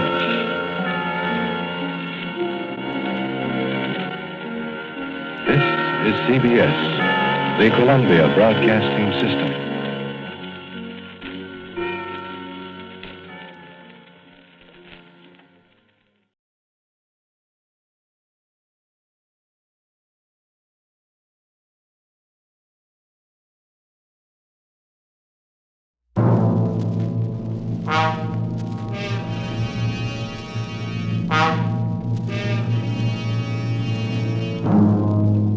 Are you burned up at the high price of turkeys?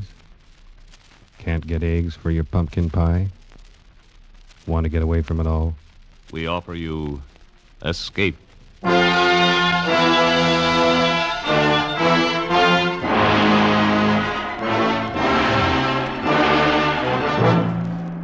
You're trapped in a remote valley of the Andes, walled in by sheer rock precipices, and surrounding you, closing in on you, is a band of blind men who want your eyes. Escape, produced and directed by William N. Robeson and carefully plotted to free you from the four walls of today for a half hour of high adventure. Tonight, we escape to the high mountains of Ecuador and to a remarkable world where sight is unknown, as H.G. Wells imagined it in his curious story, The Country of the Blind.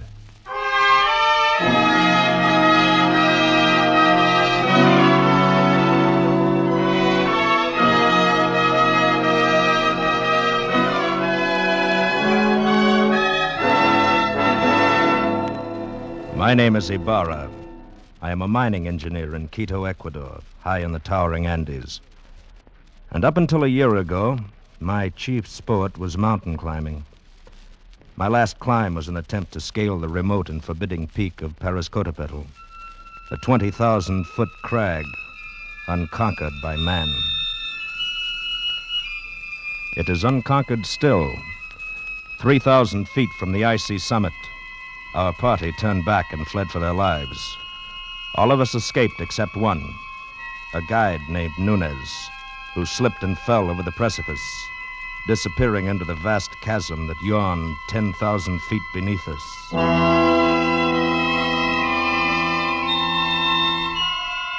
The horror of that man's fall has haunted my dreams for a year. Because of it, I have forsaken mountain climbing for the rest of my life. And that decision still stands, even though today I have seen Nunez. He was sitting on the steps of my shack when I arrived at the mine this morning. At first, I didn't recognize him. He was so much changed. I thought he was a ragged beggar asking alms. Is it you, Senor Ibarra? My name is Ibarra, yes. What do you want? You do not know me, senor. I know. You look like a man I knew once, but he is... Dead? Dead on the slopes of Pariscotopetl? Nunez. No, it couldn't be you. Nunez. That is my name, senor. At least that is the name I remember. But you fell. I saw you fall. Yes. It's impossible that you could have lived. Perhaps the gods of the mountain had some reason to spare me. Nunez, if we'd had any idea that you were alive, but you went down thousands of feet. We couldn't even attempt to find your body. I know. I do not blame you. You could not have reached me. And if you had, I should not have welcomed you at first. But then later... What do you mean, Nunez? Senor, you will not believe what I have to tell. I can hardly believe that I'm seeing you, talking to you. But what has happened to you? You remember that night, the night I fell? Yes. We had been toiling all day, inching our way up a steep ice wall. And as darkness came, we found a narrow ledge, barely 3 feet wide. It's not very wide, but we can get our shoulder wall up and cut off some of this wind. Hal, that'll be welcome. Yes, but first we'll rest a moment. Look at that icy devil up there glistening in the moonlight. There's another 3,000 feet of sheer ice wall to the top. Well, I can see why no one's ever made it. Think we should go on? I don't know. Nunez, what do you think? It is not my place to say, senor. I was hired to guide you to the top. I agreed. What do you really think? If I believed in the gods of the mountain, as the Indians do, I should be frightened now. Why? Because we have invaded the Forbidden Circle. This part of the Andes is unmapped and unknown, senor. And therefore shrouded in superstition, eh? It is an easy thing to believe strange things in this white loneliness. Some of the legends are really fascinating. I've heard of one, something about a hidden valley called the Country of the Blind. Yes. It is supposed to be somewhere down there below us. A fertile valley which was settled many centuries ago, and then cut off by the great landslide of Oroca. But why the Country of the Blind? Well, even before it was isolated, the people developed a strange illness. All of them slowly went blind. After that, their children were born blind. And the legend is that the valley was the home of the mountain gods. It was too beautiful for human eyes. It's odd. Well, it's all nonsense. Yes, of course. Would be pleasant to find it, though. You know the old proverb, in the country of the blind, the one-eyed man is king? I doubt that we could ever find it. I even doubt if it exists. Of course not. I was only joking.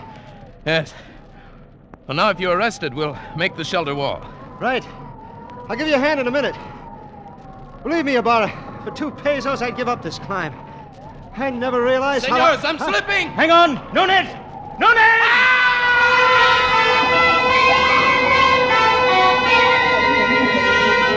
In one horrible instant, my foot had slipped on the treacherous ledge and I'd gone over, falling far out into the icy black night, falling down, down.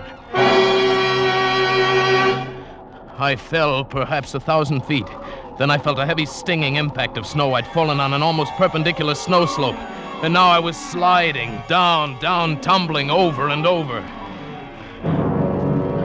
And then suddenly I realized that my own motion had almost stopped. And it was the snow that was moving. I was riding an avalanche.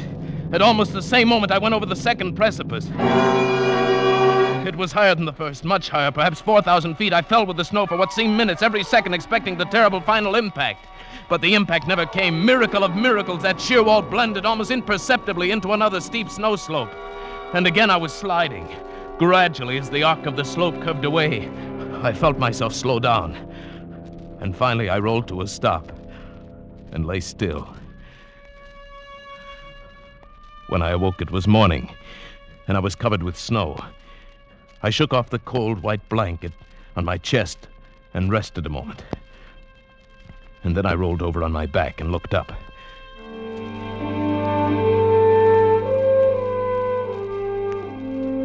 My heart almost stopped as I saw from where I'd fallen. Why, the mountain towered 10,000 feet above me. Then carefully I felt of myself. My clothes were torn. I was bruised and bleeding. I ached in every muscle, but I had not a single broken bone. I lay there and offered up a prayer to the gods of the mountain.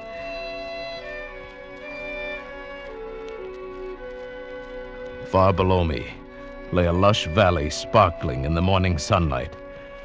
I could see the stately trees and the green meadows fresh with dew. I started down the mountain, but it was still an arduous descent.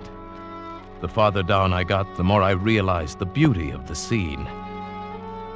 Why, this was a hidden paradise I'd fallen into, and I was the first man ever to see it.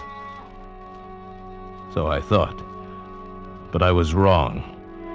I realized that first when I saw the cultivation in the meadows, and then the walks, well-kept stone walks laid in a symmetrical pattern all over the valley. And then I saw them. There were men and women lying under the trees and resting in the fields. Nearby, a collection of windowless huts marked a village, and the plastering of the houses was done in a wild variety of colors. I thought to myself, the plasterer who did that must have been blind as a bat. Then I saw 2 of the men quite close to me. They were standing on a bridge over the little stream. They were dressed in odd, loose clothing, and there was a strange look about their faces. They failed to notice me as I approached until I shouted. Suddenly they looked up attentively in my direction. I waved wildly at them, but they took no notice. Why, the fools must be blind. Blind?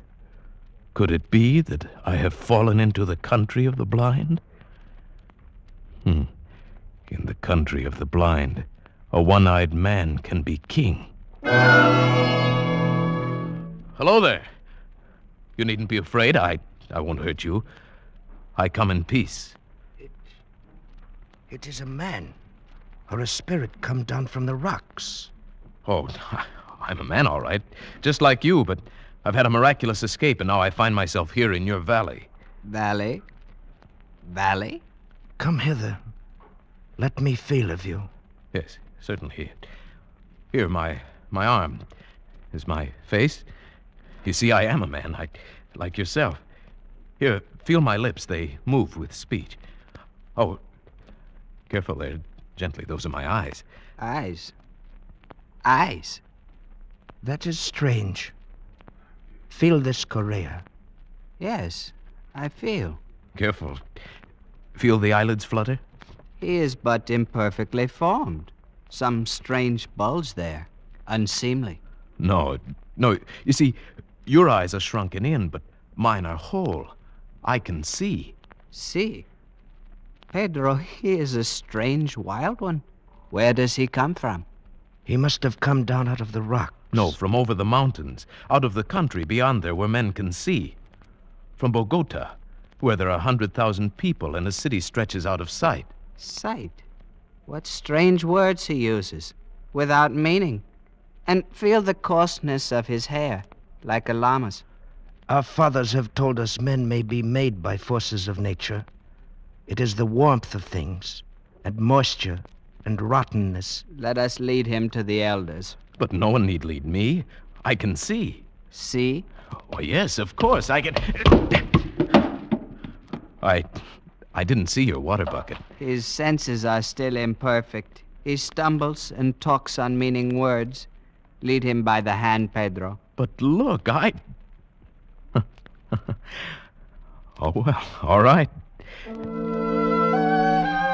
These people had been blind for centuries. They had forgotten even the words associated with seeing. And they thought I was an idiot, only half-formed. Especially when they led me into the pitch blackness of one of their windowless huts, and I stumbled over someone. 1,000 pardons, Medina Sarota. He is a clumsy one. I'm sorry I fell down. I couldn't see in the darkness. Who is this? And what is he saying? He is but newly formed, good father. He has come down from the rocks. He stumbles as he walks and mingles words that mean nothing with his speech. He is a wild man out of the rocks. No, I come from Bogota, over the mountains. You hear? Bogota. He uses wild words. His mind is hardly formed. He has only the beginnings of speech. Bogota? Yes. I come from the great world where men have eyes and see. That must be his name, Bogota. He stumbled twice as we came thither. He must be taught. No, you don't understand. I can see, but not in the dark. To you, darkness or light is all the same, but to me, to us who can see, to us outside in the world beyond the mountains... Mountains? What are mountains? Very well, then, beyond the rocks. There is nothing beyond the rocks. That is the end of the world. Oh, but surely you must realize the sky above covers more than just this valley. Sky? Above? There is nothing above but the roof of rock. He is very raw, my children. He shall have to be taught from the beginnings. Now take him away. Feed him. It shall be done, good father. But guide him. See that he does not stumble over my daughter again. Do not fear, Father. I shall guide him myself and feed him. Very well. Come. Take my hand. Thank you. It'll be a pleasure to get outside again, out of this darkness. Come this way. Yes. What is your name? Medina Sarote. Mine is Juan Nunez. Oh, sunlight. Oh, this is better. And now I may look at you. Why, you're beautiful.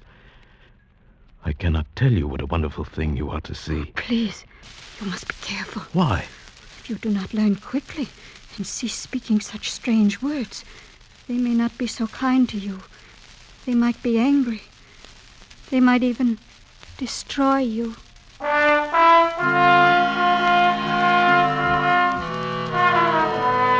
This thought had not occurred to me, and suddenly I had a twinge of fear. Still, the proverb kept running through my mind. In the country of the blind, a one-eyed man is king. But try as I would, I could not make them understand my wonderful gift of sight. They thought me stupid and untaught, almost an idiot.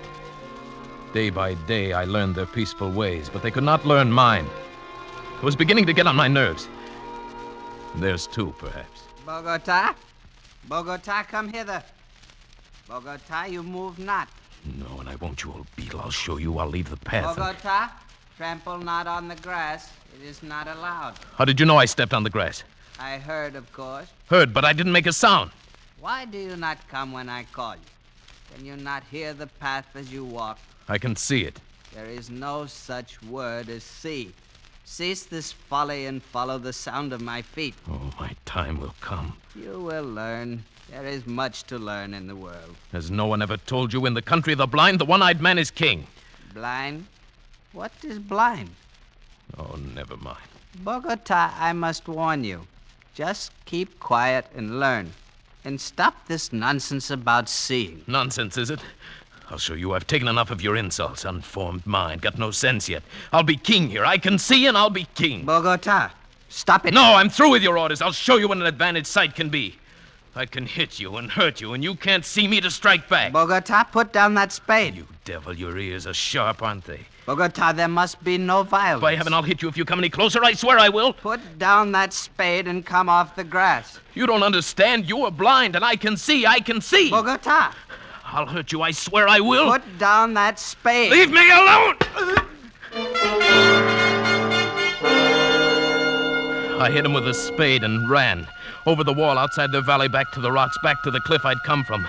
When I reached that sheer rock wall, I knew there was no place to go. For 2 days and nights, I stayed outside the valley. I grew hungry and cold. Then I realized the hopelessness of my position.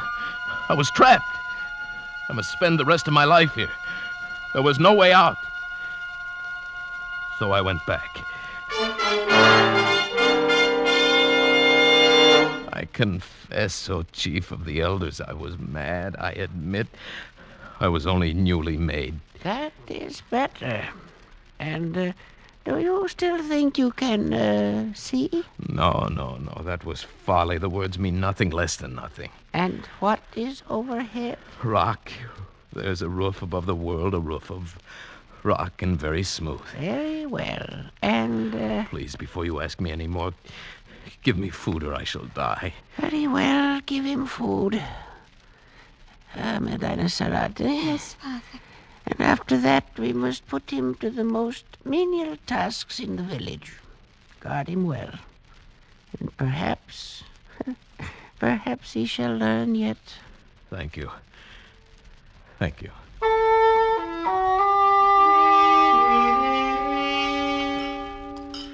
Oh, that is better. You are kind, Medina Sarote. Very kind. I am glad you came back. You are? If they were all like you, I should never have run away. What was that word you said I was? Beautiful. You are. Well, even your eyes, they're not shrunken depressions like the others. It means something nice, beautiful? Something very nice, Medina Sarote. Tell me, why is it you have no husband? I have a disfigurement. These long hairs. Oh, your eyelashes? Oh, but they're beautiful. They are considered a disfigurement. You're the most lovely girl in the valley. But they wouldn't know, would they? You have no lover? No. Medina Sarote, do you think of me as an idiot like all the rest do? Oh, no. No, you have much to learn, but you will learn it, I'm sure. And you are kind and gentle. And your voice is soft. You speak words that are soft and warm. No one has ever spoken such words to me. Then I shall speak them often, Medina Sarote. You are the only one in this valley, in this whole world I care for.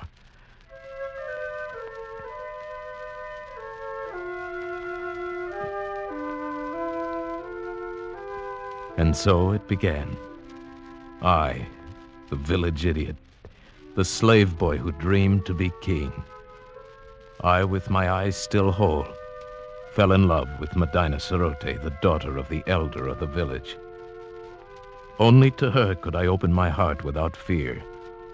Only to her could I speak of the beauty I could see around me. Oh, it is a beautiful valley, Medina Sarote. Green with grass and yellow with sunlight. And flowers, bright flowers dotting the hills. And in the cool of the night, the stars gleam like diamonds in the sky. Oh, the words sound lovely. But what are stars? Stars? Why, No, you wouldn't understand. And what do you mean in the cool of the night?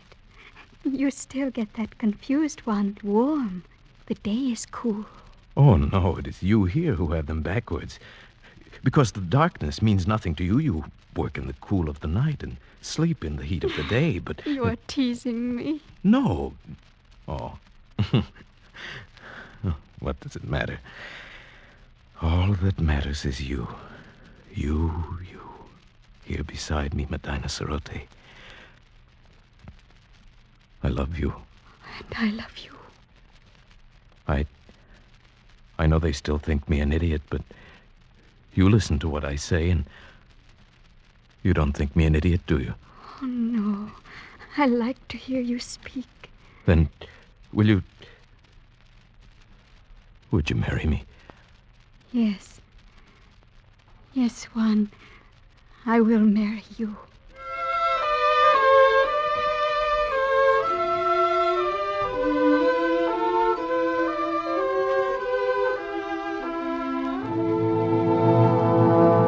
No, I will not have it. But, Father... He is an idiot.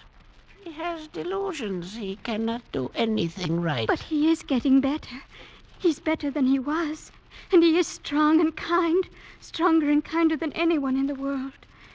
And he loves me. And I love him. No, I will not have it. Great sire. What is it, good doctor? I have examined Bogota, and the case is clear to me. I think very probably he might be cured. Huh? And how might that be done? His brain is affected by something. I believe I know what it is. Those queer things he calls eyes.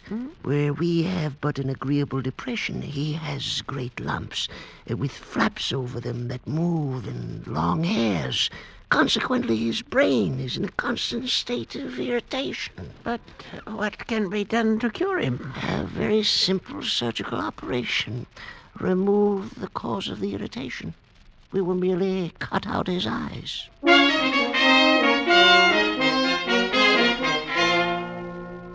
But, Juan, they say it will make you well. It will make you look like us. But you don't understand, Medina Sarote. My world is sight. You would not want me to lose my most precious possession? I don't know. There are so many beautiful things to see. The flowers, the far sky with its drifting clouds, the sunsets, the stars. And you. If only just to see you it is good to have sight. And I would never see you again. Juan, I love to hear you say these things, even though I know it is just your imagination. But, my dear, these things are real. No, they are fancies. This is real. If you will let them cut out your eyes, we can be together always. Then you want me to? Oh, if you would. If only you would. What else can I do? My dearest one. My dearest with a tender voice. I will repay you. Oh, Medina. Be brave. And carry my voice in your thoughts. Now I must go. And tomorrow... Yes? Tomorrow will be forever. Goodbye. Goodbye, Medina.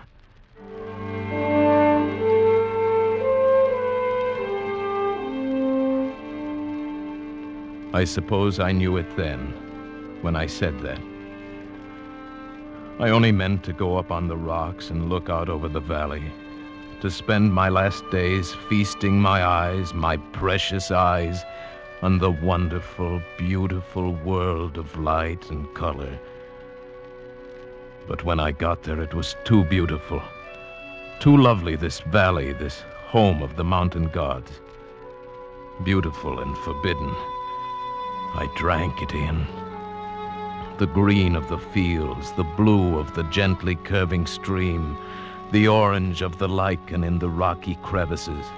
I climbed higher to see the great snow-capped peaks towering above and away to the distant sky, and still higher as the shadows turned the snow to purple and crimson and deep blue. The valley now was far below and as beautiful as a painting. But like a painting, it seemed unreal. Medina Sarote was small and far away, a distant dream. And the world of sight was here, all around, overpowering, wonderful. I turned and began to climb up that sheer rock wall. How many months it took me to make my way out over those mountains, over glaciers and snowfields and sheer precipices, I cannot guess. How I lived through the cold and hunger of it, I cannot tell you. But I'm here at last, back from the country of the blind. Good heavens, man. What an experience. Yes. Terrible and wonderful. But you aren't sorry you came back? Sorry? I see her face clearly now. It is the only thing I see. Nunez, come, you need food. Here, take my hand. Thank you. Where is it, Senor Ibarra? Nunez. Yes. The gods of the mountain have had their revenge. Those months of crawling over the snow and ice, with the sun glaring down. Yes. I am blind.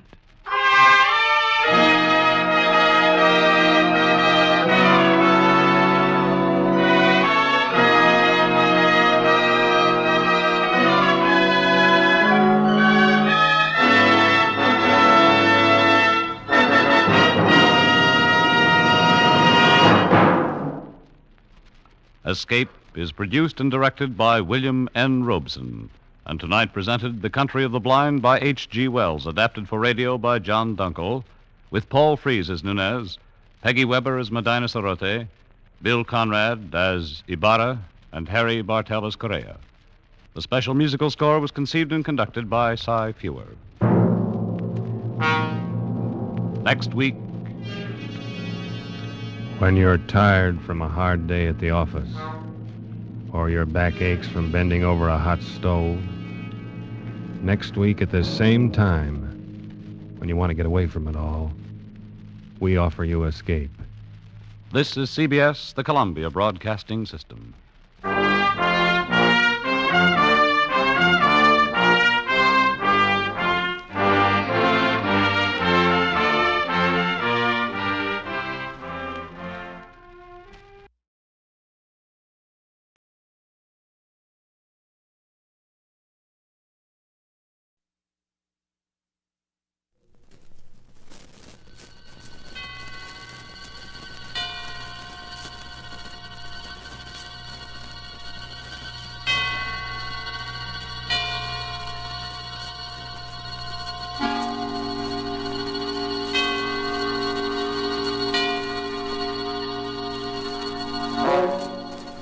Suspense.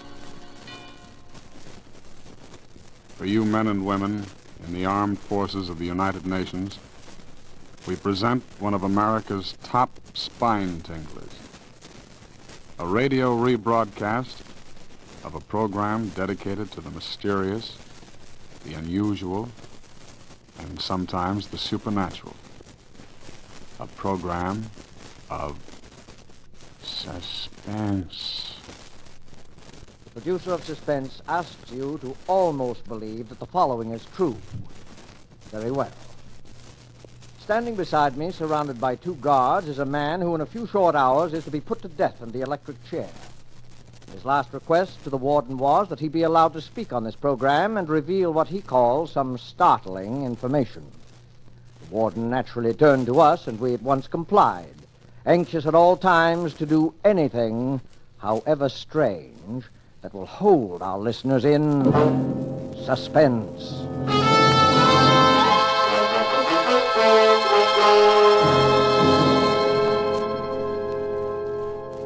All right, Ladies and gentlemen, I'm speaking correctly? Yes, right here, sir. Thank you. Ladies and gentlemen, this broadcast will never be completed. I'm going to tell you a story. The story involves a number of famous and influential people here as well as abroad. These people have received warning from me, and I am sure all of them are making it a point to listen to me now. I shall not name these great, these rich, these influential gentlemen until my story is over. They will recognize the story, they will remember me, they will take the necessary steps for my reprieve. I shall expect a full pardon and safe conduct to a neutral country. These are my terms. I shall expect word of this to be brought to this studio during this broadcast. But as I have warned you, this broadcast will never be finished. You will never hear those names. It is certain my price will be paid. I am presently under sentence of death for my activities in the matter of refueling German submarines in the Caribbean. My full confession has been reproduced in the popular press. You have read it and you know the details. It is the least ingenious of my exploits and my first failure. So much for it. The story I shall tell you tonight occurred many years ago, but concerns, as I have said, many now living. It will interest you, I hope. I know it will interest them. Very well, then. On the 3rd of June, 1925, in Liverpool, a man who gave his name as Monsieur Louis Caratel asked to see Mr. James Bland, the superintendent of the London and West Coast Railway. He was a small man, this Caratel, middle-aged, darkened, with a stoop so pronounced that it suggested some deformity of the spine. He was accompanied by a friend, a man of imposing physique, who from his swarthy complexion was probably either a Spaniard or a South American. It turned out later that his name was Gomez. One peculiarity was observed in him. He carried in his left hand, fastened to his wrist by a strap, a small leather dispatch case. No importance was attached to this fact at the time, but later events endowed it with much significance. Monsieur Caratel was shown to Mr. Bland's office while his companion remained outside.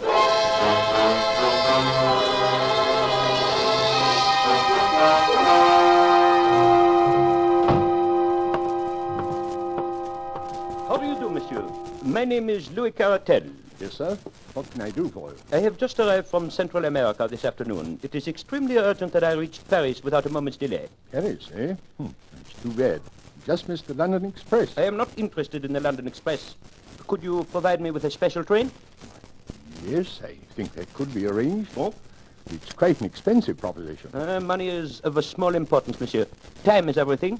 If you can arrange a special for me in a hurry, you may make your own terms. Very well. Mr. Hood, will you step over here a moment, please? Yes, Mr. Bland. Mr. Hood, here's our traffic manager, Mr. Caratel. Hood, I want you to arrange a special for him. He's going to Paris. How's the line? Can you fix him up in a hurry? Why, yes, I believe so, Mr. Bland. The line is clear through Manchester, and engine 247 at the Rochdale is on the tracks now. It could be ready, say, in 15 minutes. Good. Who's available for the trip? Engineer Smith, sir. And I can put James McPherson on as conductor. Well, there you are, Mr. Caratel. Simple as that. Attend to everything right away, will you, Hood? Yes, sir. These men, Monsieur Smith and, McPherson? McPherson. Are they trustworthy? Oh, yes. Of course. McPherson's been with the company for years, and I'm sure Smith, although new, is an expert engineer. Bien. Thank you, monsieur. I am deeply indebted. You have been most considerate.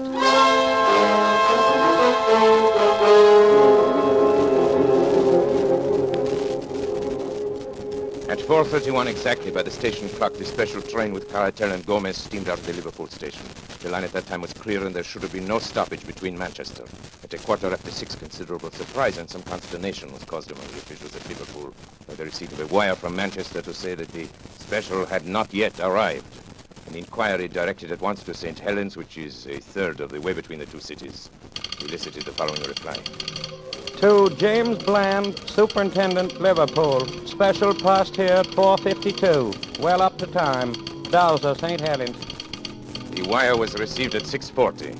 At 6:50, a second message was received from Manchester. No sign of special as advised by you.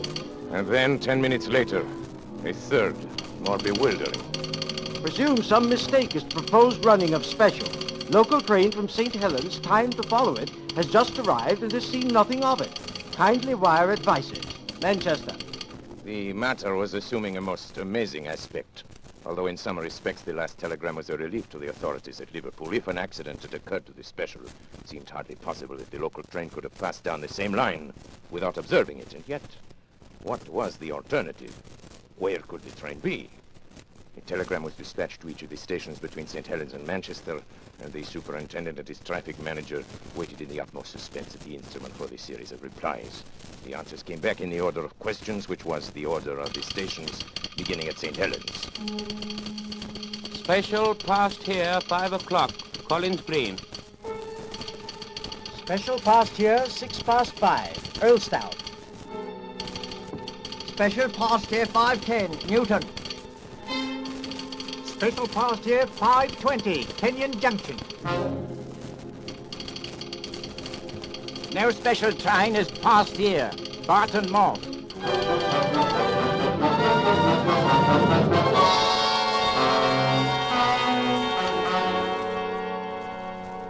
Hood, this is unique in my 30 years of experience. I can't understand it, Mr. Bland. The special has gone wrong between Kenyon Junction and Barton Moss. And yet there's no siding between the two stations.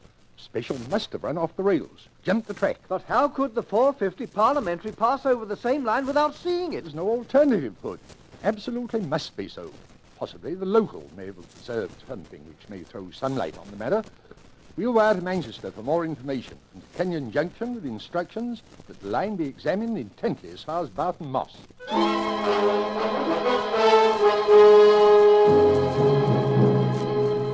The answer from Manchester came within a few minutes. No news of missing special. Driver and guard of local train positive no accident between Kenyon Junction and Barton Moss. Line quite clear and no sign of anything unusual. Manchester.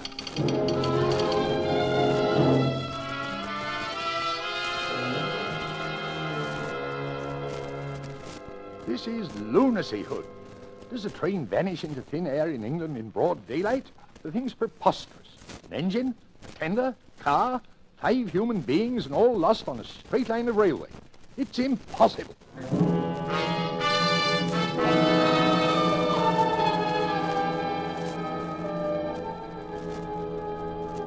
A month elapsed, during which both the police and the company prosecuted their inquiries without the slightest success. Mr. Bland, at the end of this period, offered his resignation. It was accepted. The affair remained unsolved. A reward was offered and a pardon promised in case of crime, but they were both unclaimed. Every day the public opened their papers with the conviction that so grotesque a mystery would at last be solved, but week after week passed by, and a solution remained as far off as ever. Then a new and most unexpected incident occurred. This was nothing less than the receipt by Mrs. McPherson of a letter from her husband, James McPherson, who had been conductor of the missing train. The letter, which was dated July 5, 1925, was posted from Mozambique, Portuguese East Africa, and came to hand upon the July 14th. My dear wife, I've been thinking a great deal, and I find it very hard to give you up. I try to fight against it, but it will always come back to me. I send you some money, which will change into 20 English pounds. This should be enough to bring you here. Things are very difficult with me at present, and I'm not very happy, finding it so hard to give you up. So no more at present. From your loving husband, James McPherson.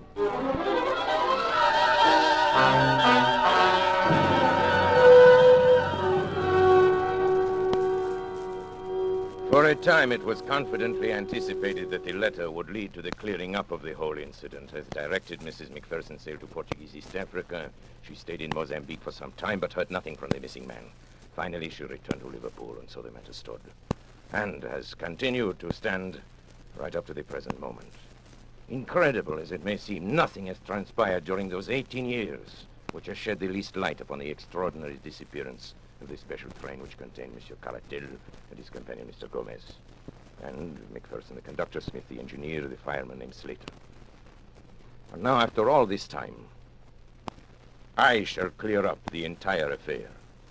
And unless I hear from those so highly respectable gentlemen who were my employers and who are completely implicated in the crime, unless I hear from them before I'm finished.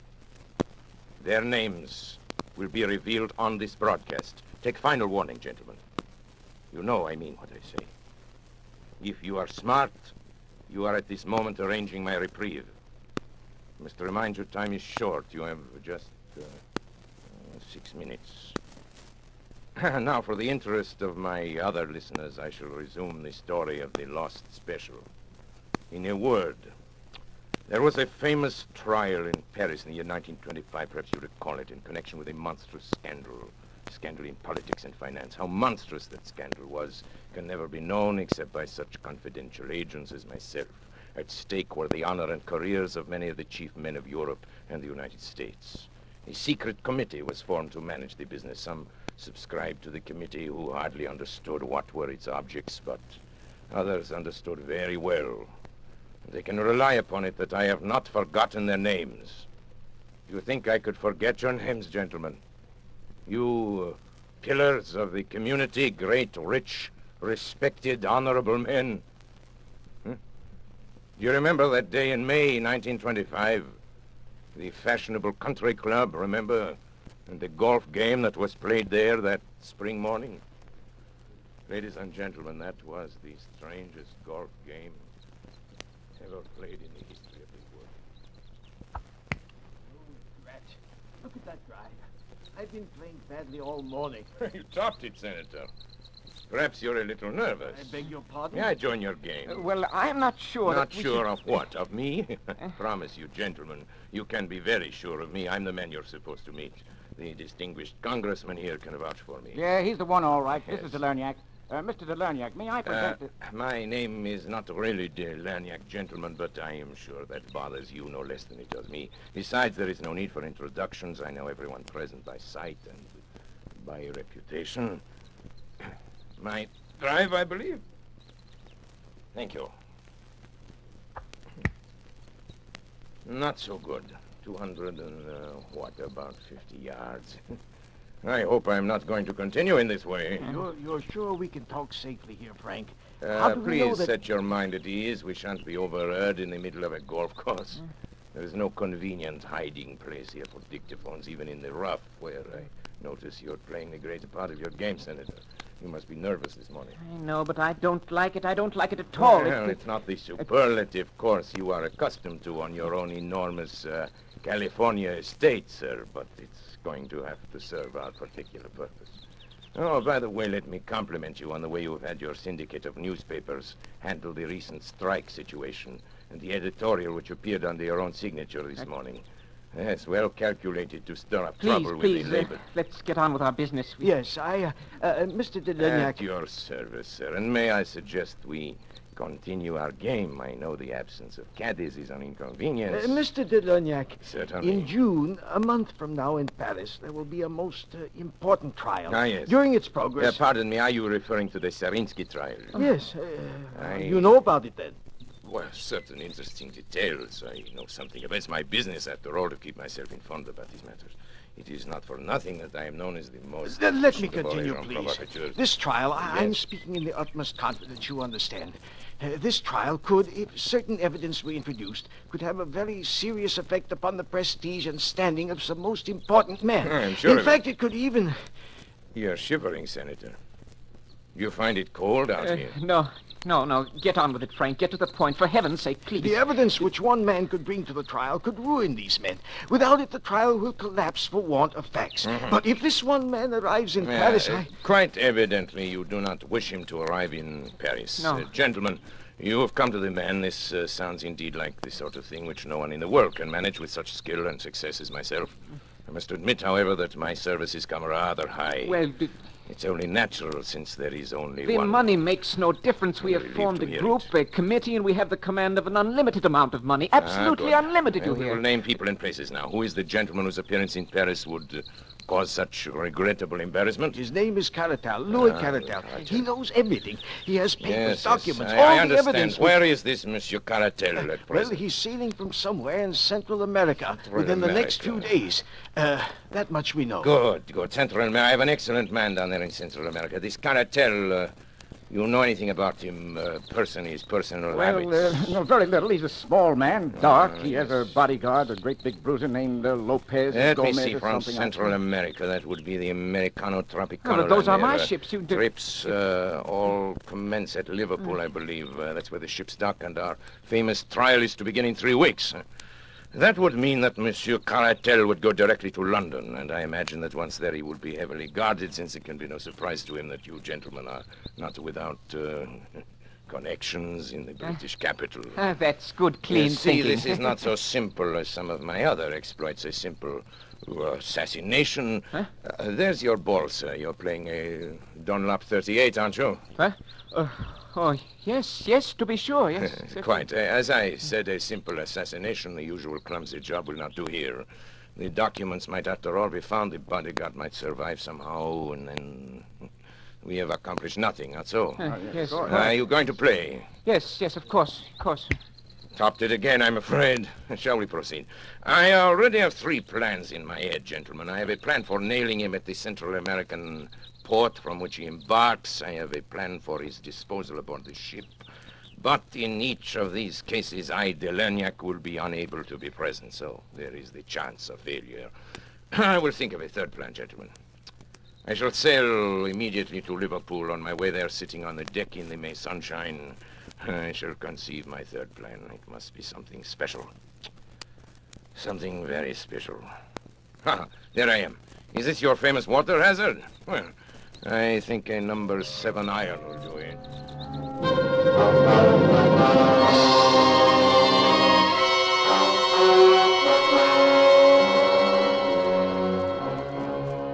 And thus I undertook to bring about the complete destruction of Monsieur Caratel, his bodyguard companion, Gomez, and his documents. Plan 1 was already out the window, as I found out the next day. Delerniak, White Sulphur Springs, Virginia.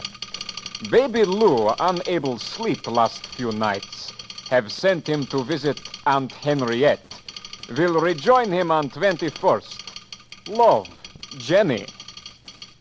This telegram from Matagalpa conveyed to me the information that Caratel, possibly sensing danger, had moved from his hotel and gone to stay with friends until his ship sailed. So it was impossible to carry out the idea of the fire in the hotel. His ship leaving on the 21st was the Henriette. On my 4th day at sea, I heard from her. Delernac, Baron Carrier. Ship-to-ship communication from Henriette, Tropicana line. Presented Grace your box of chocolates. Louise has given up candy for Lent. Grace still wants us all together for 29th birthday party. Will be really special. Ralph. This meant that poison had been given to Gomez, the bodyguard, in an effort to get him at least out of the way. He had been unable to succumb to it. He'd thrown off the effects, and it is evidenced by the report that we would all be together on the 29th. Now, Caratel had refused to eat the food containing the poison. So much for Plan 2, which was not worthy of me anyway, since there was always the possibility of the bodies being found in the ocean. The man Gomez was carrying the documents in a dispatch case strapped to his wrist, and I must tell you something now. I was glad, mind you, that we had failed so far, for the plan I had conceived on the night I arrived in Liverpool was so magnificent, so absolutely unprecedented in the annals of crime, that I owed it to myself, to my employers, and to history to carry it through. The inspiration came from the words in the code telegram which indicated that Caratel would arrive in London and hire a special train there to convey him from Liverpool. My British agent, Mr. Moore, and I contrived to buy over several officials of the railway. Now, here begins the story. First, the division head, who helped us employ James McPherson, whom we contrived to be the conductor of any special train we designated. Then further, at a sum that would make them independent for life, we bought over an engine driver named Oswald Smith and the fireman John Slater. These men, we arranged with the division head, would be assigned to whatever special train was hired by Caratel. On the afternoon of June 3rd, as I was sitting in my room at the inn at Barton Moss, the call I had been awaiting came through. It was McPherson reporting. Hello, Mr. Delerniak. We shall be leaving in a few minutes. Hmm. He's hired the special. Good. Smith will be engine driver and Slater fireman. And of course, I'll be in charge. What about Moore? Will he be aboard? Afraid not, sir. He gave them quite a story about having to reach his sick wife and all. But Caratal would have none of it. You said, though, sir, that it didn't matter. It does not matter. What time will you pass Kenyon Junction? Let me see, sir. If we leave the next few minutes, we should be there at 5:10. 5:10. It's a 49-minute run, sir. 45 minutes. I can make it, but delay all you can before you start. Yes, sir. I guess it's all up to you from now on. Best of luck, sir. Oh, here they come, sir. Goodbye.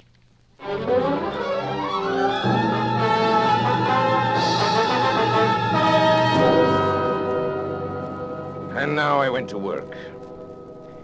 Everything had been prepared for days before, and only the finishing touches were needed. The side track, just before Borton Moss, leading to the abandoned Heartsease mine, had once joined the main line, but it had been disconnected when the mine had been worked out some years before. We had only to replace a few rails to connect it once more. With my small but competent band of workers, we had everything ready well before the special arrived. When it did arrive, it ran off upon the small sideline so easily that the jolting of the switch points appears to have been entirely unnoticed by the two travelers. So, now I have our special train upon the small line which leads, or rather used to lead, to the abandoned mine. You will ask how it is that no one saw the train upon this unused line. I answer that along its entire length it runs through a deep cutting, and that unless someone had been on the edge of that cutting, he could not have seen it. There was someone on the edge of that cutting. I was there. And now I will tell you what I saw. The moment the train was fairly on the sideline, Smith slowed down the engine, and then having turned it on full speed ahead, he and McPherson with Slater, the fireman, sprang off before it was too late. It may be that it was this slowing down which first attracted the attention of the travelers, but the train was running at top speed before their heads appeared at the open window. It makes me smile to think how bewildered they must have been. What a catch must have come to their breath as it flashed upon them, that it was not Manchester that was awaiting them, but death. The train was now running at frantic speed, rolling and rocking over the rough and rusty line, while the wheels made a frightful screaming sound on the corroded surface. I was close to them and could see their faces. Caratal was praying, I think. There was something like a rosary dangling out of his hand. The other, Gomez, roared like a bull, but was drowned out by the incredible noise of the train. He saw me standing on the bank, and when he realized he couldn't be heard, he beckoned to me like a madman, tearing at his wrist and hurling the dispatch box out of the window in my direction. Of course, his meaning was obvious. Here was the evidence that they would promise to be silent if their lives were spared. It would have been very agreeable if it could have been done so, but business is business. Besides, the train was now so much beyond our control as it was theirs. He ceased his howling and gesturing when the train rattled around the curve, and they saw the black mouth of the mine yawning before them. They were struck silent by what they saw, and yet they could not withdraw their heads.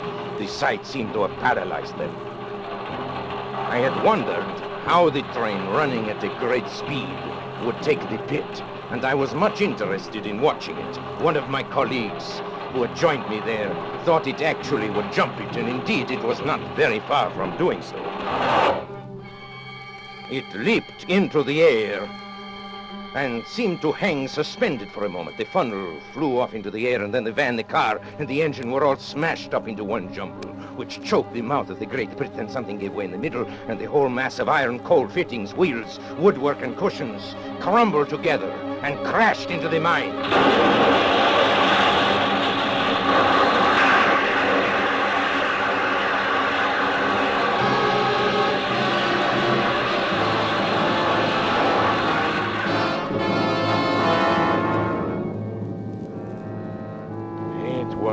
Perfect. The deep muddy water standing in the bottom of the pit 200 feet below responded to the intense heat of the engine boilers. It hissed loudly and blew great bubbles of black mire into the air. At the same time, the walls of the pit loosened by the impact of the train as it struck the opposite side, gave way, and a mighty avalanche of rock and dirt thundered down upon the wreckage of the train as it settled with a low, hissing sigh and was covered forever by the mud and mire, the vapor hanging in the air shredded off into thin, small wisps, and all was quiet again in the Heartsease mine. And now, having carried out our plan so successfully, it remained only to leave no trace behind us. Our little band of workers at the other end had already ripped up the rails and disconnected the sideline, replacing everything as it had been before. We were equally busy at the mine. The lines which led to it were torn up and taken away. Then, without flurry but without delay, we all made our way out of the country, most of us to Paris, my English agent to Manchester, and Macpherson to East Africa. Word in passing about Macpherson, who was foolish enough to write to his wife and tell her to meet him in Mozambique. And naturally, we took steps to ensure that this meeting would never come about. I have sometimes thought it would be a kindness to write to Mrs. Macpherson and to assure her that there is no impediment to her marrying again. But of the lost special, let the English papers of that date tell how thoroughly we had done our work and how completely we had thrown the cleverest of their detectives off our track. You will remember that Gomez threw his bag of papers out of the window, and I need not say that I secured that bag and brought them to my employers.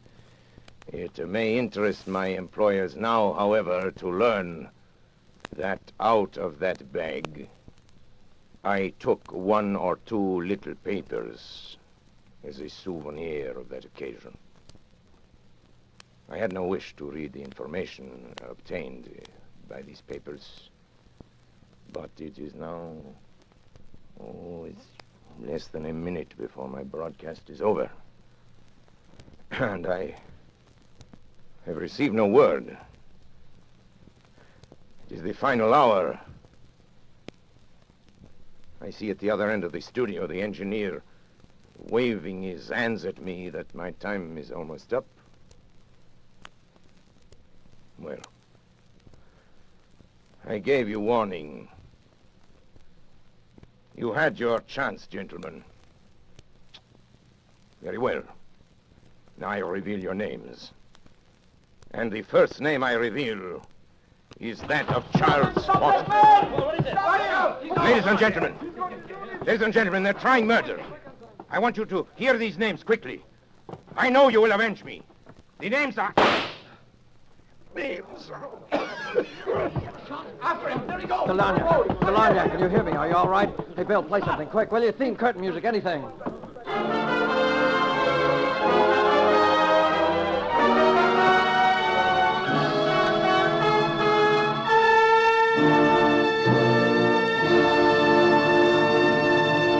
And so closes the Lost Special by Sir Arthur Conan Doyle, starring Orson Welles. Tonight's tale of suspense.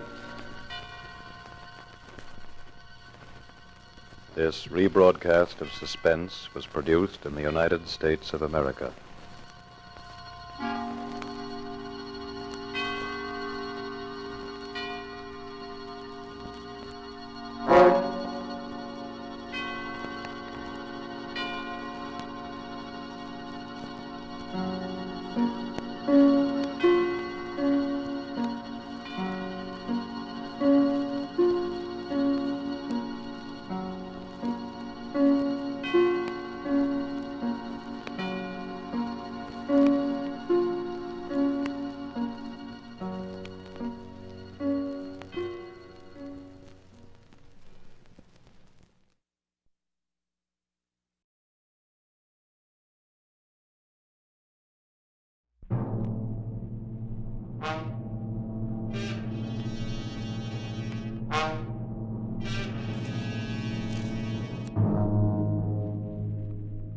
Worried about the United Nations? Anxious about those bills piling up? Want to get away from it all? CBS offers you Escape.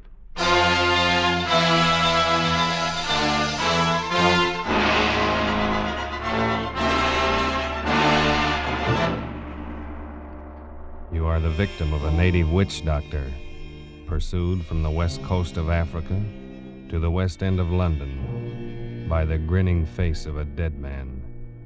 You are under the curse of a poorer man.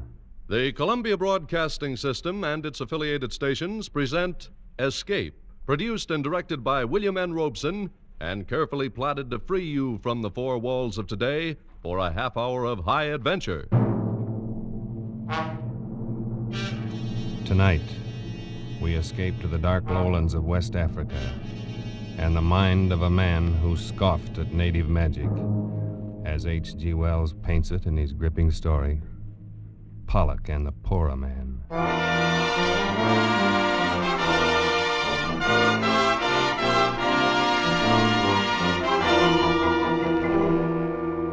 I had spent considerable time in Africa, but I have given little credence to the many superstitions of the natives there.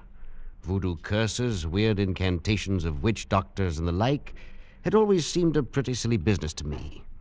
But that was before the affair of Pollock and the Poorer Man.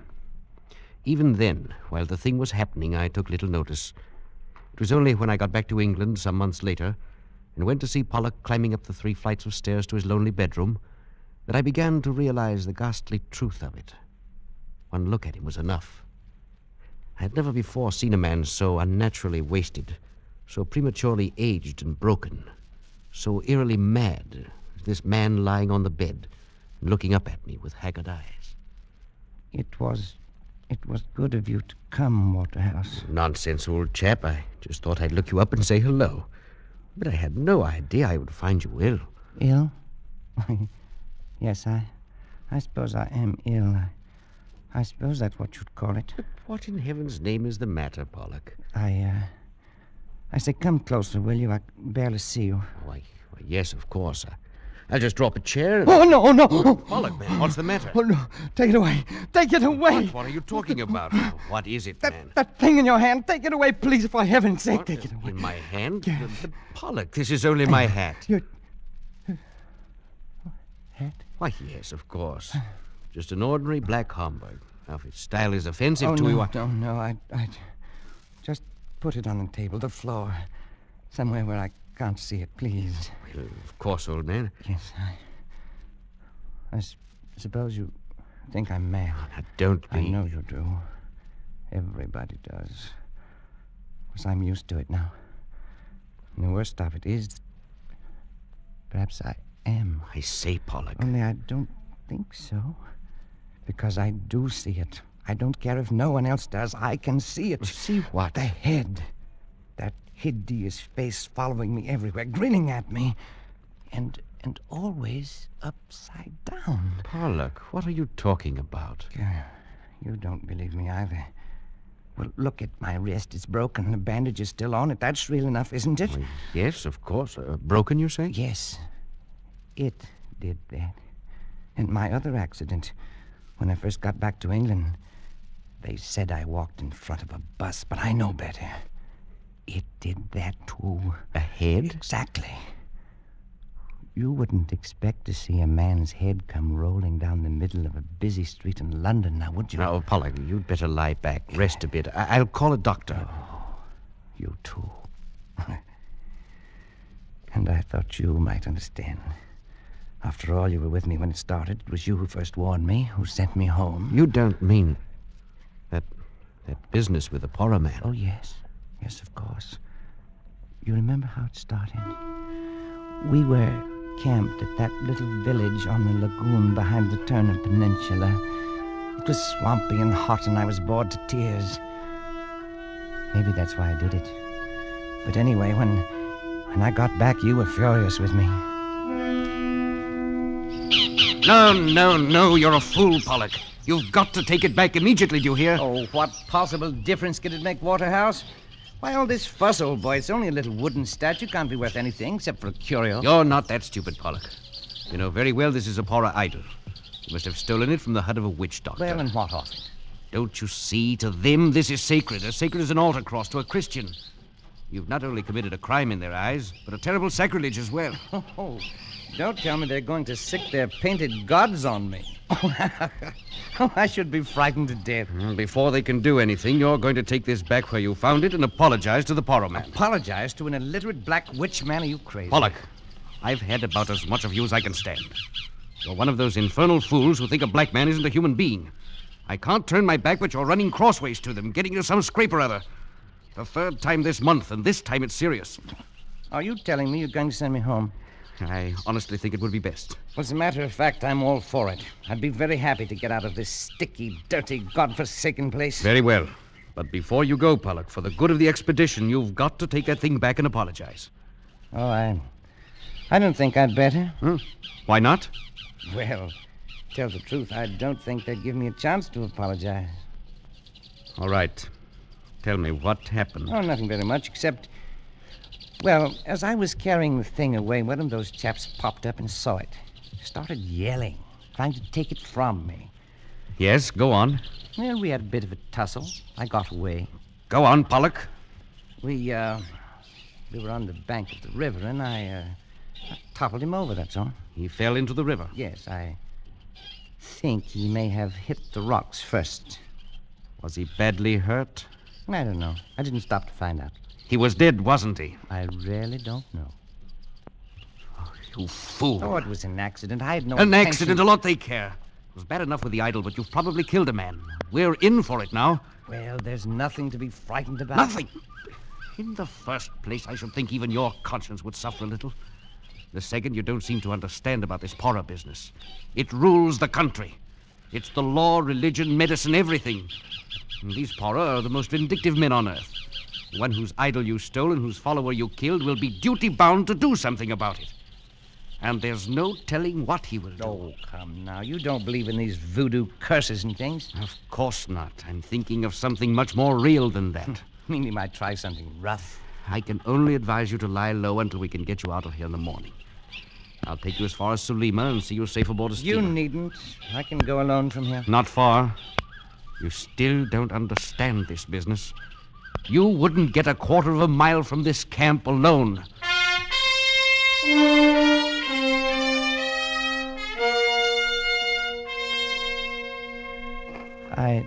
I still thought you were making a mountain out of a molehill, Waterhouse.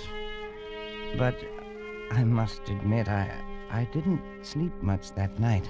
I lay there on the mat in my hut and listened to the sounds of the village. And then later to the noises of the night-wakening jungle. Sometime after midnight, I must have dozed off because I awoke with a start. For a moment, I was confused, but I sensed something wrong. And then, framed against the moonlight square of the door, I saw a hand upraised, and in it, a knife. Stop it! Stop or I'll shoot! Stop, you devil, you! Pollock, what is it? What happened? I missed the beggar, Waterhouse. I missed him. Who missed who? What happened? The Porro man. Waterhouse, he was in my hut. He had a knife. He tried to kill me. Now, wait a minute. Wait till I find a light. There. Are you all right, man? Oh, I'm all right. I just saw it in time. I rolled aside and... Look. Eh? In my bed. The knife. Oh, that was a narrow one. Well, perhaps now you understand the seriousness of this. Waterhouse, I saw his face. He stopped just at the door for a second. He was crouched down and he looked back at me from under his arm. His face was etched clearly in the moonlight. It was upside down. I'll never forget it. I'll get you a drink. Listen, Waterhouse, listen. He glared back at me with his painted face upside down and streaked with those hideous scars they cut in their cheeks. See that in my dreams. Now, steady on, old man. Now, here you are. Drink this. Well, Waterhouse. The idol's gone. I've just noticed the idol's gone. He took it. It's gone. Yes. Well, then it's all over. He got what he wants. He won't bother me again, will he? I'm afraid there's more to it than that.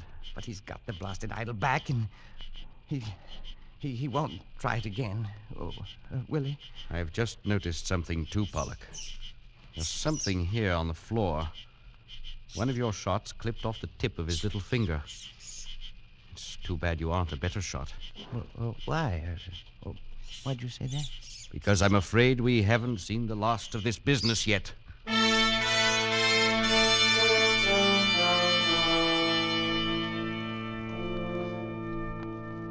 You were more right than you knew, Waterhouse. The next morning was only the beginning. We were standing by the river and supervising packing. I'm glad we're getting out of here. There's something brewing, or things wouldn't be so quiet. Oh, what would be brewing? A stink in a copper pot, probably. Dancing in a circle of skulls, putting curses on you. Oh, that. What can he do? How the devil should I know? They're versatile people. They know a lot of rum dodges. The best thing to do... Look out! Oh, man, that was close. What was it? One of their beastly poisoned arrows in the tree behind you. Missed your head by inches. No. It came from over there in the bush. Well, let's do something. Let's chase him something. No use now. Never find him in there. Best thing for us to do is to get out of here quick.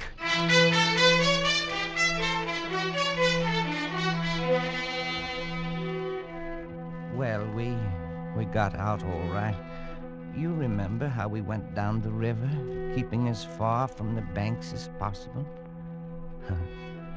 You thought I was safe when you got me to Salima and said goodbye, didn't you, Waterhouse? So did I. You said goodbye and went back to the interior. Nothing happened for 2 days, and I was beginning to feel that the whole thing was just a nasty dream. And then as I was walking in the compound, I was hit in the arm with a slug. It was a long shot. The bullet was spent. I only got a flesh wound. But I knew he was there. And I decided to confide in Pereira, the little Portuguese who had rented me a hut in his compound. He took it seriously. It is a personal question, you know. It's revenge, see? And he must hurry because you will leave the country. Yes, I'll be on the boat to Freetown in 3 more days. Then I'll be rid of him forever. Perhaps. Then there's this magic. Of course, I don't believe in it. Superstition. But still, it's not nice to think that wherever you are, there's a black man spends a moonlight night, sometimes dancing around a fire to send you bad dreams. You have any bad dreams? Well, there. Keep seeing the beggar's head upside down, grinning at me, showing all his teeth the way he did in the hut. Now, it's nothing to be afraid of. It's not pleasant either. Then they say poor men send snakes. You seen any snakes lately? Well, only one. I killed one this morning on the floor under my hammock. Almost stepped on him when I got up. Of course, it is coincidence. Still, I would keep eyes open. Then there is the pains in the legs and arms. I thought they were caused by miasma. Oh, probably they are. When did they begin? Why, 3 nights ago, the night... Oh, blast it, it's nonsense. If I could just meet this devil face to face, with a gun in my hand... You might shoot him. But then he might shoot you. I think he do not want to kill you. Anyway, not yet. Their idea is scare and worry a man with their spells and narrow misses and pains and bad dreams and all that until he's sick of life. Of course, it's all talk, see? You must not worry about it. Oh, no, of course not. But I wonder what he'll be up to next. Perhaps it is I who shall be up to something. What do you mean? Never mind. But I'm not one to just sit and take this.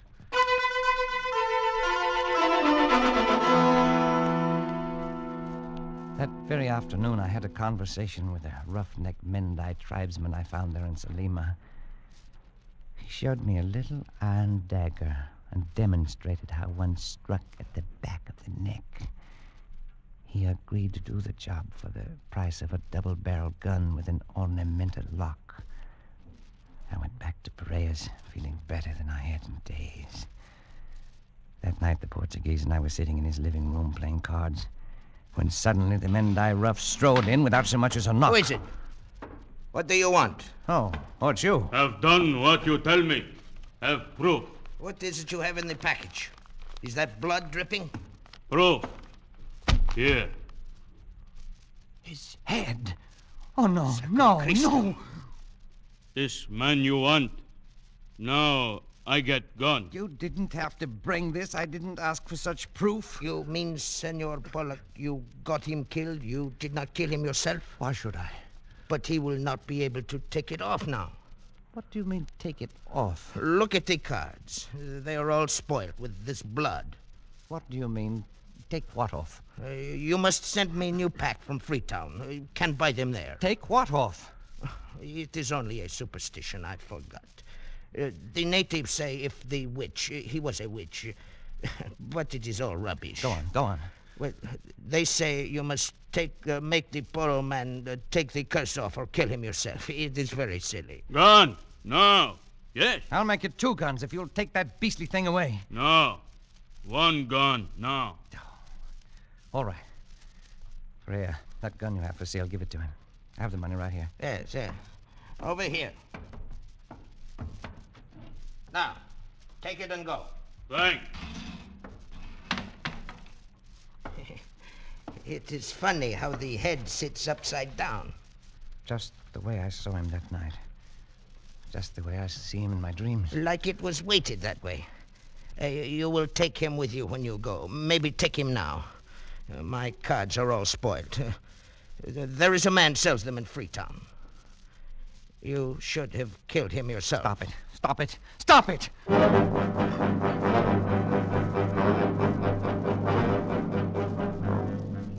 I took the thing to my hut, and no matter what I did, it always came to rest upside down and glaring at me. I got a shovel. I buried it in the soft earth behind the hut. But in the middle of the night, I was awakened by some sound in my room. Oh, what is it? Who's there? Speak up or I'll shoot. Oh, a dog. Only a dog.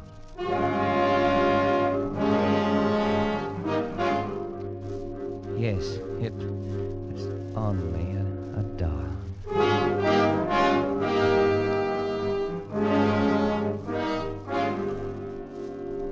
But in the morning, when I awoke and started to get out of bed, there it was, in the center of the floor, glaring at me upside down. It was uncanny until I remembered the dog. I found his paw prints in the dug-up earth outside, and I knew how it got there. I took the thing down to the river. I threw it as far as I could into the current. At last I'd be rid of it. That morning, I killed 2 snakes. But late in the afternoon, a little steamer arrived that would take me away from this insane land of the Paro and Freetown and civilization. I had almost begun to feel gay as that boat carried me swiftly away from the shores of the Poro land. At last I would be free, and soon I'd be back where Poro and curses and nightmares would be forgotten. I was standing at the rail, sighing with relief, when the captain of the steamer, whom I'd met before, strolled up and began to make conversation. After the usual exchange of pleasantries, he said, I picked up a rum curio on the beach this go. It's a thing I never saw done this side of India before. Why is that so? Yeah, the head of one of these Poro chaps, all ornamented with knife cuts. What? I say, what's the matter, old chap? You're green in the face. I wouldn't have took you for a bad sailor. Oh, I'm quite all right. Well, this head I was telling you about is a bit queer in a way. I've got it in a jar of spirits in my cabin, and I'm hanged if it don't float upside down. Here, I say, old chap, what's the matter? Stuart! Stuart! That was the last straw, I suppose. Something seemed to snap in my brain. And for the rest of the voyage, I lay there in the bunk, staring at the ceiling.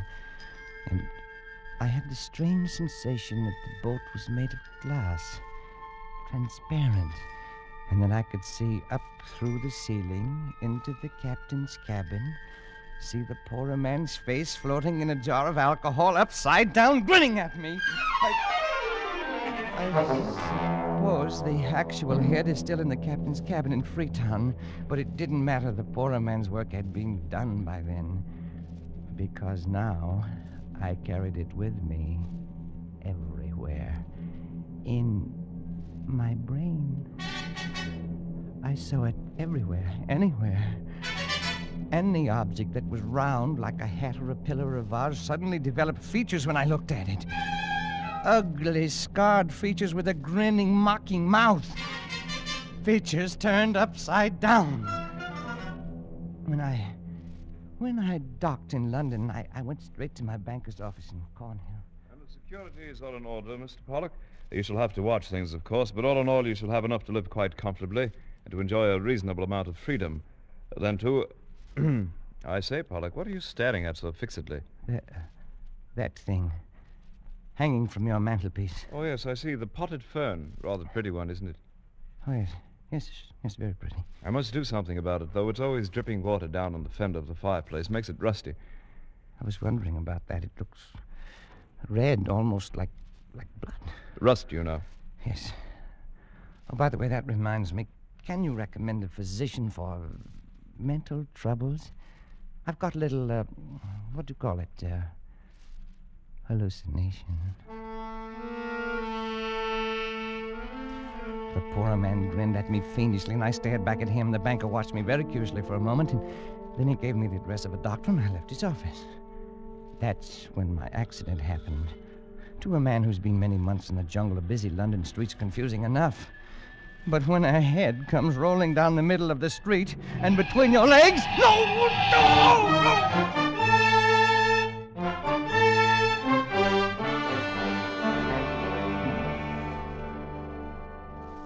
I was in the hospital for weeks. The only permanent injury, however, was the loss of the tip of my little finger. By strange coincidence, the same fingertip of the left hand that I'd shot off the poorer man that first night.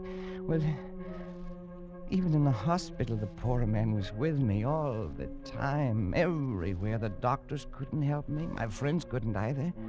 So I tried cycling in the country. But that thing kept rolling along beside me and getting tangled up in the wheels and spilling me. That's how I got the broken wrist. Well, the worst came only last week. I'd just come back from a long walk, hoping to be tired enough to go to sleep. And as usual, that bronze vase